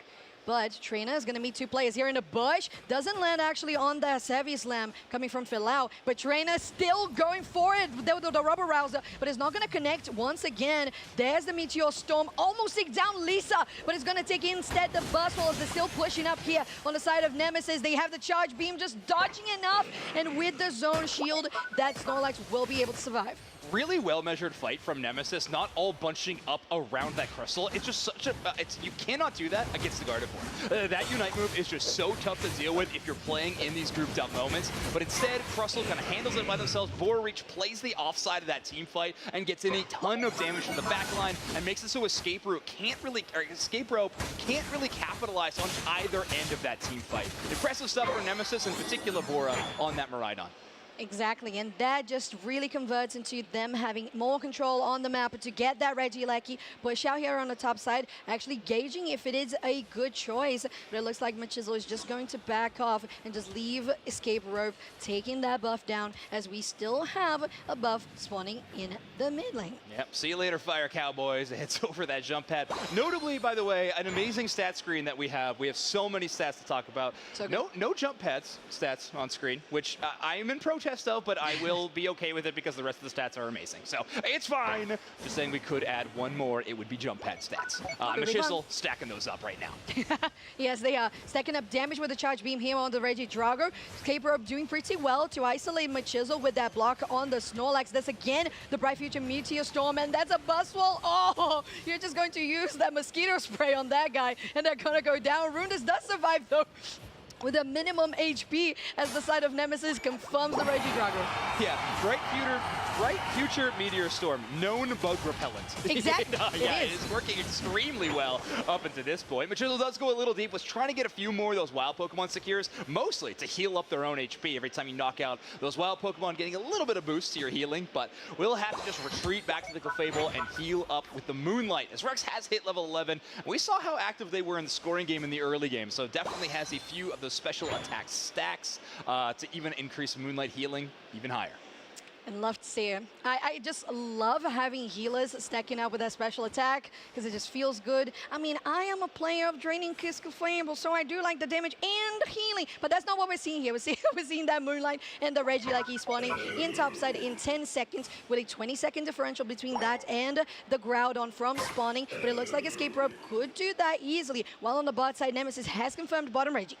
Yeah, this is one of those tough parts of the match where Escape Rope is sort of forced into this objective. They don't have the team fight potential, so with the level differential to try to fight over the basement Regi, which is where Nemesis was rotating to. The Regieleki will probably not get them a lot of value, but they just can't deal with it going the other direction. So forced into that objective. However, Nemesis not really pressuring them, does give them the opportunity here. Machisel and Trainer buying them so much space, actually force Escape Rope out of that central area, and now Nemesis has complete Groudon pit control. Yeah, that's exactly what Borereach can do with this Miraidon, and especially with the Crustle Rock Tomb to block out the entrance. But Escape Rope doing well at regaining that space back in central area. Filau with a nice position here. Brennan has been caught, so that damage from the Miraidon we mentioned, it's stacking up. But there is some possibility for them to maybe go back and turn back up. You still have that power nap. Here we go as we speak of it. That's the Sai as well from Brennan, but it's not doing that much really. They're isolated, and that's the Buzzwole that goes down on the side of Escape Rope. Lisa has to eject button away. Filau is in a terrible position,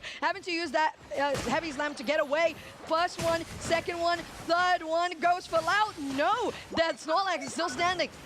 Again, really great coordination from Nemesis. They try to wait out for a few big Unite moves and use in defense before Metallic on this Leafeon even chooses to flank. Before they can even get there, Boreach and Chisel doing a lot of the team fight wins. Zero and Falau going to try to escape, but there's Metallic finally joining the fray on that Leafeon, adding a couple more knockouts to the total tally. Buzzwole knocked out mid-Super Swole Slam. We'll head back to the Pokemon Center. Psyduck on the rotate on the top side. Surf got nowhere to go in these rock tombs. Trainer LGC has truly been putting on a masterclass of how to lock down enemy Pokemon with this Brussel.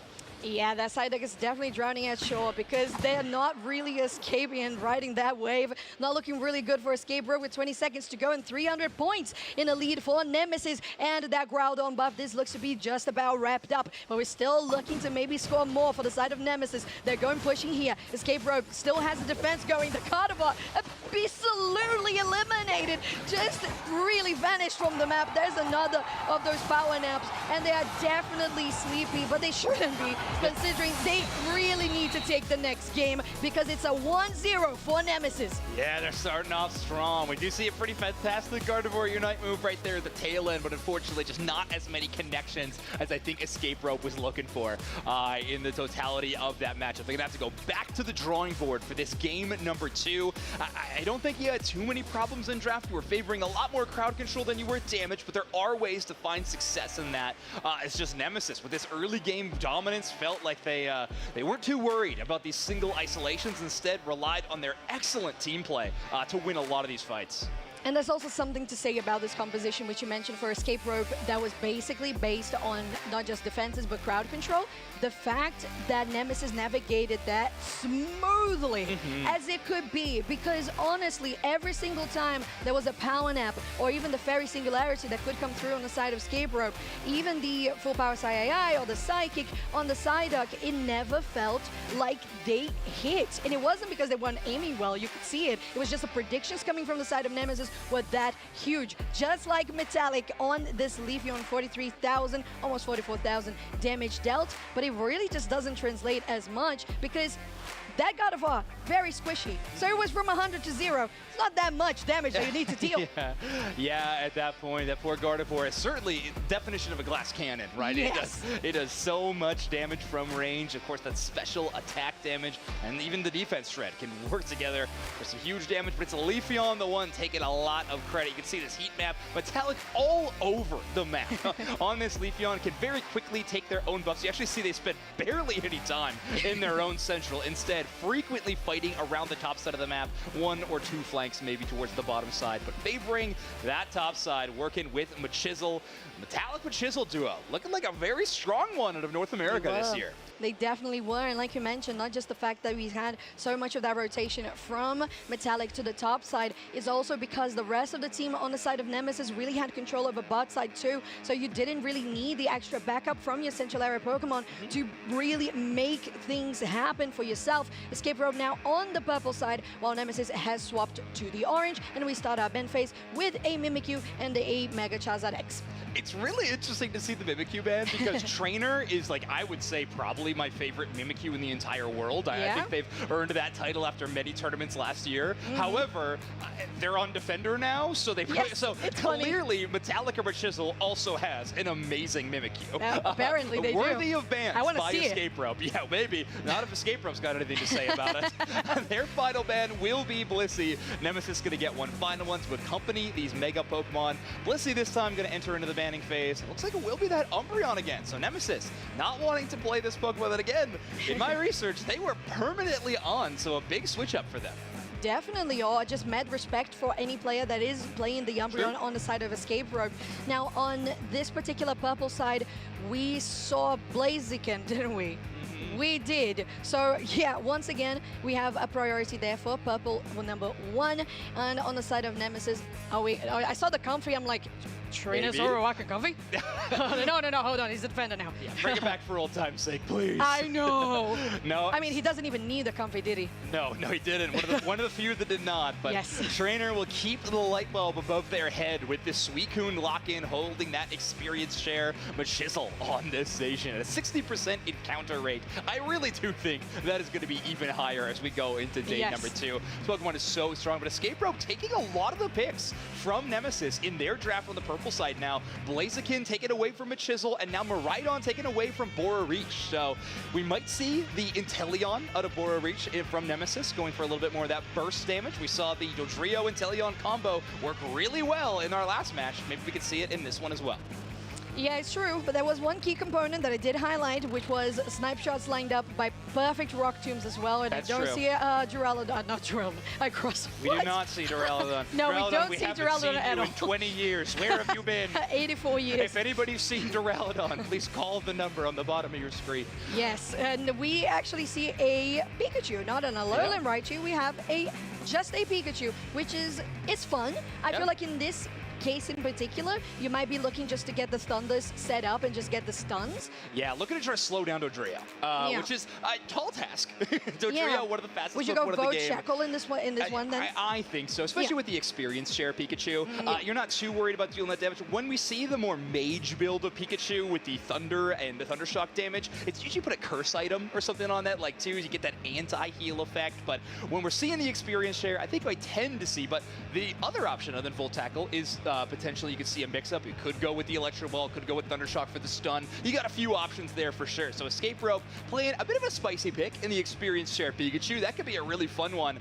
Nemesis gonna have to navigate yet another field of crowd control in a new fashion in game number 2. In a different one. And if you think about it, that was the matter of great skills on dodging on the side of Nemesis. Well, Vote Tackle is a sure hit, so there you go. You can't dodge that one. So maybe that's good what. luck. Good luck. That's what they're betting on, I guess, on the side of Escape Rope. As we get to game 2, a match point for Nemesis, or potentially Escape Rope taking us into a game 3 of this best of 3 of Group F. Now, Escape Rope on the purple side, Nemesis on the orange. But we don't see anything different here in regards to supporters going central. We're just going regular 2-1-2. Yeah, and maybe Blaziken taking that central area spot can do pretty well. As soon as you get that level 5, you get access to Blaze Kick, which is a powerful move in terms of damage, but more importantly, it has a huge pulling effect. So when those first Swablu Altaria spawn in, or maybe even the mid-Natus now, before that first Regidrago, it could be a nice asset to have a very quick level 5 Blaziken to work with. But right now, it's Bora Reach on this Inteleon versus Zero's Miraidon. These two special attackers, some of the most notorious for that long-range damage. You probably throw Mew in there in the trifecta of those long-range damage, but okay, the aggression actually comes in for the top side in the melee department. Yes, it does, but it's not going to be on the side of that Combuskin you were mentioning that could go to the top side to try and get some action. It was from the side of Nemesis, capitalizing there on the Squirtle, and it's very important to try to shut down the 3-tier evolution. Now, Nemesis guarantees basically all... Wait, did they? I think Squirtle got one, and actually a pretty important one because it kept Zacian away from level 5 for even a moment. Yes. Yeah, for one moment, but it's enough for Zacian to have to actually retreat backwards. Metallic not too worried about it, though. They're going to be pressing forward, get caught by the Electro Web, but not knocked out. Yeah, well. We have a position here where it's kind of dangerous. If you've seen how Nemesis rotates to go into your central area just like that, you got to have a lot of backup and know exactly where your opponent is. And in this case, maybe they were caught off guard, so something for Escape Rope to keep an eye out for. 12 seconds for their Regidrago to spawn, as you have mentioned. And with the numbers across the board, the experience is definitely on the side of Nemesis. Yeah, they're feeling pretty strong. The trio at level 7 is going to be probably the most relevant factor here, but Trainer is the first one to approach Regidrago. Metallic shows up to the Regidrago, sees that nobody's there, and goes, oh, well, I guess I'll leave too. I showed up to the party too early. Metallic's actually going to force another fight here.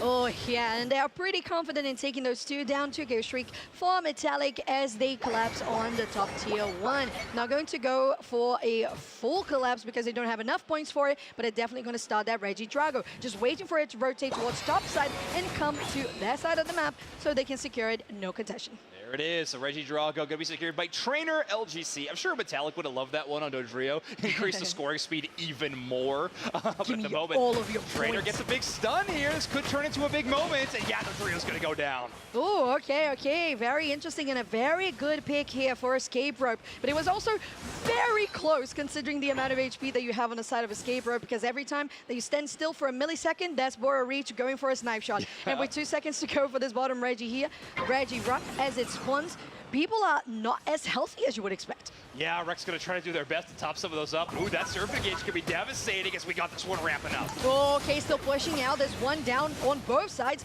as they are doing as much damage as possible. But that Miraidon gets deleted, and Nemesis will guarantee yet another successful push and the first Regirock of the game. Yeah, I like Escape Rope's intention here, right? We full 5-player push very early on one of these paths, trying to get a team fight win. They're able to KO the Dodrio, try to get that space around the Reggie, but Nemesis responding in kind with a full 5-player rotation was just too tough for Escape Rope to deal with, especially with how high a level Machisel has gotten up to on this Metal Claws Asian.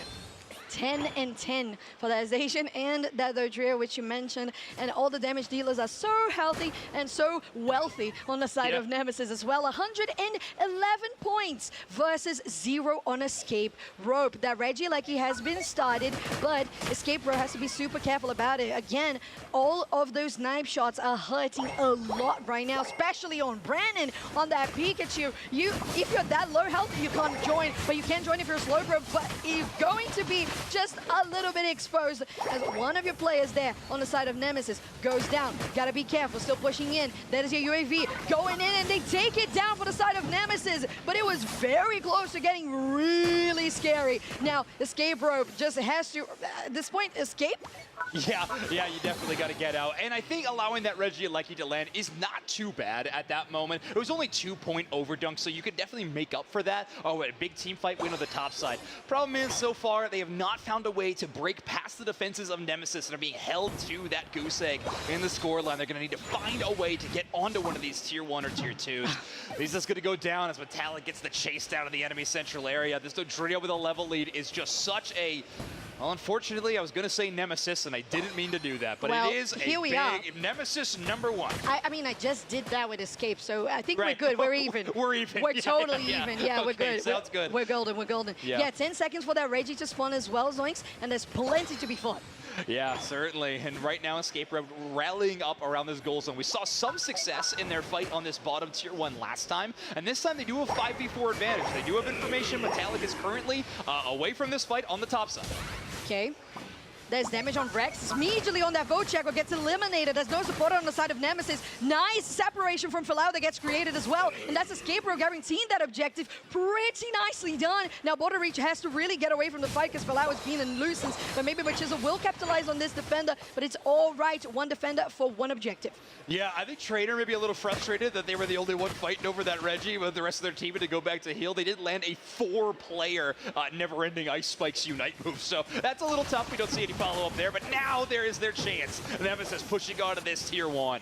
Oh yeah, and it's looking good for them because they have a lot of HP on those bars. Falau going in, but I don't believe they have that slow beam. Indeed, they don't. And that's the Meteor Storm we have been talking about as well that could help. But again, if you don't have your teammates to actually collapse on your enemy team, you can't do much. But Nemesis, at least one player goes down on this attempted Tier 2 push. Yeah, it's a level 13 Dodrio getting knocked out, which means at least it gets up from basically one full level, from level 11 all the way up to level 12. They will be shy of that level 13 before this next Regidrago spawns, but it doesn't matter. Escape Rope feeling a little bit of momentum. We got Falau buying them some space, pushing forward, and that Regidrago will be all theirs. Let's go! Production, another W for them. Total on-stream jump pads used is at 331 I love players. that. Loving the jump pad today. Oh my god, I love that so much. Oh, okay, Runa's going with the eject button just to be very fancy about that because the snipe shots are just really dangerous right now. Border Reach is just not sparing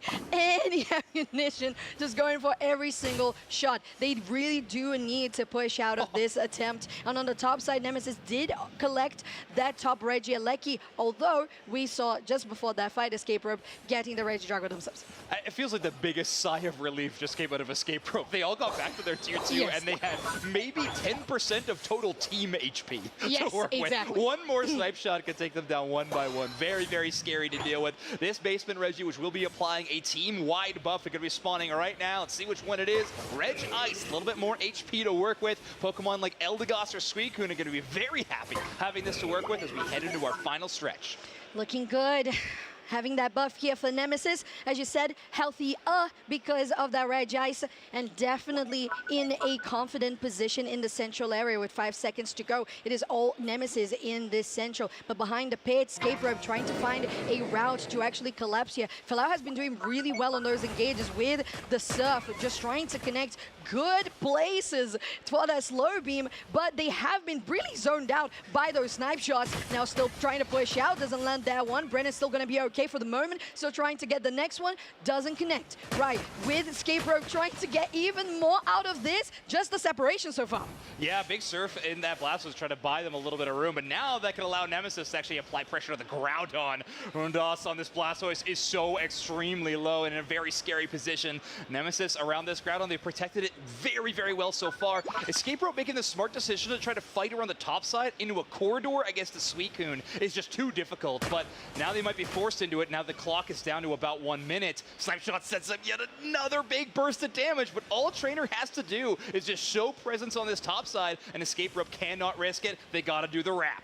239 to 0. It's just that much that Escape Rope needs to overcome to actually make this a game 3. Now going on very low on HP, and they're getting surrounded actually. Zerio's on the other side of the wall, and there's the eject button to reposition, maybe trying to get some of them right on damage, but it's all the damage coming from Nemesis, and you can't really do that much alone with that Meteor Storm, and it's just Nemesis with the Groudon buff. Yeah, they're going to secure it. All 5 members up means 5 Groudon buffs to work with. Zero is getting the recall in this Miraidon, but you're going to have to let these tier 2s go and just try to defend that home goal zone for as long as you can. 1 or 2 buffs maybe is the last chance for Escape Rope to kind of keep hope in this set. However, currently, Nemesis not really giving them a single inch. All these Pokemon having the Groudon buffs, and already a few scores in. This is a pretty dangerous spot for this Inteleon, but the Blastoise, Hydro Typhoon, not going to be able to get the KO either. Well, with 10 seconds to go and 0 points for Escape Rope. That is how Nemesis wraps up this match of best of 3 of Group F on a 2-0 fashion. Not dropping a single map in their group stage as well. 2-0 in the previous set, 2-0 in this one as well. You can see Metallic there, very cool as a cucumber. Not too worried about that one, very confident. They performed so well. I mean, they made a couple of mistakes. Maybe you lose a little bit of experience, but always with the answer every single time, having a way to come back in this set. They got a lot of stage experience on that roster. They got a lot of champion experience in the terms of Trainer who won this event last year on a different roster. So I think they are pretty excited to get started on day number 2. Oh, exactly, and we are definitely excited for that as well, but there's still so many teams that we're going to be covering today on group stage, but now it's to sing the praises of Nemesis with a basically perfect game. No scores allowed on the side of Escape Rope, and as you said, not dropping a single map throughout this day, and looking so good for the experienced roster that they are. Although mixed with a couple of recent former rosters, they're still doing really well. And speaking of Metallic, cool as a cucumber, 64,000 damage on that Dodrio, 7 knockouts, 3 feints, and 11 assists. Yeah, doing a really good job setting up some major plays. Jump kick assists are also another metric that we can see a little bit better thanks to these stat screens. And Metallic's been doing a great job for this team so far, playing a couple different Pokemon so far in the tournament. But this Dodrio, definitely a major factor at LAIC for 2026. This Pokemon, I think we're going to see it rising up and up and up. Alongside that Zacian we've been talking about, I think Dodrio right there. And I would say a niche pick that could also really just climb up as well. That Inteleon. Oh, yeah, another one that is extremely strong. This is, by the way, your average Dodrio heat map. You're going to be all over the place. And honestly, I think there's going to be a player who tries to get at least blue coverage on the entire map at some point. We're going to see that happen in the situation. Enemy base, exactly. In home goal, I don't know how they're going to do it, but I think they're going to attempt to do it. You know, there's going to be a Delmise that pushes them inside. I like it. Because Delmise is not allowed. Yeah, it's not in the tournament. But we do have some very exciting news. We got yet another interview on stage. So let's hear from newly qualified for day 2, Nemesis. Hello, everybody. Dube Snacks here, along with Border Reach, and they just made it into day 2 here at LAIC. Run me through the feelings that you've got right now, being able to lock that up on stage. Man, it feels great. I think we've been really prepared. Got to clean up some stuff, obviously. Great teams tomorrow, but feel over the moon right now.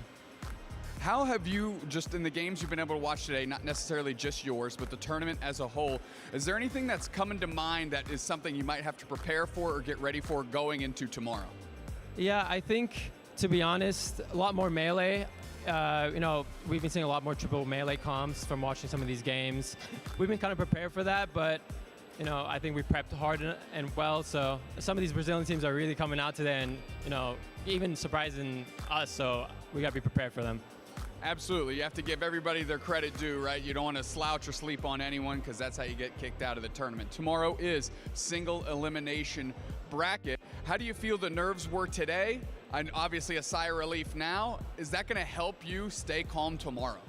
Yeah, definitely. I mean, obviously making out of groups is big.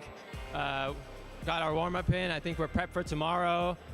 We have all our family watching us, so it helps. Shout out my parents, watching, my sister. So I think having a lot of support feels good, feel confident, ready. Listen, it seems like you've got a great support system behind you. Watching you all play from the face cams, it looks like you guys got good support across the whole squad. I was talking to Yeet Fan, who's here as well on backstage before I came out here, and he's just loving the vibes of the team. What can you speak to of this team that has kind of come together? Obviously some former NEM players still around, but there's a lot of new components here. Yeah, I think the core, obviously, like NEM's been such an integral, part in the scene for so long. All of them are such good friends. I think we're all really close. That really helps. We've had really good players also filling in for us, like Utah from EU, IMAX. We have a great manager, Taro. I think there's such a good team atmosphere, and everyone kind of wants to be around, and everyone, picks each other up. So hopefully tomorrow, when we need it most, everyone picks each other up then too. So. That's what I like to hear. You already did a nice shout out to your family, your parents, your sister. Anyone else you want to shout out here before we kick it back to the casters in the booth? Shout out Sean, shout out you guys, you, Spraggles, you guys do an amazing job. So it's, amazing to be up here with you guys. So thank you. I really appreciate that. I genuinely do. Doob Snacks, Bora Reach. Qualified for day 2, gonna fight through that single elimination bracket, but it's time to get back to the booth. Tasters? What is that word? Just cut it to the other people.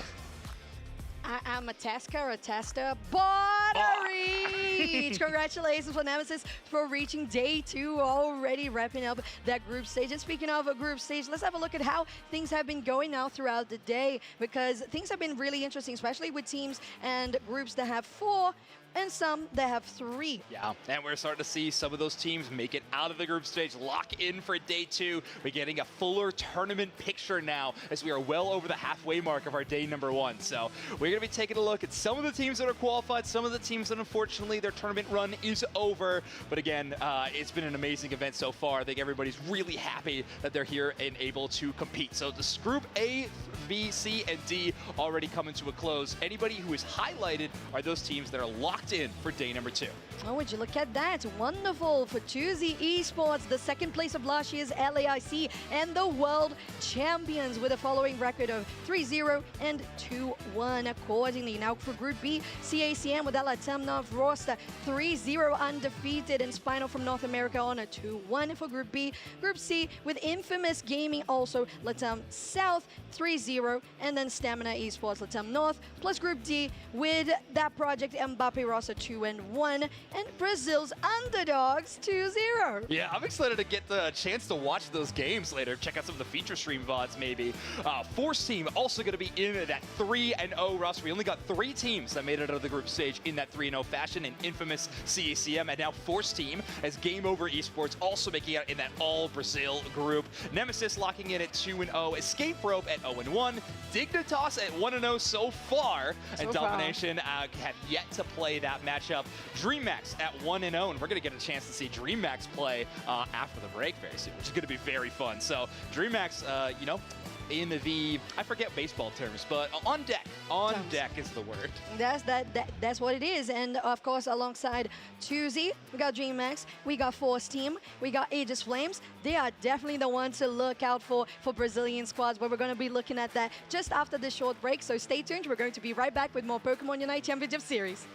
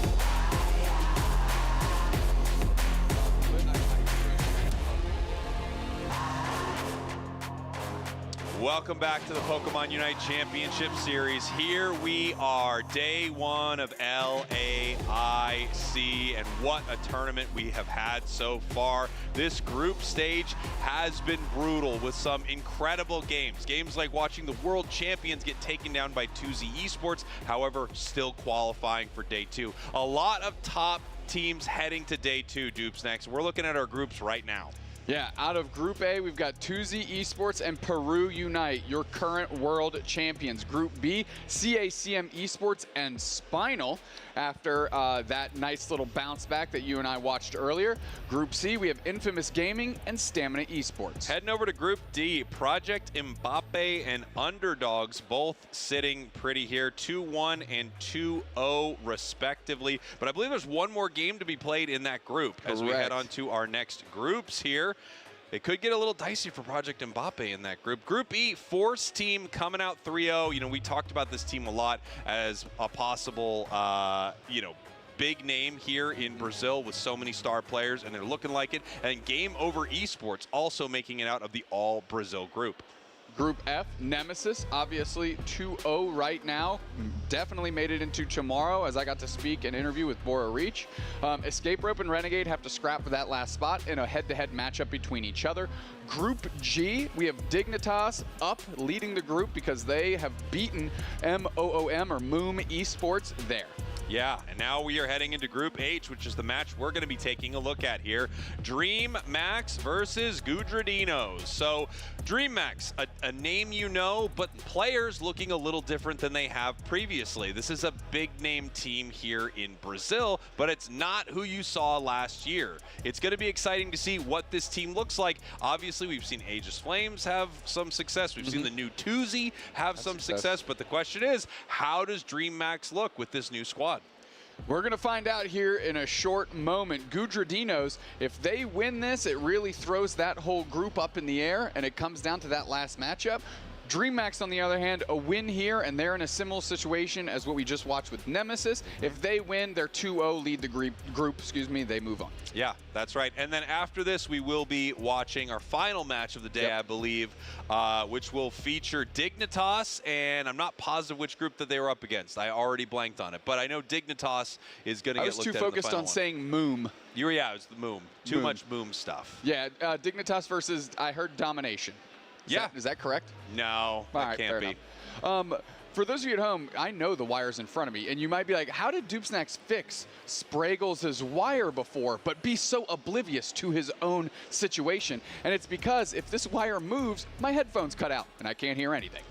You know, one thing we're known for is our professionalism. And by professionalism, I mean calling out every single problem we have. I don't want to be on the hook for something that's out of my control. Yeah, me neither. Like, I don't want people to be like, what a dunce. Yeah.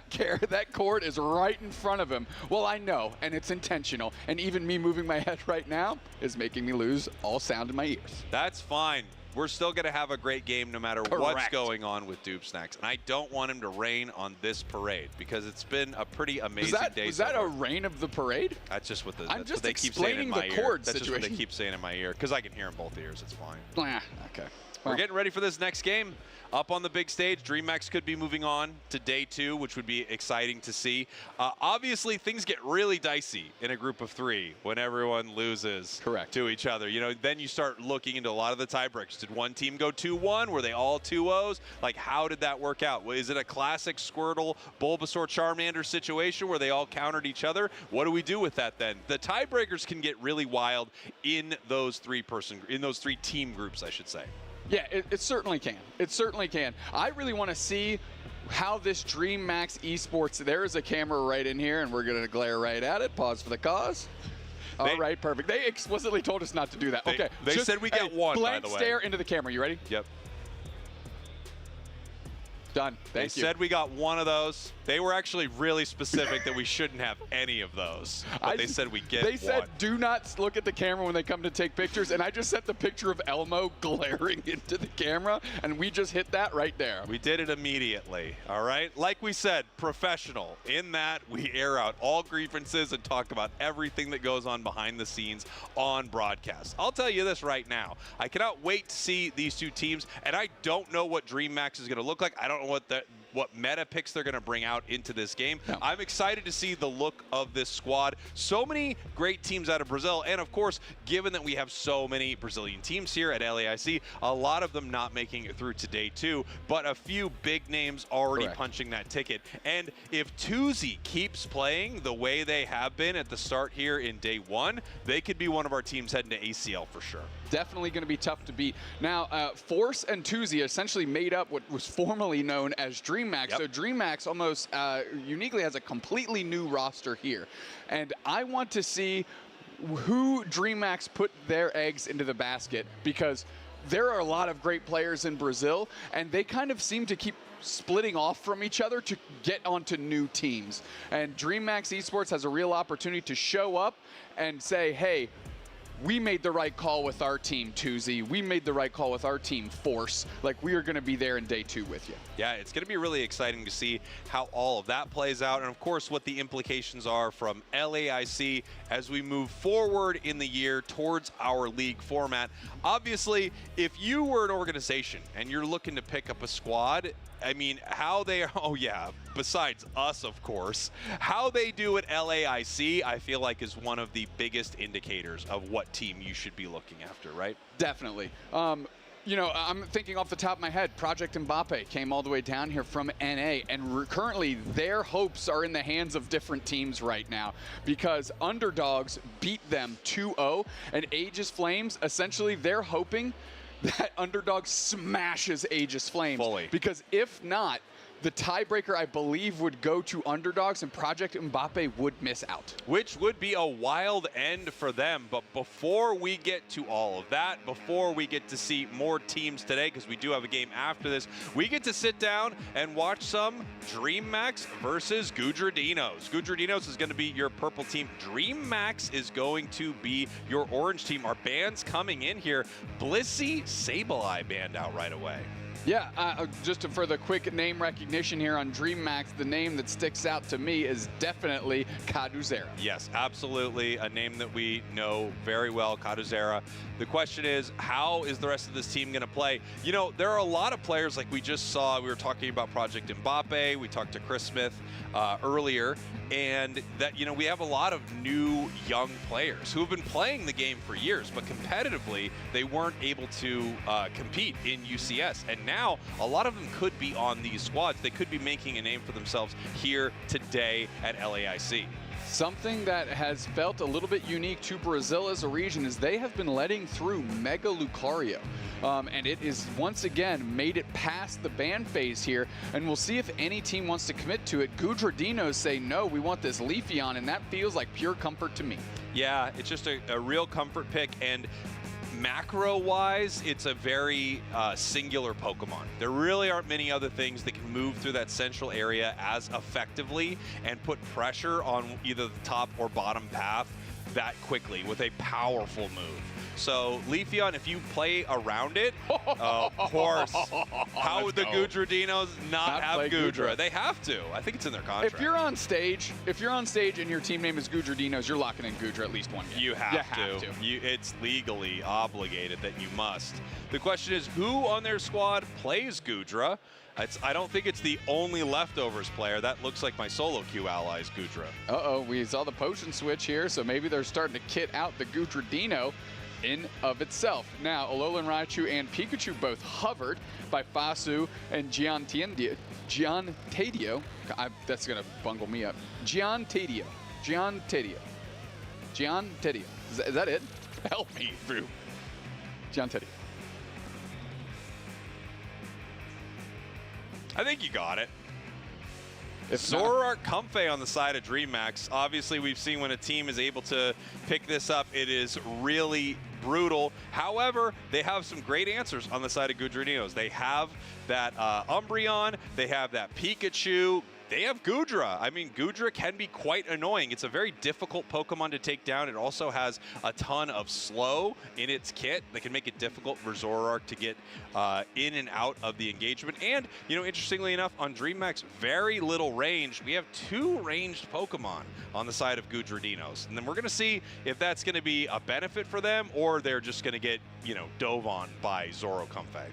Yeah, it all, to me, goes down to how they manage the early parts of the game. If they can scale as quickly as Mimikyu, you know, Blaziken, Zoroark, and kind of keep parity, and then the Umbreon and Goodra can actually step in front, do a good job frontlining, you know, not let Mimikyu shadow sneak into the back line and get on top of like a Alolan Raichu, for example. You know, you've got a recipe for success there. Yeah, absolutely. We're going to have to see how these teams are able to handle this Zoro Comfey. I mean, it feels like when teams run a Zoro Comfey, they're very, very seasoned at it. You rarely see a Zoro Comfey combo that just go, you know what, we're trying this for the first time here. Goodra Dino's your purple team. Dream Max, your orange team in this best of 3. Dream Max wins this thing. They're heading to day 2. Gentadio working through the lane. Gabby Mew, it looks like we're going to have a cheeky little invade. Oh my gosh, we've got the Goodra heading on in the invade. Just a little goomy right now, but seeing what they could get, and obviously they know that this is a possibility. We have Comfey here to stop it, but an early 1v1 from Goodra is really difficult to deal with. Even with this 2v1, it can be very tricky. It just has so much defense. That bubble shield is incredible. So it's a really tough one, and they were able to push it out. However, now Leafeon went into the central area, actually, as I'm looking at the mini-map here, and they're going to try to take something away from Dream Max. I mean, the Goodra Dinos have a plan, right? Stress the map, put the pressure on, and this is a good way to kind of keep that parity I was talking about, is not necessarily keep pace, but keep the other team from doing what they want to do. Now, unfortunately for Goodra Dinos, it did not work. Zoro Comfey was able to succeed, pick up that KO on Leafeon. Now they are down here in the bottom path, and it looks like they're going to be able to do whatever they want here. One goes down. They are pushing the Umbreon back, still not evolved. Currently an Eevee, as they're going to grab some of this experience, possibly charge up their Feint Attack and move in for a big combo.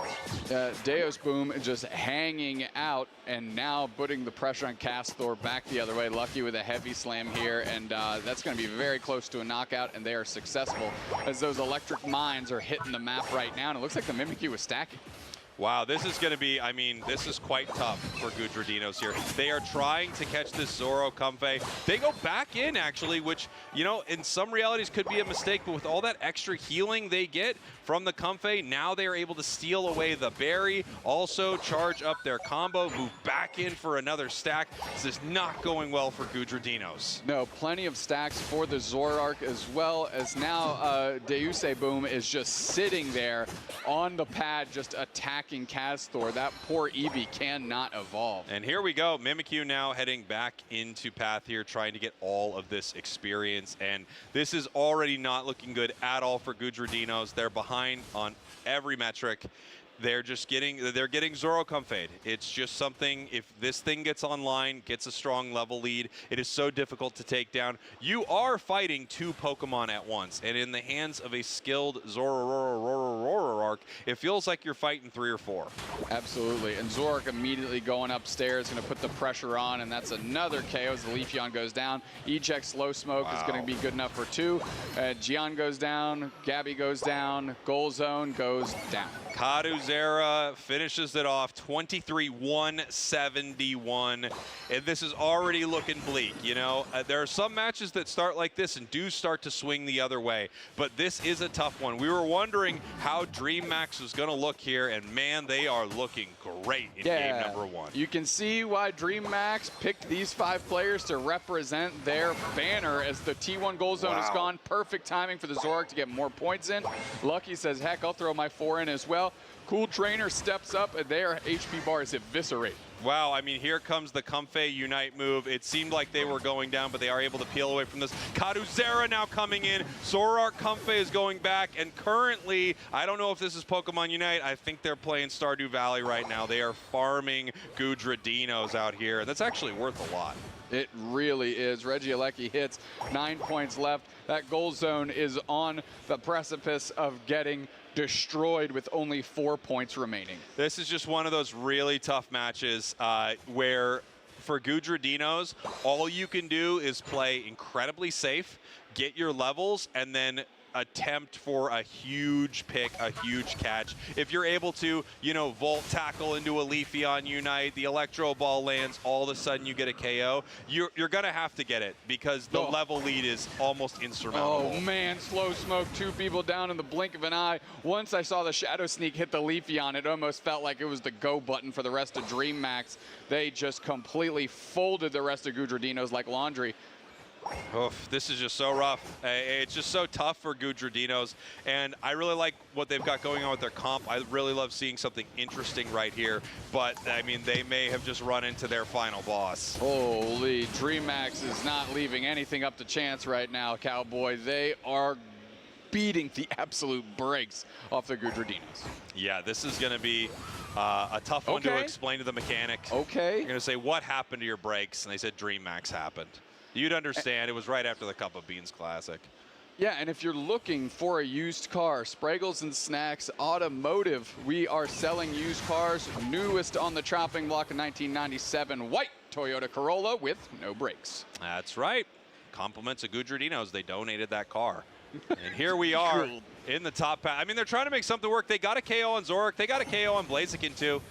Look, it's not impossible, but this is just one of those moments where you recognize that these two teams are playing a different game right now. Gudra are fighting for their life, and DreamMax are just, I mean, they're just having fun here. Listen, if the Gudra have no brakes in their car, DreamMax doesn't know that theirs has brakes to use because it is straight gasoline right now. Yeah, absolutely.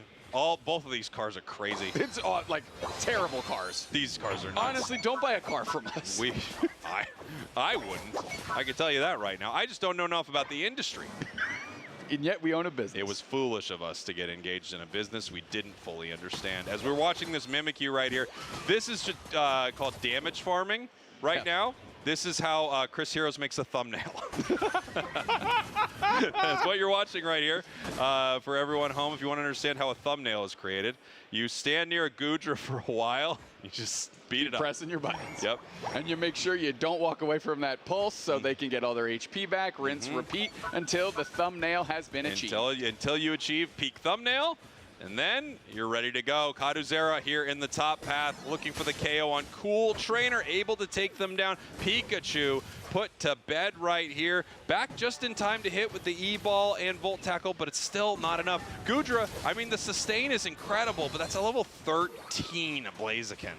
I just noticed, because of all the other nonsense we've been watching, Lucky is Heavy Slam Yawn. Yes. And that is just lining up KOs even easier now for these overpowered, over-leveled Pokemon on the side of DreamMax. Zoro moving back in and getting caught. 2 minutes, 50 seconds. They got a 20-second timer here. Every single time one of those gets caught, it does bring the game a lot closer. You know, there is an option here. It's 125, 424. If they have a Groudon, if they're able to take down something like that level 14 Mimikyu, right? If that somehow goes down in a Groudon fight, or they rip Groudon, they get it, they take that buff, they have the extra damage, things can swing pretty fast once we hit double time. In 20 seconds now, when Groudon hits the map, all of these scores are worth more, and Gudra will have a shot, probably one shot at a fight. The question is, can they take the right one? Focus Blast goes in. Gabby Mew gets pulled by Kaduzera. Big overheat there. Gabby Mew stands in the pocket, half HP left on the Blaziken. We're going on to Castor. They're gone. Alola Raichu's gone. Umbreon's gone. Now it's just a Leafeon and the Gudra representative Gudra, and they're rinsed as well. DreamMax crushing dreams while they're out here, and the Gudra are watching DreamMax rip this Groudon off the map. Yeah, Groudon is going down. DreamMax with an incredible fight, and you're right, they are crushing dreams out here. They steal dreams. That's how they have the max amount of the dreams, taking them from Gudra. Gudra now has to come with a completely different strategy, or just decide that this is how they want to play it out. You know, there are times at a tournament where you just recognize, look, I don't know if we can beat this squad, but I want to play this next game our way and see what that feels like. I think they did that here in game one. They were able to pick up a double KO, and they haven't scored yet. It's not over. DreamMax still, only a few hundred points away. Kaduzera is actually in a lot of trouble right here. Kaduzera goes down. Lucky's low on HP. We have a minute left. It's 2:25, 4:24. Okay, they picked up 2 buffs here. Now the Gudrodinos showing signs of life. They have to contend with a Zoroark, Mimikyu, and Comfey. Long timers on the other side. Over a minute left. Cool Trainer is hanging out, and they want the biggest overcap possible. They need to bridge that point. Cool Trainer stepping forward was rough. Emerald 2-step is there. They're knocked out. They need to do it here with the rest of the team that they have in post. Gudrodinos going. That's a hundo banger in, but they're scoring back the other way. 5:24, 4:15, 30 seconds. Wow, I mean, Mimikyu coming in there and absolutely cleaning up. That got so incredibly close, way closer than it ever needed to be. Correct. DreamMax actually, I mean, this is what happens when things are going too well every once in a while. Had that last moment gone slightly differently, had they been able to catch that Mimikyu in any way, DreamMax actually would have given up the most winnable game of all time. Yeah, actually, I hate to say it, I think Cool Trainer jumping past the T1 to kind of go into T2 flux zone to try and score faster was almost like intuitively, it's kind of what you want to do to score as fast as you can before the respawn timers are up. But realistically, you actually want it to be behind your team, and you want the Mimikyu to go in on maybe, well, the Goodra was peeling south, on one of the other characters, because it still had that Emerald 2-step, Cowboy. Yeah, you know, I'm thinking what also was happening is they were allowing a player without that Groudon buff to score, right? So what they were trying to do is give as much like interference as they possibly could, but you're right, being that far forward, being in the flux zone, it didn't give them a lot of opportunities to move around there, and I think because of that, they got themselves in a real bad position. You know, a lot of the replays from this match, I would say, are just going to be a highlight reel here from DreamMax, but it really is these last 2 minutes that got pretty interesting here. DreamMax with a full team wipe, taking Groudon, and then making some interesting plays as they go to score. Yeah, okay, they're going across the map. Leafeon doesn't have their Unite move yet, but they pick it up on their way. And now we're watching Deusei Bum go ahead and score those points with that Mimikyu that had a really decent performance there to really clean up and solidify that defense. Yeah, look at that, 17 knockouts, not getting KO'd a single time with 9 assists, 115,000 damage dealt. An absolute monster of a game. Without a doubt. I mean, not getting knocked out at all as a Mimikyu is impressive in and of itself. So impressive. Especially with some of the tools that they had on the side of the Gudrodinos. You know, well done. Really, you know, if you're DreamMax, you're just thinking, okay, I don't know what that last 90 seconds was. Let's just not do that again. Everything else, run it back. I think, you know, I think they fully, look at how close the scoreline is, by the way, at one point. DreamMax at 424, we have the final score for Gudrodinos at 431. Had they not been able to stop them, had that Mimikyu not been able to stop them and put in those extra points, we actually could have been looking at a reality possibly where Gudrodinos pulls off one of the most absurd comeback victories of all time in a match that was a full stomp from top to bottom. Take a look at our heat map right here. I think everyone's geeking about the heat map, but look at that. We got a Greninja Shuriken over on the other side too. That's gone. Yeah, and it's gone. Gudrodinos, you mentioned, hey, do they switch up what they're doing? Do they go and play their favorite mons, right? It must be tough looking and saying, man, we were just kind of dealt with most of the game. Yeah. But you kind of see signs of life at the end, and does that make you go, okay, we're still in it? Yeah, I mean, I think I would. I think I would want to put my best foot forward. I want to put maybe it would be my favorite strategy, my favorite Pokemon, my comfort picks is what I would want to bring out here. They had a shot in one of the most difficult matches we've seen all day. They actually still found a shot. Yeah.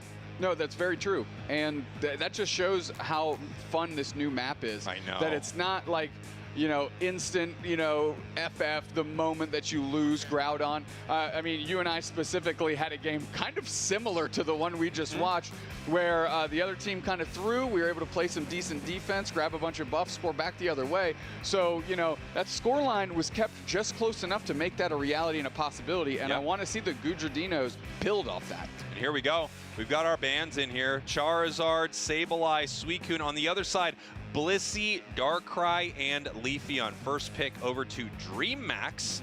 We're going to see what they want to grab. Hovering Pikachu. I'm wondering, I don't think they're going to play Pikachu, but if they did, it would be a funny counter pick, that's for sure. It definitely was. The priority that they're putting on Snorlax leads me to believe that maybe, you know, it's this or nothing. Like in days of yore, you know, when Joey could only really lock in Tree. You know what I'm saying? Back the other way, though. Castor, Gabby Mew are on the button. We'll see what they select. We immediately go to a Blastoise. We're not running back like for like just yet. Yeah, I mean, we have a first pick Comfey. So, I mean, I know how they play in Trio Q. That's all I'll say. Seeing a first pick Comfey from DreamMax right here. And you know what? I don't think they're wrong because it was pretty insane. I'll say this. We didn't clock it necessarily. Game 1, no Mega Lucario ban, no Mega Lucario picked. Yeah, good point. It's, again, not banned. And right now, we're not tracking to selecting it either once again. You know, this is the meta that starts to shape throughout a tournament. And we talk about this, right? At the start of the day, the idea that Mega Lucario gets through a game is crazy. And then as the day goes on, and a few teams have some okay results with it when it does slide through, everyone's opinion on it starts to shift in a big way. And I was wondering what they were bringing out. And they say, yeah, we're bringing out our favorite stuff. We've got the Azumarill with the big root, baby. Azumarill, a lot of water-type Pokemon on the side of the Gudra as Lapras is selected as well. Fun stuff over there so far. They've got a, I mean, I hope we see that Choice Scarf stay on Blastoise here. I'm very here for what the Gudradinos want to bring out to this final game. And Giantedio going with the Mr. Mime, which I'm a Mime believer. I like Mime a lot. I do too. You know, I actually think regionally, we're sleeping on it a little bit. I think if Slash was still playing in NA, we'd probably see some more of it. There have been some great Mime players throughout the history of Unite. Mime out. Yeah. His Mime is sick. That would be a good one. That would be a really good one. No real changes from DreamMax aside from the Heavy Slam Snorlax that was also playing Yawn into the Crustle, doing a similar type of activity here. Going to get into an engagement, trap some of these players on the Gudradinos, and let the rest of the team clean it up. This just looks, I mean, when you look at DreamMax's comp, to me it really does look like I just queued into a trio queue. That's exactly what it looks like. And look at Gudradinos. I'm not lying. This looks like what my team picks. And on the other side, I have to see Zoro, Comfey, Mimikyu, probably Mega Charizard, Vaporeon, or whatever it would be right now. But it truly looks like I queued into a trio queue game. Yep. Remember that Vaporeon Comfey trio we ran into? Oh, yes, I do. That was a whole to-do. That was a whole to-do. That was 10 minutes of Unite that we played. Yeah, you know, we had some choice words. We weren't that group. We weren't ecstatic. We weren't in love with the situation. I'll tell you that right now. That was the anti-Cup of Beans classic. That game. Oh yeah. That was not. That did not have big Cup of Bean energy. Yeah, so not Cup of Beans. As we're getting ready for our game number 2 right here. We're going to see if Gudradinos can pull out a win with what looks like some of their favorite stuff as we head to game number 2. DreamMax, your purple team. Gudradinos, your orange team. Again, if DreamMax takes home the W in this best of 3, they're heading to day 2. And after game 1, it certainly does look like it. It does. It does. They were really grooving last game. Tighten up those last 90 seconds, and I think it just becomes a sure thing. Giantedio going to move forward here, put some walls up with that Mr. Mime as well, wearing that body armor, maybe for a little mental defense as well. 2 games looking for a possible stack here. Are they going to make it happen? No, they do get pushed away by the Squirtle, and Mime down here ready to take some of this. They get it all. Kadu playing on the Zoroark this time. I believe Kadu was the Blaziken before, and was that Feint Attack? That was Night Slash, Night Slash, excuse me, Night Slash. Feint Attack was last game. Fasu, cool trainer coming up, and I'm excited to see what this Azumarill can do. Yeah, I'm wondering which kind it is. It feels like the way it's moving around, it's possibly Whirlpool, but you really don't know. We've got the Sweet Kiss on the Comfey, so they have a very different look here in game number 2. It is Whirlpool as the Night Slash makes its way up into the sky and is not able to take down anyone from Gudradinos just yet. Yeah, interesting that they switched. I mean, Kaduzera's Blaziken looked great. The Dugame's Zoroark looked great, but they decided to just swap and maybe use this opportunity to have some fun. Now the Comfey falls off. It does pick up Dugames, but Gudradinos are putting the pressure on. Game's trying to get out. The Whirlpool Azumarill chases there, and they get a KO streak of 2. Cool Trainer getting it done with Azumarill. You love to see it. You know, a player just playing something that they're very comfortable on, having a great start here in game number 2. Obviously, Mime in some trouble. We have Azumarill needs to get out of this situation. They do have 6, so they have their play rough. They are able to move away from this, but they just can't get out fast enough. Triple KO for Kaduzera. Well done by Lucky with the Rock Tomb to trap them just long enough so the cooldowns for Kaduzera could come back. Castor caught in the slow smoke, and they're knocked out similarly very quickly. Gabby Mew putting the Electro Mines down, and they're trying to A-press the rest of the squad. So it's pretty interesting. We had some similar picks on the teams, but the players changed. The players changed, the game is the same, and Gudrodinos are still bringing out some off-meta goodness here as they secure Regidrago. And now we do have Mimikyu, a different look for Mimikyu as well. This is going to be the Shadow Claw Trick Room. Trick Room, yeah. Trick Room is pretty incredible right now. It's a great escape tool. It causes a lot of problems on players when they're trying to engage. And that's just a string of knockouts for the Gudrodinos. Another KO streak of 2 for Cool Trainer. Well, let me tell you, I mean, Trick Room really does nothing against an Azumarill who wants to Whirlpool you, right? I mean, you're going to be at melee range, of course, so you're not going to get any of that extra damage. You're going to be right next to them no matter what they do, especially with that play rough. So some fun stuff so far from Gudrodinos, and it's working better than game 1. Yeah, it really is. Now they're getting all clumped together, and the damage is coming in by DreamMax. They're able to get the Blaziken down, but Cool Trainer goes down on that Azumarill as well.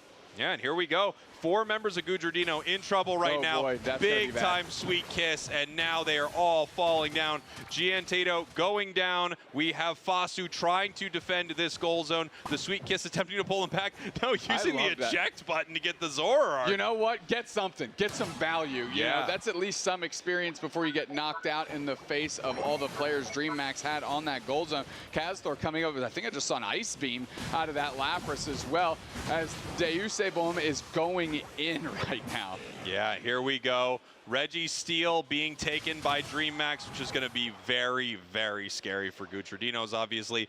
The level lead that they've been able to accomplish in a lot of these games is tough, and when you put a buff like that on top of it, they're just going to be trying to rip through your squad and make some more highlight reels. Exactly right. Gudrodinos looking for an opportunity on that T1 in the top hat. Games going for the flank, goes for an engage, big overheat, hits everyone on the side of the Gudrodinos that's there. Cool Trainer's trying to hang tough, but there are 5 players from DreamMax. And here we go. I mean, it looks like they're not even considering math at all. They've thrown it out the window. It's just time to win here, as we have Games now only level 10 on this Blaziken. For, you know, compared to Gudrodinos, that's just fine, but Mimikyu is already 12. Yeah, that's trouble. That's just trouble.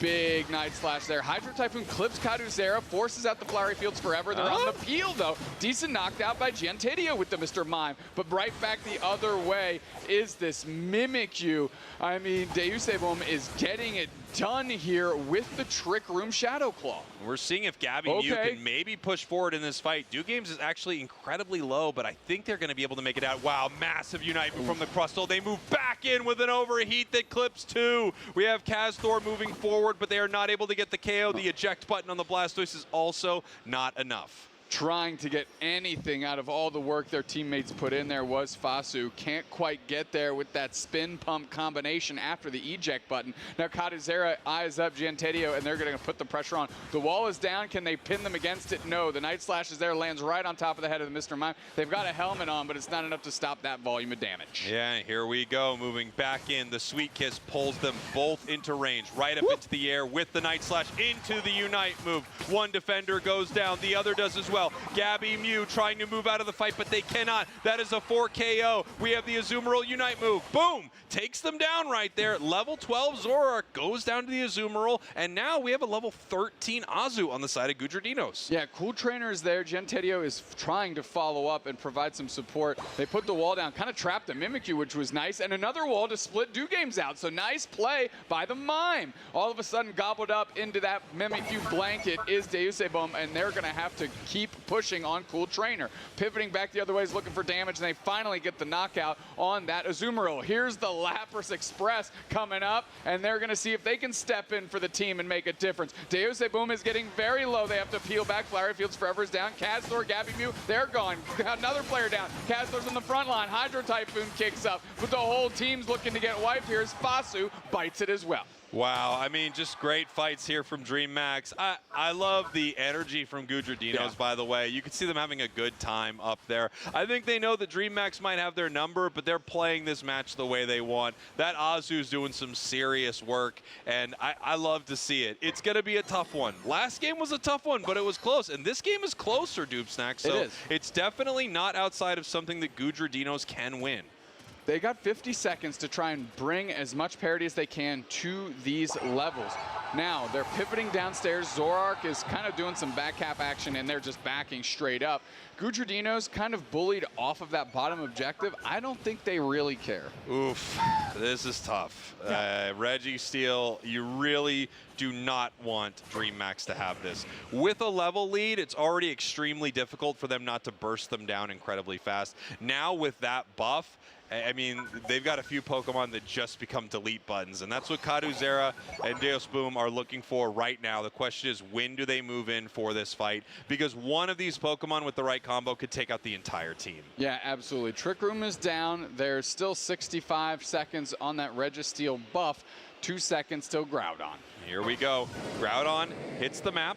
We have Gudrodinos moving in, catching the Mimikyu, but they full heal out of it. Mimikyu moves back through the Trick Room, and it looks like Crustle possibly moving forward, but here comes Kaduzera around the top, Doopsnacks, and I think this is going to be the engagement right here. Oh, look at this Vice that the Gudrodinos are getting put in right now. Nice Rubble Route's going to stun. Trick Room is down. We're going straight in the middle. Hydro Typhoon kicks up, but it's dodged by the Night Slash. We're spinning the win here on the side of the Gudrodinos. They peel back. The Mimikyu Unite is down. Can't quite get the knockout. Deus Boom is gone. Now we do have the Alolan Raichu Gabby gone as well. Can they do anything with it? They pivot to Groudon. Kaduzera's on the flank here. They're watching from the top. We're taking a deep breath. Giantedio's trying to get some spacing on Dewgames. Dewgames comes in. Lucky straight into the middle. Cool Trainer's hanging out. Groudon so low. They got to go for a secure here. Low HP. Whoever takes this is going to have a real shot here. And it's the friggin' Crustle. Are you kidding me? Dashing the hopes and dreams of the Gudrodinos in one fell swoop is the bug. I mean, my brain's going, how? How was it even Crustle? I thought maybe it's going to be this Blaziken here. We had a few members of Gudrodinos. It was actually incredibly close for them. It got so low. A few moments that were key. When that Sweet Kiss hit in the Groudon pit, it refocused everyone instead of what they were doing, hitting Groudon, to now having to kind of, you know, just walk towards that target, basically doing nothing. And then you saw Groudon's HP stall out. That's why the overheat didn't get it, and it ended up getting secured by that Crustle. 673, 180. Groudon secured by DreamMax. They're heading to day 2. Gudrodinos putting up a valiant effort here. Definitely taking an opportunity to do this their own way on stage, which I respect. Because when you're put in this position, you feel like it's just tough sledding for you. Go out there and pick some Pokemon to have fun with. That's something that I think everybody can take a lesson from. You and I try to employ that the best we can. You know, when the ranked games aren't going well and we're duo queuing, let's just pick characters we'll at least enjoy, even if we're catching an L, because we can at least say we had some fun. 100%. And DreamMax has to be feeling pretty good. I think they played the exact game they wanted to, and they had great games here. Even though they had some missteps at the end of game 1, you know, they were still in a position where they could give up a lot of moments like that and win this thing. Now, they've got some tough competition ahead of them in day 2. We'll take a look at some of the big moments here of game number 2. Like we said, a lot closer for Gudrodinos. They actually had some big moments with the Azumarill. Yeah, Cool Trainer was grooving on this Azumarill. I love the Punk Hollowware as well, just to make sure. And we're going in. I'm trying to watch the Crustle here. I didn't even see it. Yeah, was it the Rock Tomb? Is that what? I guess that's what I didn't even see. I got to be honest. Like, the Crustle was peeling away from the fight. So what was it? Okay, I'm just going to watch it here real quick.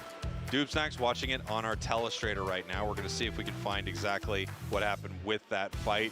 10 KOs, 2 times knocked out themselves, 8 assists, Do Games your player of the game, doing 98,000 damage, 38,000 taken, 11,000 recovery. Not too shabby. Still 93,000 on the Zorak, 104,000 on the Mimikyu. Just absolutely farming some of these tanky Pokemon. It was Rock Tomb? Yeah, X-scissored a bunch of people out and just turned around and just fired a Rock Tomb at it. Crazy. Listen, good players get it done. Yes, and they do. DreamHack has a bunch of good players here as they are going on to day 2 in our LAIC tournament. Yeah, I mean, you got to be happy if you're them. They had a great one. We once again have the Greninja Water Shuriken on our stat distribution, which is always exciting to see. Heat map, you can see how much time they spent in the top path, which was a majority of the game. Yeah, absolutely, right? They kind of made that their kitchen. They were cooking in it all day long. And when you take a look at 98,000 damage and 10 knockouts, you know, they were cooking up something real good. I love the Unite moves used stat for a Blaziken, which really doesn't count at all. Yeah. Whenever they just switch sets, just, Yeah, that's a Unite move. I mean, it is its Unite move. It kind of counts, but I feel like it doesn't go with the spirit of the stat. Yeah, I agree. Yeah. It doesn't work with the spirit of the stat. So would you give it what, a goose egg? 0?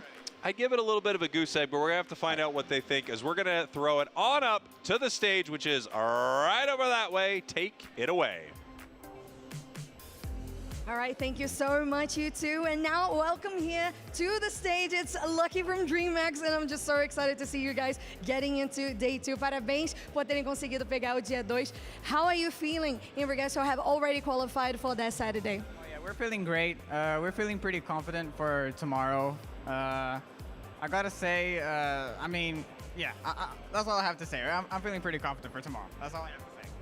Right, very confident. So that means that you already have a couple of opponents that you are ready to fight. So what's those adversaries that you're either worried about or that you're like, yes, I really want to face them? If I were to choose one, I think I would probably want to choose 2Z Esports. Okay, so a fellow Brazilian team here, 2Z Esports, the last LAIC second place. So a great choice, absolutely. And how has it been so far, finishing out day 1? What was your, I don't know, what was the best moments? Where do you think did you exceed yourself or that your team did the best? I think, the moment that how do I say it? The moment that I played best was when I stole Rayquaza on the last game. Oh, not Rayquaza, Groudon on the last game. I think it was pretty funny as well. So, yeah. It's great because honestly, Gudradinhos were almost there to getting back to you on that and making it into a game 3, absolutely. And throughout the day, you were on a group that was shorter, right? It was like 3 teams in the group, so you played less matches. Do you think that puts you in a disadvantage for tomorrow, or are you just as confident as you said before? Just as confident, yes. Yeah, I think I'm only worried about is Sunday when we get to, finals. Okay, the confidence levels are definitely sky high in the Sky Ruins, absolutely. And Lucky, from today, were there different expectations that you had on the meta coming in? Maybe something that was different that you encountered, or did you just absolutely confirm the expectations for LAIC? Yeah, I think we studied pretty well. The meta, I think it's pretty defined on, the picks. Obviously, there could be some wild cards and some special picks, depending on the comfort of the player. But I think, well, right now, the meta is pretty defined and we studied pretty well. So, yeah, I think it's as we expected. Just as you expected. So for the last question here, before those lovely shout-outs, I want to know, between the Mega Charizard X and the Mega Lucario, did they perform like you expected? What was it? Because I thought it was going to do a lot better than it kind of did. So they have, they're obviously really powerful, but they have a few play styles that you can use to counter them. So if you play it right, you're able to play against them pretty, I'm not gonna say easily, but pretty well. So if you have a strategy, you have a way to go. Right, congratulations once again, DreamHack, for making it to day 2 of LAIC. Lucky, thank you so much for this interview. Now back to you, casters. they told us we were doing something and neither of us heard it. My headphones don't work, and you just shrugged and looked at the camera. So we're putting something on the screen, I think. So let's do that now. Yeah, let's go ahead and throw that up on the screen, and we'll talk about it as soon as that's ready. Just whenever it's ready, and we'll just... I wish everyone at home could hear how mad that 1 second was. 1 second to us. Oh, man. I mean, hey, we were talking during that interview, by the way, about how much we liked all those answers. They felt really confident. Oh, yes. I love that. Ready to go for tomorrow. And so, like, I'm only worried about Sunday. Yeah. Like, that was, I love that type of energy. Me too. I mean, why not have a little bit of confidence, you know? Like, what's it serve you to just be like, oh, I don't know. I don't know. Everybody's good. No, you're the best. There you go. I love to see it. DreamMax looked pretty incredible. We are going to take a short break, and we'll be back with more Pokémon Unite. That's going to do it for these two for today. We'll be back for day 2 tomorrow. Zoinks and Soph are coming up with a very exciting match. We're going to see Dignitas. Don't go anywhere. Wow.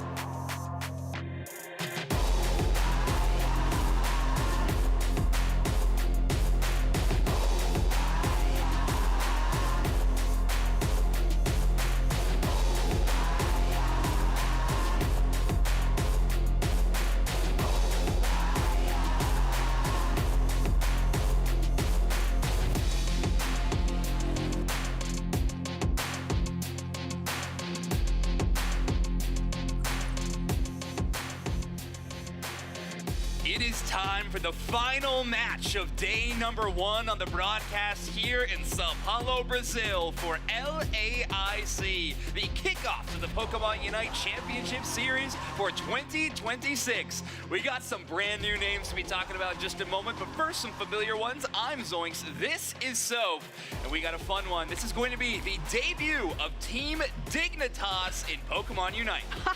I'm so excited, Zoinks, and you must be as well. It's an NA team, but we know the players in that squad quite well. They got picked up by Org Dignitas, very well established in the esports ecosystem. But I'd love to hear your thoughts on these players because you're well acquainted with them. Yeah, it's a bit of a throwback. We got the old school TTV core coming back together to play in this one. And of course, we have one of those infamous Luminosity Gaming champions of LAIC last year in Otter joining that team. And then of course, we got Zealot, maybe the newest face towards this team, but still a great squad. They got some competition on the other side, of course, though, but still, it is very exciting to be debuting this Dignitas team for the world on an international stage like at LAIC. No, yeah, absolutely. Not just like you said, but abroad nonetheless as well. So let's have a look at that group stage because I feel like majority of the day, I believe this is our final cast, like you mentioned. So all of these teams that we're going to be talking about are the teams that qualified for day 2. So in Group A, we have the 3-0 2Z Esports and the 2-1 Peru Unite, while on the side of Group B, we have CACM with the 3-0 Spinal, second seed on the 2-1. Majority of these teams, they are going to have an undefeated, but sometimes it's not the case. Yep. Group C, still with the undefeated Infamous Gaming, and on the other side we also had a 2-2 for Group D. Yeah, we got some interesting stuff on the other half as well. Of course, DreamMax 2-0, Nemon 2-0, Force Team at 2-0. Well, in a Group G, our final group of the day, we still have some results to find. I believe Group H still needs to have a closing match, or maybe even Group F as well, to decide the second seed of those groups. But we're focusing in on Group G, where Dignitas, Domination, and Moom Esports are competing. And on stage, we're about to see Dignitas versus Domination. It's not just that, it's Dignitas versus Domination in the fact that Domination hasn't even played today. Yeah, a debut for Dignitas on the stage and Domination's debut in the tournament. In the tournament, in the stage, anywhere, I guess, because that's kind of the vibe that we had from Domination. Unfortunately, we don't know that much about these players. They are a little bit new, but that's the wonder that we have for international Pokemon events. It's an open tournament, and anybody can come here and just have their time to shine on the stage. Sometimes just the B stage, but this time Domination getting a little bit of spark. Yeah, I know. Both these teams obviously so excited to play. This is a chance to punch your ticket into day number 2, likely for either of these teams. If we have a 2-0 fashion for Dignitas, they are assuredly in the next day. But if you're able to take down the team that is currently 1-0 in the group, that feels amazing and also likely going to send you into day 2. So Domination really have a lot on the line for this one. We're getting ready checks from both these teams. We're about to jump into draft. Speaking of draft, by the way, we got some very interesting stats given to us by our stat team in the back, who have data from, of course, our stream matches, our B-stream matches, as well as all of the matches ongoing throughout the tournament that aren't being streamed. And every single Pokemon has an encounter rate given to it. That means every single Pokemon has been picked in today's tournament. I believe I even was told that Charizard was picked in Project Mbappe versus Underdogs matchup. So every single Pokemon in our tournament has had a little bit of play. And I love that because we love the versatility of all the Pokemon and just the fact that everybody can play with their favorites. Now, some of the favorites that are not going to be played on the side of Dignitas, we have that Mimikyu, the Slowbro, still rounding out on their last spin there, but Domination with your staple Mega Charizard X with the Suicune, and Dignitas did round up with a Clefable.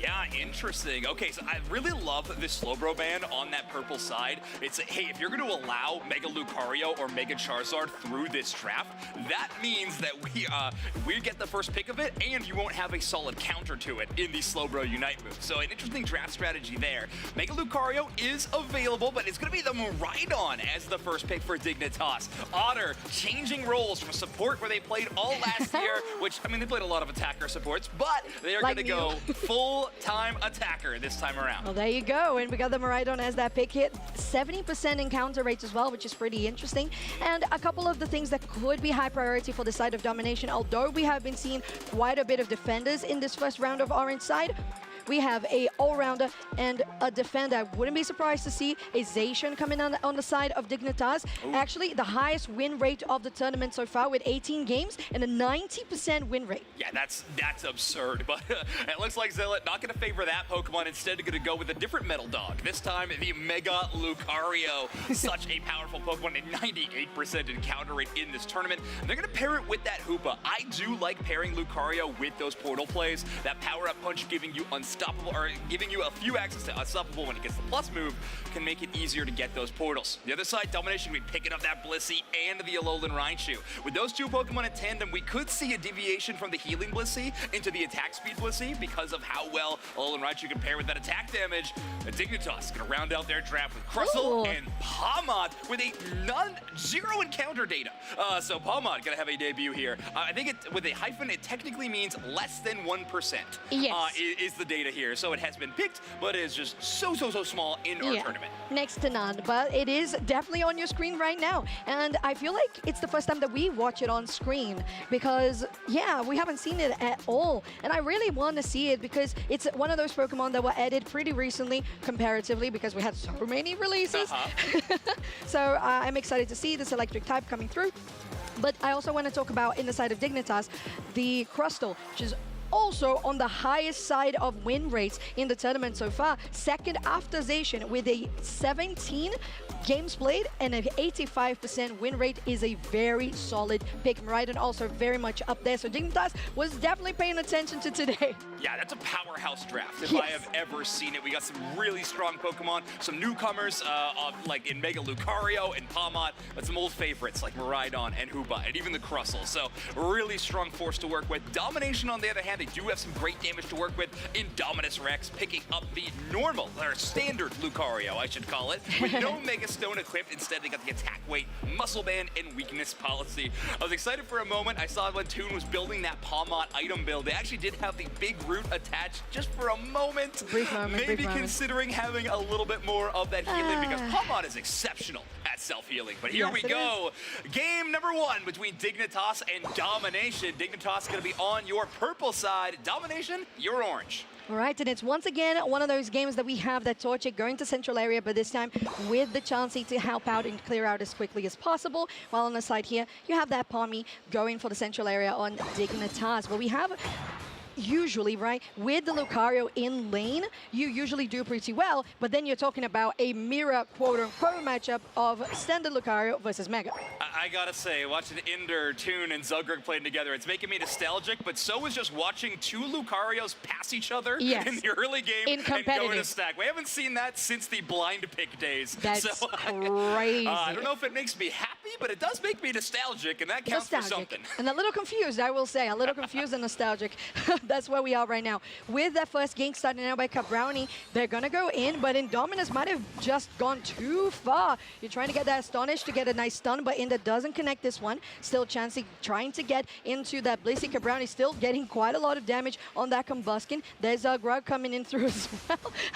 And a 4v3. He's just a little guy. I love him. And now chasing after Indominus, and it is the K opener of your game for Dignitas. Yeah, interesting. Zugrug making the 4-player push towards the top side. Zugrug, as a defender player in the North America scene, has been well known for a long time for honestly making the opposite of those plays. Very rarely will roam outside of that bottom path and defending that bottom goal zone, but it does succeed. They get out of that Dwebble form, get the evolution into Crustle, and put some pressure on that Alolan Raichu. No knockout though. Rock Tomb just shy of trapping that Pokemon from the Miraidon damage.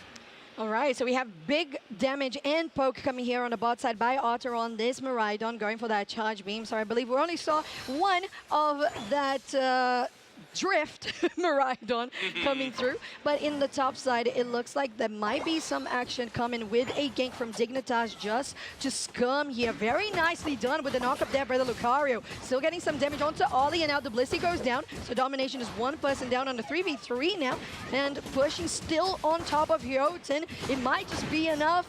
Well, you have a trade there. So it's really close to potentially Domination countering it back. But again, Zugrug is just always on point in those rotations. And it's just 7.5 minutes on the clock, and Zagreb has been all over the place. Really interesting team fight there. That poor Blaziken, it was able to eject button outside of the rock tomb, but they end up trapped by the other end of the rock tomb. So really tough geometry to play around in that situation. Tune on this pop had been dangerous. Interesting other moveset. Inder is on the Trick Hoopa. So you pair that with this Mega Lucario or even the Supercell Slam from the Palmot, you'll have some chances to allow that Trick Phantom Force combo to make a lot of damage and, of course, have a great escape route. I think we're getting to a moment as well with the level 7s and 8s coming to the board that you got to be careful if you are domination when you're engaging against that Mega Lucario. So now here on the bot side, Hyoten will take quite a lot of damage. The X's will finish them off. And with the Reggies already on board as well, this could translate for Dignitas into an objective. Inder still pushing in, and so much damage that Otta can do with this Miraidon, just really keeping that Alolan Raichu out of the fight. While on the top side, that Regieleki does get confirmed by domination. Yeah, Toon not having a lot of backup around that Regieleki means they don't have the chance to contest the secure, but now they have to try to defend this goal zone there. Or with their old school teammate in Sugrug on this Crustle, Toon gets a great jump onto 3 of them, a whole lot of damage, but the Crustle goes down. Palmont still in the fight thanks to that Registeel buff, and of course all that extra life steal that Palmont is able to accomplish. Already up to level 10, and wants to chase down that Lucario, but thinks better of going for the 3D. Yeah, no, I'm okay. I'll just stay here. That's fine. That's plenty enough for me. And I feel like it was close to something really good that could have happened there on the top side, because there was a nice stun from the Regieleki for domination. But I don't think the overdunk was that much either. They are on a healthy lead of 139 to 75. But Ollie, again, I feel like maybe the Blissey has been a little too exposed in these rotations, because when the rest of the carries come through, or even the defender, the supporter is already down. Yeah, it's been tough. If you lose that one early, it's a big part of the team fight factor when you have that Blissey, or if you don't. So might see Domination have to pull the, gas off the pedal just a little bit and try to set up some of these other damage dealers. Keen thinks they're going to 1v1, but Inder shutting them down makes it a really scary spot. And that will be Inder on the Hoopa, knocking out the Alolan Raichu. Ugh, that charge beam is doing nasty damage already. Lucario has to try to escape through the enemy central. And again, we see, unfortunately, that for the side of domination, the supporter going down on enemy pad. And that is a healthy 17 overdunk on the bot side. I can do quick maths. I'm pretty proud of myself. Let's go. 20 seconds for top Reggie, as in Regieleki, to spawn. And it looks like domination is feeling very fierce on this top side. Yeah, they're looking to try to push the advantage of where they were able to break that goal zone earlier. Indominus Rex, by the way, on the E-Speed Lucario, but it's again Miraidon getting more knockouts to their name as Otter puts up one, Zealot getting another. That level 11 Mega Lucario actually outpacing Indominus Rex, who is on the standard Lucario. Actually notably known for a better early game. Here we go, Bliss Assist. Yeah, it's going to help for a little bit, but that's exactly what Dignitas knows. Just disengage. Don't give them the advantage of having that healing constantly coming through for that Lucario. And again, you have that Bone Rush that tried to do something more there, but it just caught them between a rock and a hard place. Speaking of, there's the Rock Tomb. Zagreb is on 50%, but it's still going to be all right. There's none of the shielding that was actually stolen by Hyoten, and they're going to be taken down by that Aura Cannon. So plenty of control that the side of Dignitas has. Now the Charge Beam is finishing everybody off, but here comes the Overheat, and it does quite a lot, but there's your Meteor Storm. And if you're followed up by Toon, it's just your team wiped off the board. Dignitas comes out on top with Reggie on top. Yeah, we will be able to get some solid math as Zella is able to carry 50 AO synergy, setting up for a massive overdunk. And just like that, the points lead goes in favor of NA's Dignitas. And it was looking good for domination in regards to early scoring. They did have a good push, I believe, with Reggie in the first place, but Dignitas bringing it back, now knowing the power spikes, doing really well in capitalizing on some of those mistakes and mispositionings. Hyoten gets caught out here by that Rock Tomb, but I don't believe Dignitas wants to, like, super engage. No, never mind. Just goes in straight out Toon with that Palmot, and it's gonna be Hyoten the next step, but that Umbreon will not be taken down. It's just a 1-for-0 for the moment. Yeah, these Trick Phantom Force combos combos. You never know who's going to play aggressive because all of a sudden they could just be back in their own backline, safely protected. And at this point, Toon at level 13 on this Palmot does not have too many things to fear. One play I did want to call out from Domination that I thought was pretty impressive. That Alolan Raichu gets caught out pretty heavy by Palmot's great dive, but Hyoten on this Umbreon, they have a huge level differential to try to make up, but even at level 10, knows that they need to jump in front of that Palmot, tank that damage. Even if they're caught by that Rock Tomb, it's a great call. Toon holding out on knocking out this Regice, wants to prolong this buff for as long as they can, and of course it lasts for 90 seconds, will last for a long time into that final stretch. It is at least 1 minute after the Groudon spawn, so that's going to be super significant, as you said, Zoinks. Now, with all control in this area for Dignitas, as Domination is just trying to get us some space and control themselves, pushing them out. There's the Charge Beam, just really being the poke, just powerhouse that Miraidon is, especially on the hands of Otter. Still trying to potentially find something, but none of it so far. Yeah, Zugrog with a Rock Tomb trying to slow things down, and Keenan might be caught here. Okay, going really low there, Zogrog, but that's the shield, that's the Robo-Rouser, and they're still pushing out. Domination feeling really healthy, especially with that Bliss assistance. That's the Meteor Storm, and it's going to do quite a lot for them, but is it enough? Toon is on the back line. Maybe Dignitas can turn this back around. They really need the damage from that Miraidon. They haven't finished them off. There's one KO, but Indominus is still there, and you still have Ollie to heal everybody up with the Soft Boiled. Oh, and Otter having just enough information to know to use that Thunder in that tall grass forces Hyoten outside of it, and they're going to have to recall very dangerously low for them. And with the points lead in Dignitas' favor, this prolonged team fight is working out so well for them, because now all they need to do is defend Groudon, and they can take their time. That was a huge read there for Indominus, but unfortunately, they will eventually go down for the side of Domination. And Dignitas is going in really deep, and that's the Charge Beam damage that we mentioned coming out by Otter. Ollie's really low, but there's still a busy. But there's still the possibility to come back up. Toon goes in. Unfortunately, they're caught just basically by themselves as Domination got split up. Yeah, they kind of separate this squad. We have Hyoten going for a back cap on this Umbreon. I don't know if they know that Zealot is there defending the home turf on this level 15 Mega Lucario, by the way. With 50 gubbins, too. Yeah, they are doing just fine in terms of the defense. Toon actually trying to get even more scores in the backline if they can. This match is still quite close, but thanks to some late-minute scoring, Toon's done a great job of holding this lead. And it's looking pretty good, as you said, 100 points in the lead for Dignitas. They're still pushing. Cracker Brownie is going to go down. That's the first one without a Karen on the other side. That's Mega Lucario. Going to go for the outside of the pit, and they're able to take another one down. Maybe they could go another one with Groudon still standing. No, it's not. 10 seconds to go, and it's the side of Domination who gets it. No, it's Dignitas. Yeah, they did. It got stolen. The Umbreon did secure the Groudon, so one buff goes over. They were able to score 32 in the last few seconds, but I think thanks to Toon's early scores at the start of the final stretch, they will hold that lead. It was close, and yeah, we see a couple of player reactions in the cameras. I do believe that Dignitas are going to hold that lead for game number 1 and start this series off 1-0. Exactly, because they were around 100 points ahead, and as you said, the 32 is just not quite enough to get that gap breached. But I love to see it. What an interesting game. First time that we had Palmot on screen. Yeah, and it looked fantastic, I'm not going to lie. That Phantom Force Hoopa combination was pretty solid, but honestly, it was more Inder and Zugra putting those combinations together. What a great final team fight, by the way. Otter, just such a huge X factor in this with the 2 electric-type Pokemon, honestly. And, well, of course, Palmot giving up that electric type for a little while after it uses its Unite move, goes all fight all the time. It worked out so good. Otter, take a look at this Miraidon, just such a huge damage factor in this matchup, but also untouched. That HP bar stays full the whole way through. Toon, on the other hand, doing a lot of damage, taking a lot of damage, but in the end, winning our MVP award.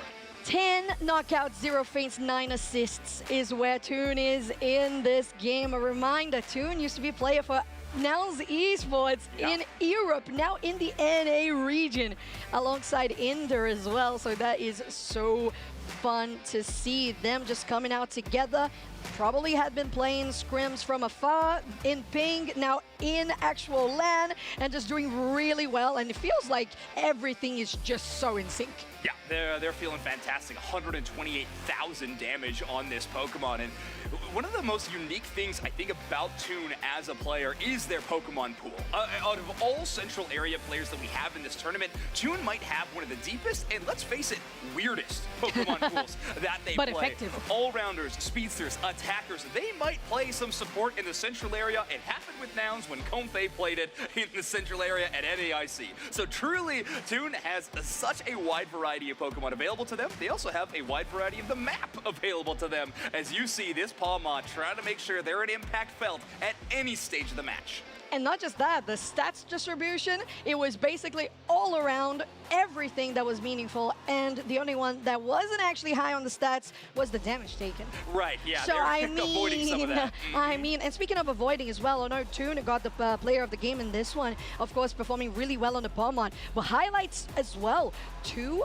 Otter. That Miraidon, like you said, avoiding every single damage. Yeah, it was really impressive. Almost 100,000 damage for Otter in the last one. I believe 98,000 the final stat line. Pawmot with Toon, 130-something thousand damage. So, yeah, we had to give the MVP award there, but Electric types doing extremely well in our draft so far. Domination, the switch-ups they are going to be making is actually towards that Mega Lucario. Do not want Zilla to have that Pokemon. They weren't as big of a factor in that final team fight, but reminder, that level 15, just such a scary threat to have to deal with. So Domination making a few changes. First, taking that first pick side, and second, banning the Mega Lucario.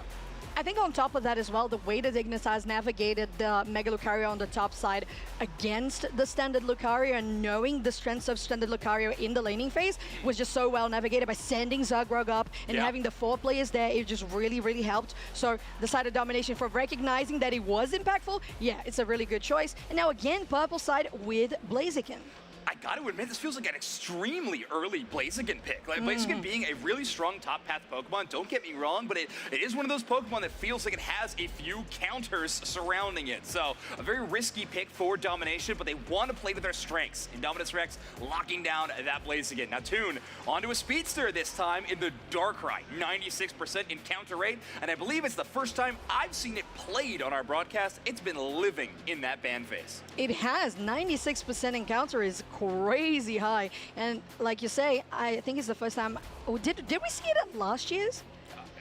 Was it released? I'm so confused. I just know that this Pokemon really just actually give me nightmares. I hate playing against it, so it's very on brand. Yeah, well, have you ever had to play against Toon's Darkrai? Because that might be I don't whole nother tier. Think about that. And Domination is up tier. for something else here. So they choose that Blaziken, the Umbreon, a Hoopa. Oh, right. Okay, so we have another Speedster as well.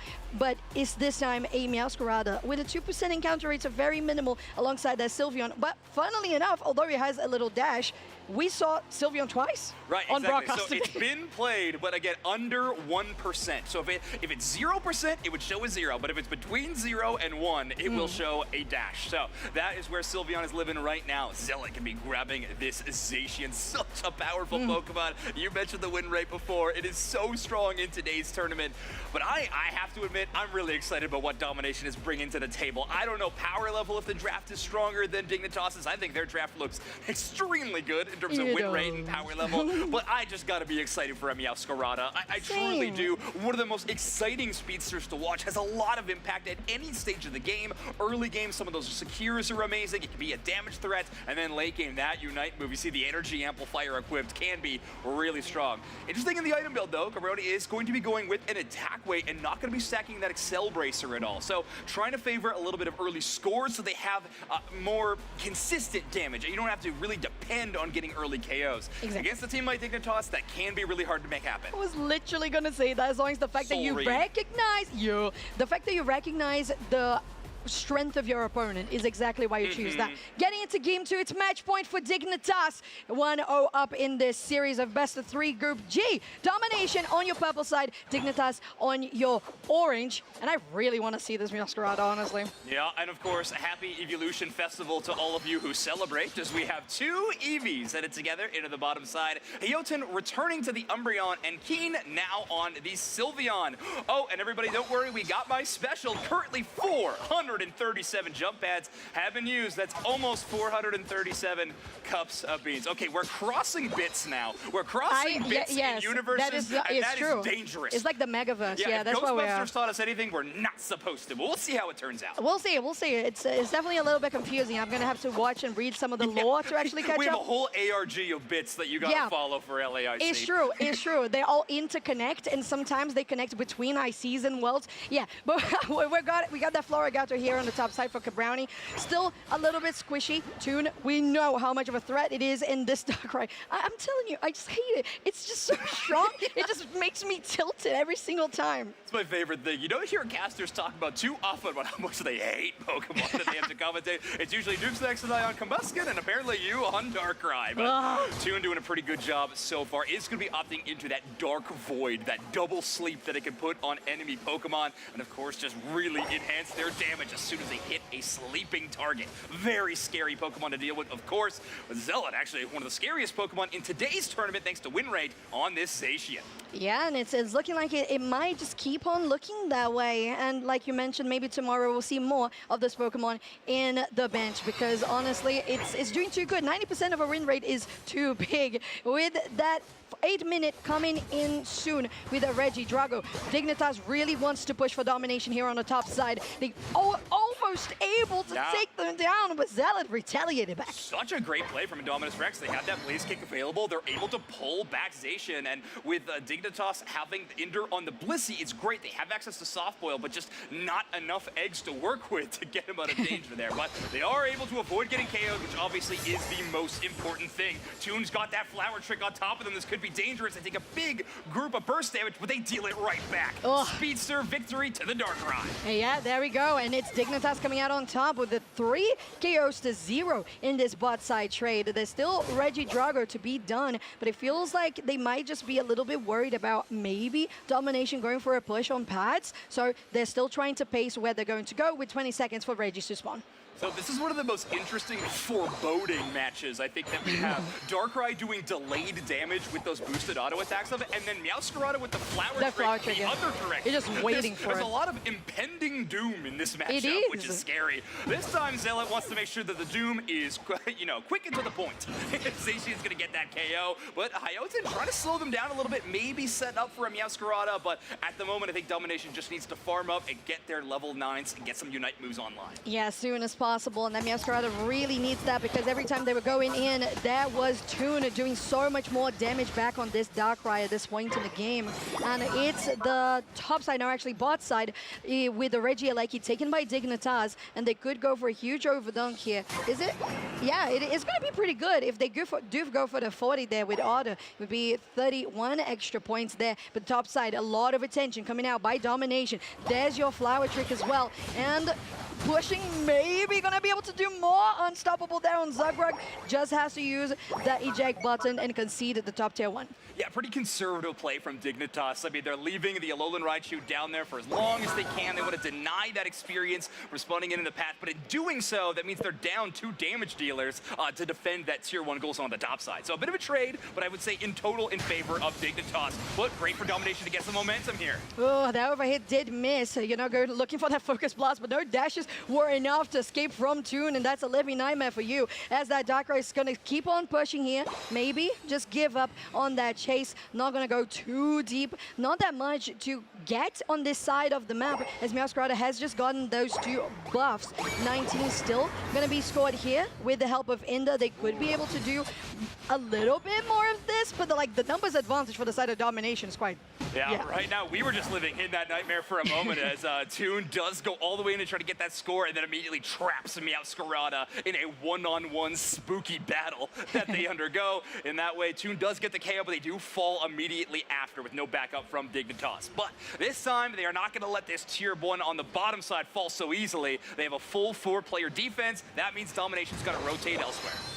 And if you think about it, we have pretty equal numbers in EXP, considering how much we have been seeing of damage on the side of Darkrai on Dignitas. I would have assumed the Domination was that far behind, but not really. So I feel like maybe Domination, Dignitas is just navigating those fights a little bit better. 5 seconds for this bottom Regieleki, in fact, to spawn, and the majority of Dignitas is here. And while Domination is doing a push on the top side. Yeah, they're going to try to force that top side, maybe even push towards a tier 2. But at the moment, Regieleki just gets burned down so quickly. Both Alolan Raichu and Zacian have that burn factor, can burn through these big HP objectives so quickly, and of course force this objective. But we do have Ollie bringing in everybody for the defense as soon as that top side is going to be taken down, of course, thanks to the Hoops Unbound Unite move. Okay, and finally it does. That Regirock will go down on the top side, but I don't think that was enough time for the Hooper Unbound to bring them here to the bot. So it's going to be numbers advantage for Dignitas. There's the oh, nice. What? They just got absolutely melted on that play. And Domination with so little HP and only Ollie remaining. It's Dignitas with another huge Regieleki push. Yeah, Meowscarada is fantastic in the damage department, the mobility department, even the tricky department. Defense is not so much. That grass-type Pokemon potentially made of paper, although it is not a Kartana. It will go down so extremely quick. It's grass, plant, trees, paper. There you go. Yeah, perfect. Exactly. But either way, a really great push from Dignitas, and it pays off this time. We've seen a few attempts to try to break that tier 2, right? But now that it's aided by that Regieleki, you called it out. The timing of that Hoopa Unite move just a little too early to actually get the top objective and rotate for the defense allows Dignitas to kind of expose that mistake and increase their point lead. Right.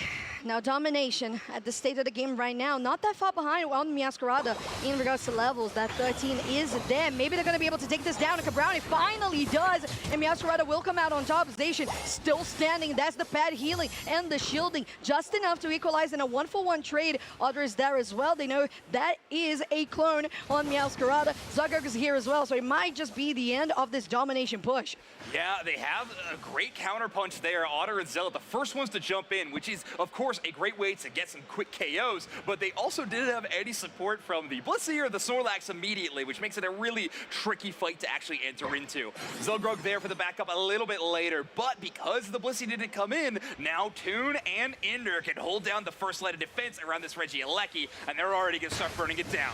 Could be the third one here for Dignitas. They are in good position. There's a block from Zulgrog, but doesn't actually catch anybody. There's still Cabrownie trying to find an opening here. Hyoten taking the front line, and Domination still really just trying to find anything. But it feels like Hyoten was just separated by themselves. They use that Moonlight Prance, and it's to naught, while Dignitas does take the objective. Maybe even Toon could finish this defender off as well.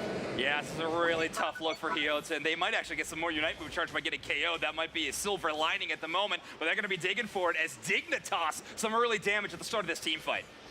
Right, then you have that very Frolic, very interesting move there, just trying to maybe escape from the Zacian, just looked at the Zacian like, oh no, I'm out. But Cabrownie does capitalize that in a 1-for-1 trade, at least with Groudon on the board. It's important that you are not behind in numbers. Toon, speaking of, low in HP, gotta be careful. There's the block as well that comes from Zulgrog, but they're not gonna be able to do more. At least one of the knockout. Heavy Slam does connect on 2, and it does feel quite good for Dignitas to reclaim this central area. Hyoten will go down, and the Sylveon will be forced to retreat. Yeah, notable, the Regieleki did land in the home goal zone, but no one from Dignitas wants to push all the way into that enemy central. Also, you see Toon, even on this Darkrai, being very aggressive towards groups of enemies. I'd say normally they'd be quite dangerous, but they do know that Ender has the Blitz assistance at the ready, almost kind of trying to bank on a big combo play, lining it up for the rest of the team. Alolan Raichu Unite right on top of the ground. And speaking of Toon, just right there with enough healing and shielding. Toon is still standing, but they are going to be doing enough damage just to maybe help out Dignitas. That's the first one to go down, a 1-for-1 trade in this Groudon fight, but make it 2 for Dignitas. Cabrownie in a terrible position here, maybe just trying to reset, but Zulgrog said, nah, that's not gonna happen. In the pit, Groudon is still on like 40% HP in dominance against 2 people. Overheat is going to land with a lovely eject button, but look at their health as well. This plays against danger. And Blissey still has Unite move, by the way. Which is Ender ice in their veins. Yes. Just knowing they do not need access to that Unite move, instead relying just on the straight-up healing capabilities of Blissey, attempting to put in 29 points. Finally, we see a little bit of impact from these Unite moves onto this tier 1 as they have counter pushes from domination. Grabbed on, ignored. Final fight of this goal zone. Ender goes down. No attempt to score, but Dignitas holds on to the lead and sets this one up to a 2-0 match win. Well, there you go, Dignitas with an incredible debut here on LAIC, as this team has been playing together for a bit as TTV, but now signed as Dignitas. We're so happy to see an org like that being part of our little game that we love so much. And I would do anything to be a fly on the wall between that conversation between Ender and Zealot right now. I don't know what was said, but Ender wants to make sure that Zealot knows it's okay. You know, it's okay, buddy. It's all right. Listen, Zealot, I think you did great. I think you did a great job. They did. Yeah. They did. But I feel like when you're in a stage like this and you just feel like every single little potential mistake could have been fixed, but it's all right. You still have so much to learn, Zealot, because your teammates just have so much accumulated experience together that it's gonna be fine. Yeah. You're gonna be totally fine. These pushes from Reggie Alecki for the side of Dignitas, they were very important to set out that early lead. Yeah, and how about this? You kept going. You're like, well, Toon's still not down, and Toon's still like, not down. Excuse me? Really impressive play. I think for some of that fight, they were 1v1ing Sylveon inside the Nightmare mode, but still such an incredible moment for Toon to stay up in this matchup. And this time, it's going to be Otter taking the player of the game. 101,000 damage. I love to see those 6-digit numbers there. 7 knockouts in total. And what I love to see as well on those attackers, 0 faints. Oh, yes. And that is the one stat that I always missed in casting this game, and now we have it. And it just feels so freaking good. Now at 100,000 healed on Ender on this Blissey as well is something not to be sleeping on. Yeah, it's so incredible. Unfortunately, Hoopa's healing numbers don't always light up exactly where we'd like them when we're playing the portals and stuff, but maybe when we got the trick, it could be a little more accurate. But either way, this is going to be all Dignitas on this score grab up until maybe that 5-minute mark after that. But up until that moment, we did have a more contestable early game. Otter playing that bot path attacker is obviously going to be focusing mostly on that bottom half, but did a fantastic job damage dealt, even in scoring, which we don't always see attackers actually able to accomplish. We saw Otter doing a fantastic job on this Alolan Raichu. Yes, they did, and that little star kind of matches on the stat screen. It kind of matches the Palmod Unite move, so it's all matched together, and it looks really sweet. Right, you know what's really sweet as well? Having a talk with the player from Dignitas. So let's have a look at what they have to say.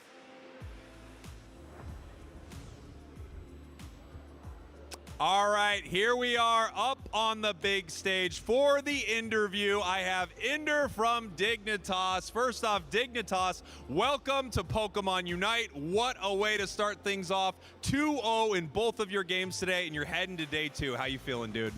I'm feeling great. I'm feeling all the love from even some of the local fans. Brazil has embraced us really well, and shout out to Dig coming in clutch right before LAIC and picking us up.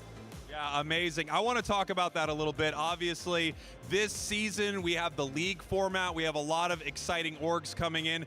Dignitas is an org that I watched when I was like my first esports. I'm watching Dignitas, so I was so excited to hear it. Tell me a little bit about how that all came together. Yeah, I mean, what's funny is we actually played with the general manager of Dignitas all the way back in season 1 when we were TTV. We got him to like rank 1 on the ladder. We maintained a bit of a relationship, but until this league format came around, there wasn't an opportunity for them to really show how amazing they are. But they've been so supportive. I mean, we feel the love from the rest of the players across the organization, the staff, and all the new fans that are coming in. We're really happy with them. Yeah, it's so exciting and a rising tide. All of the ships are moving up. I cannot wait to see what else is in store for Unite. I can't wait to see what else is in store for your team. Are we ever going to see a TTV pop off again? Are you allowed to? I mean, I'm sure we're allowed to, but I think what we'd like to see is some hashtag Dig wins in the chat moving forward. Amazing. Tell me a little bit about the squad. This is, I mean, it feels like the Avengers are assembling once again for North America. It's really exciting to see as someone who's been following Unite since the beginning. A lot of names everyone knows, but tell me about Dignitas. Tell me about this new sort of old squad coming together. Yeah, so towards the end of last season, after Worlds, I think a lot of us, everyone on this team, had a run where they thought we could win it all, and we felt just a little short. So Toon, Zug, and I knew that us three were making a team no matter what. Day after the event, we all go to Otter's, the room that he had rented out. We're like, we want you on the team. It's like, I don't know if I want to play Unite still. And we're like, you're playing Unite, buddy. And we're like, if you're playing with us. And then we needed one more to fill in the slot. And we really wanted to bring some new talent into the scene, someone that we feel like can mature into their role really well, that has great mechanics. I think Zealot's been the perfect fit. He's shined on his teams in the past, and I think he just needed like a group of guys that have been doing it for a while. And he's teaching us new things every day as well. Like he brings a youthful kind of energy, bunch of old guys on the team. So it's nice to have that kind of balance. And we have a great time. We love each other. We're here to win. I cannot wait to see what happens in the future for Dignitas, what happens in day 2 for the team. Very excited to have the org part of Unite. Really excited to see this squad back together. Give it up one more time for Dignitas. They're heading to day 2, and we're going to send it back to the booth. Bye.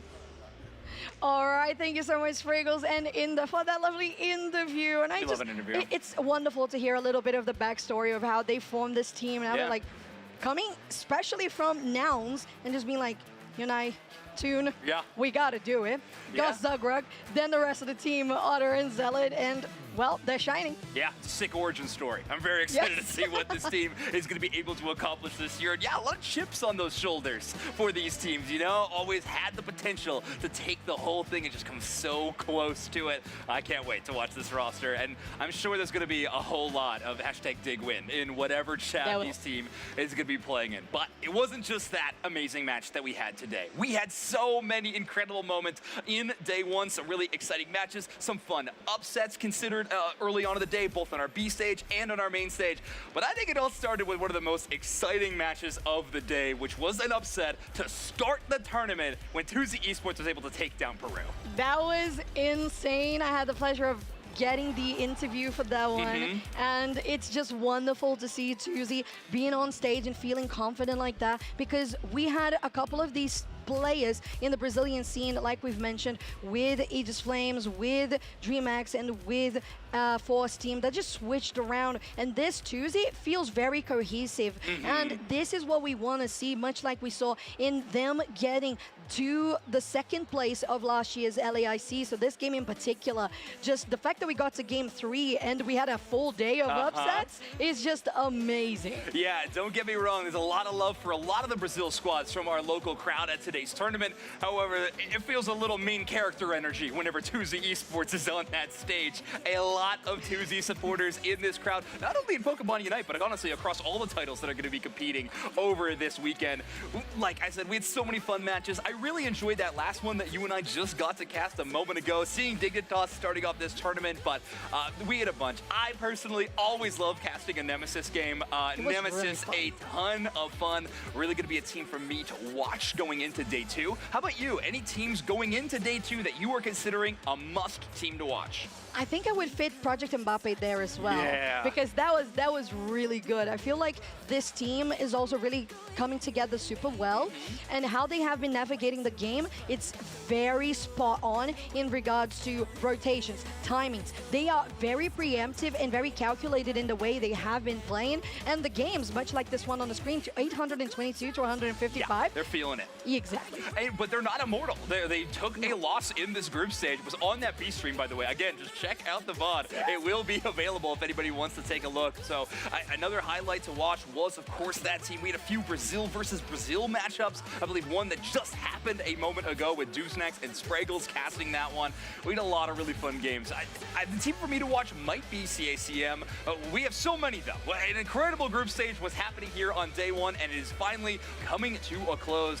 2Z Esports at that 3-0, CACM at that 3-0, but Spinal right behind them at 2-1.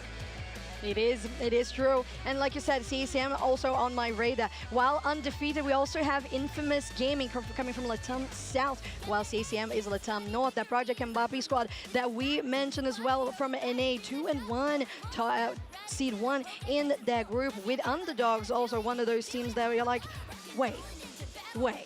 Yeah, definitely. And it's a team we might be one to watch. And winning against Project Mbappe doing wonders for their seeding, I believe, in that group stage. But taking a look at the rest of them, another undefeated team that I want to see on broadcast. We need to see what Force team is doing in this tournament. But they're 3-0 so far. Game Over Esports right behind them at 2-1. Nemesis, another team I already called out, at 2-0. And Escape Rope and Renegade still have to play their decider match to see who moves on in that one. Of course, Dignitas at 2-0 has solidified their way into day 2, along with DreamMax in Group H. And it was an interesting match, like you mentioned. The one Brazil, DreamMax versus Quadradinhos. It's a fun fact as well. Quadradinhos having one of the founders of Aegis Flames as one of the players, Gabi Mew, which is such incredible lore in regards to Brazilian team. So shout out to them. And the fact that they almost got DreamMax into a game 3. It was 1-0 up for DreamMax, but game 2 was like really close. Yeah. Somebody asked me, hey, so is the game gonna end? Do you know? Like, is it super disparate? I'm like, no, it's not. I don't know. It could be game 3. I really don't know, because every time I looked at the screen, they were winning fights. I was like, this is feasible. Yeah, this could happen. This game could go either direction. We've had a lot of those matches. I'm loving the new Groudon map and all the changes. It's been so much fun to watch all day, which means you got to be excited to watch all day tomorrow. You got to be tuning in at 12 p.m. UTC will be when the broadcast begins. We're going to be starting with our single elimination bracket. So make sure to keep your eyes on socials to be following, to make sure you can see what that bracket is going to look like. /play Pokemon on basically everything, as well as Unite Esports will be a way to find it. You can also find our streams at Pokemon.com/broadcast for the broadcast hub.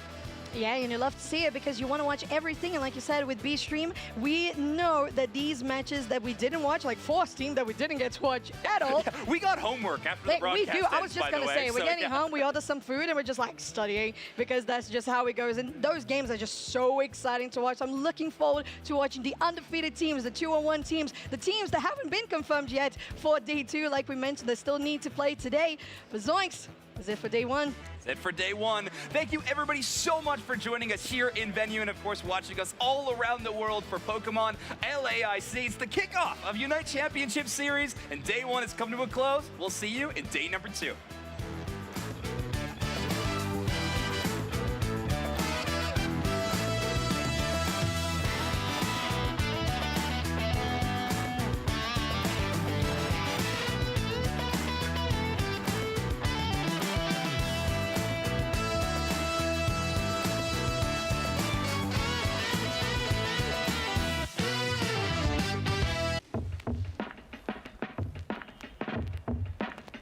I'ma tell you about the come up, how I learned the game. Every challenge that I faced, how I earned the name. Nobody said that it was easy going for the gold. You gotta take risks, you gotta be bold. But I'm here to run the race, yeah, I'm here to go far. Here to take names, here to be a star. And when I finally make it, I'll be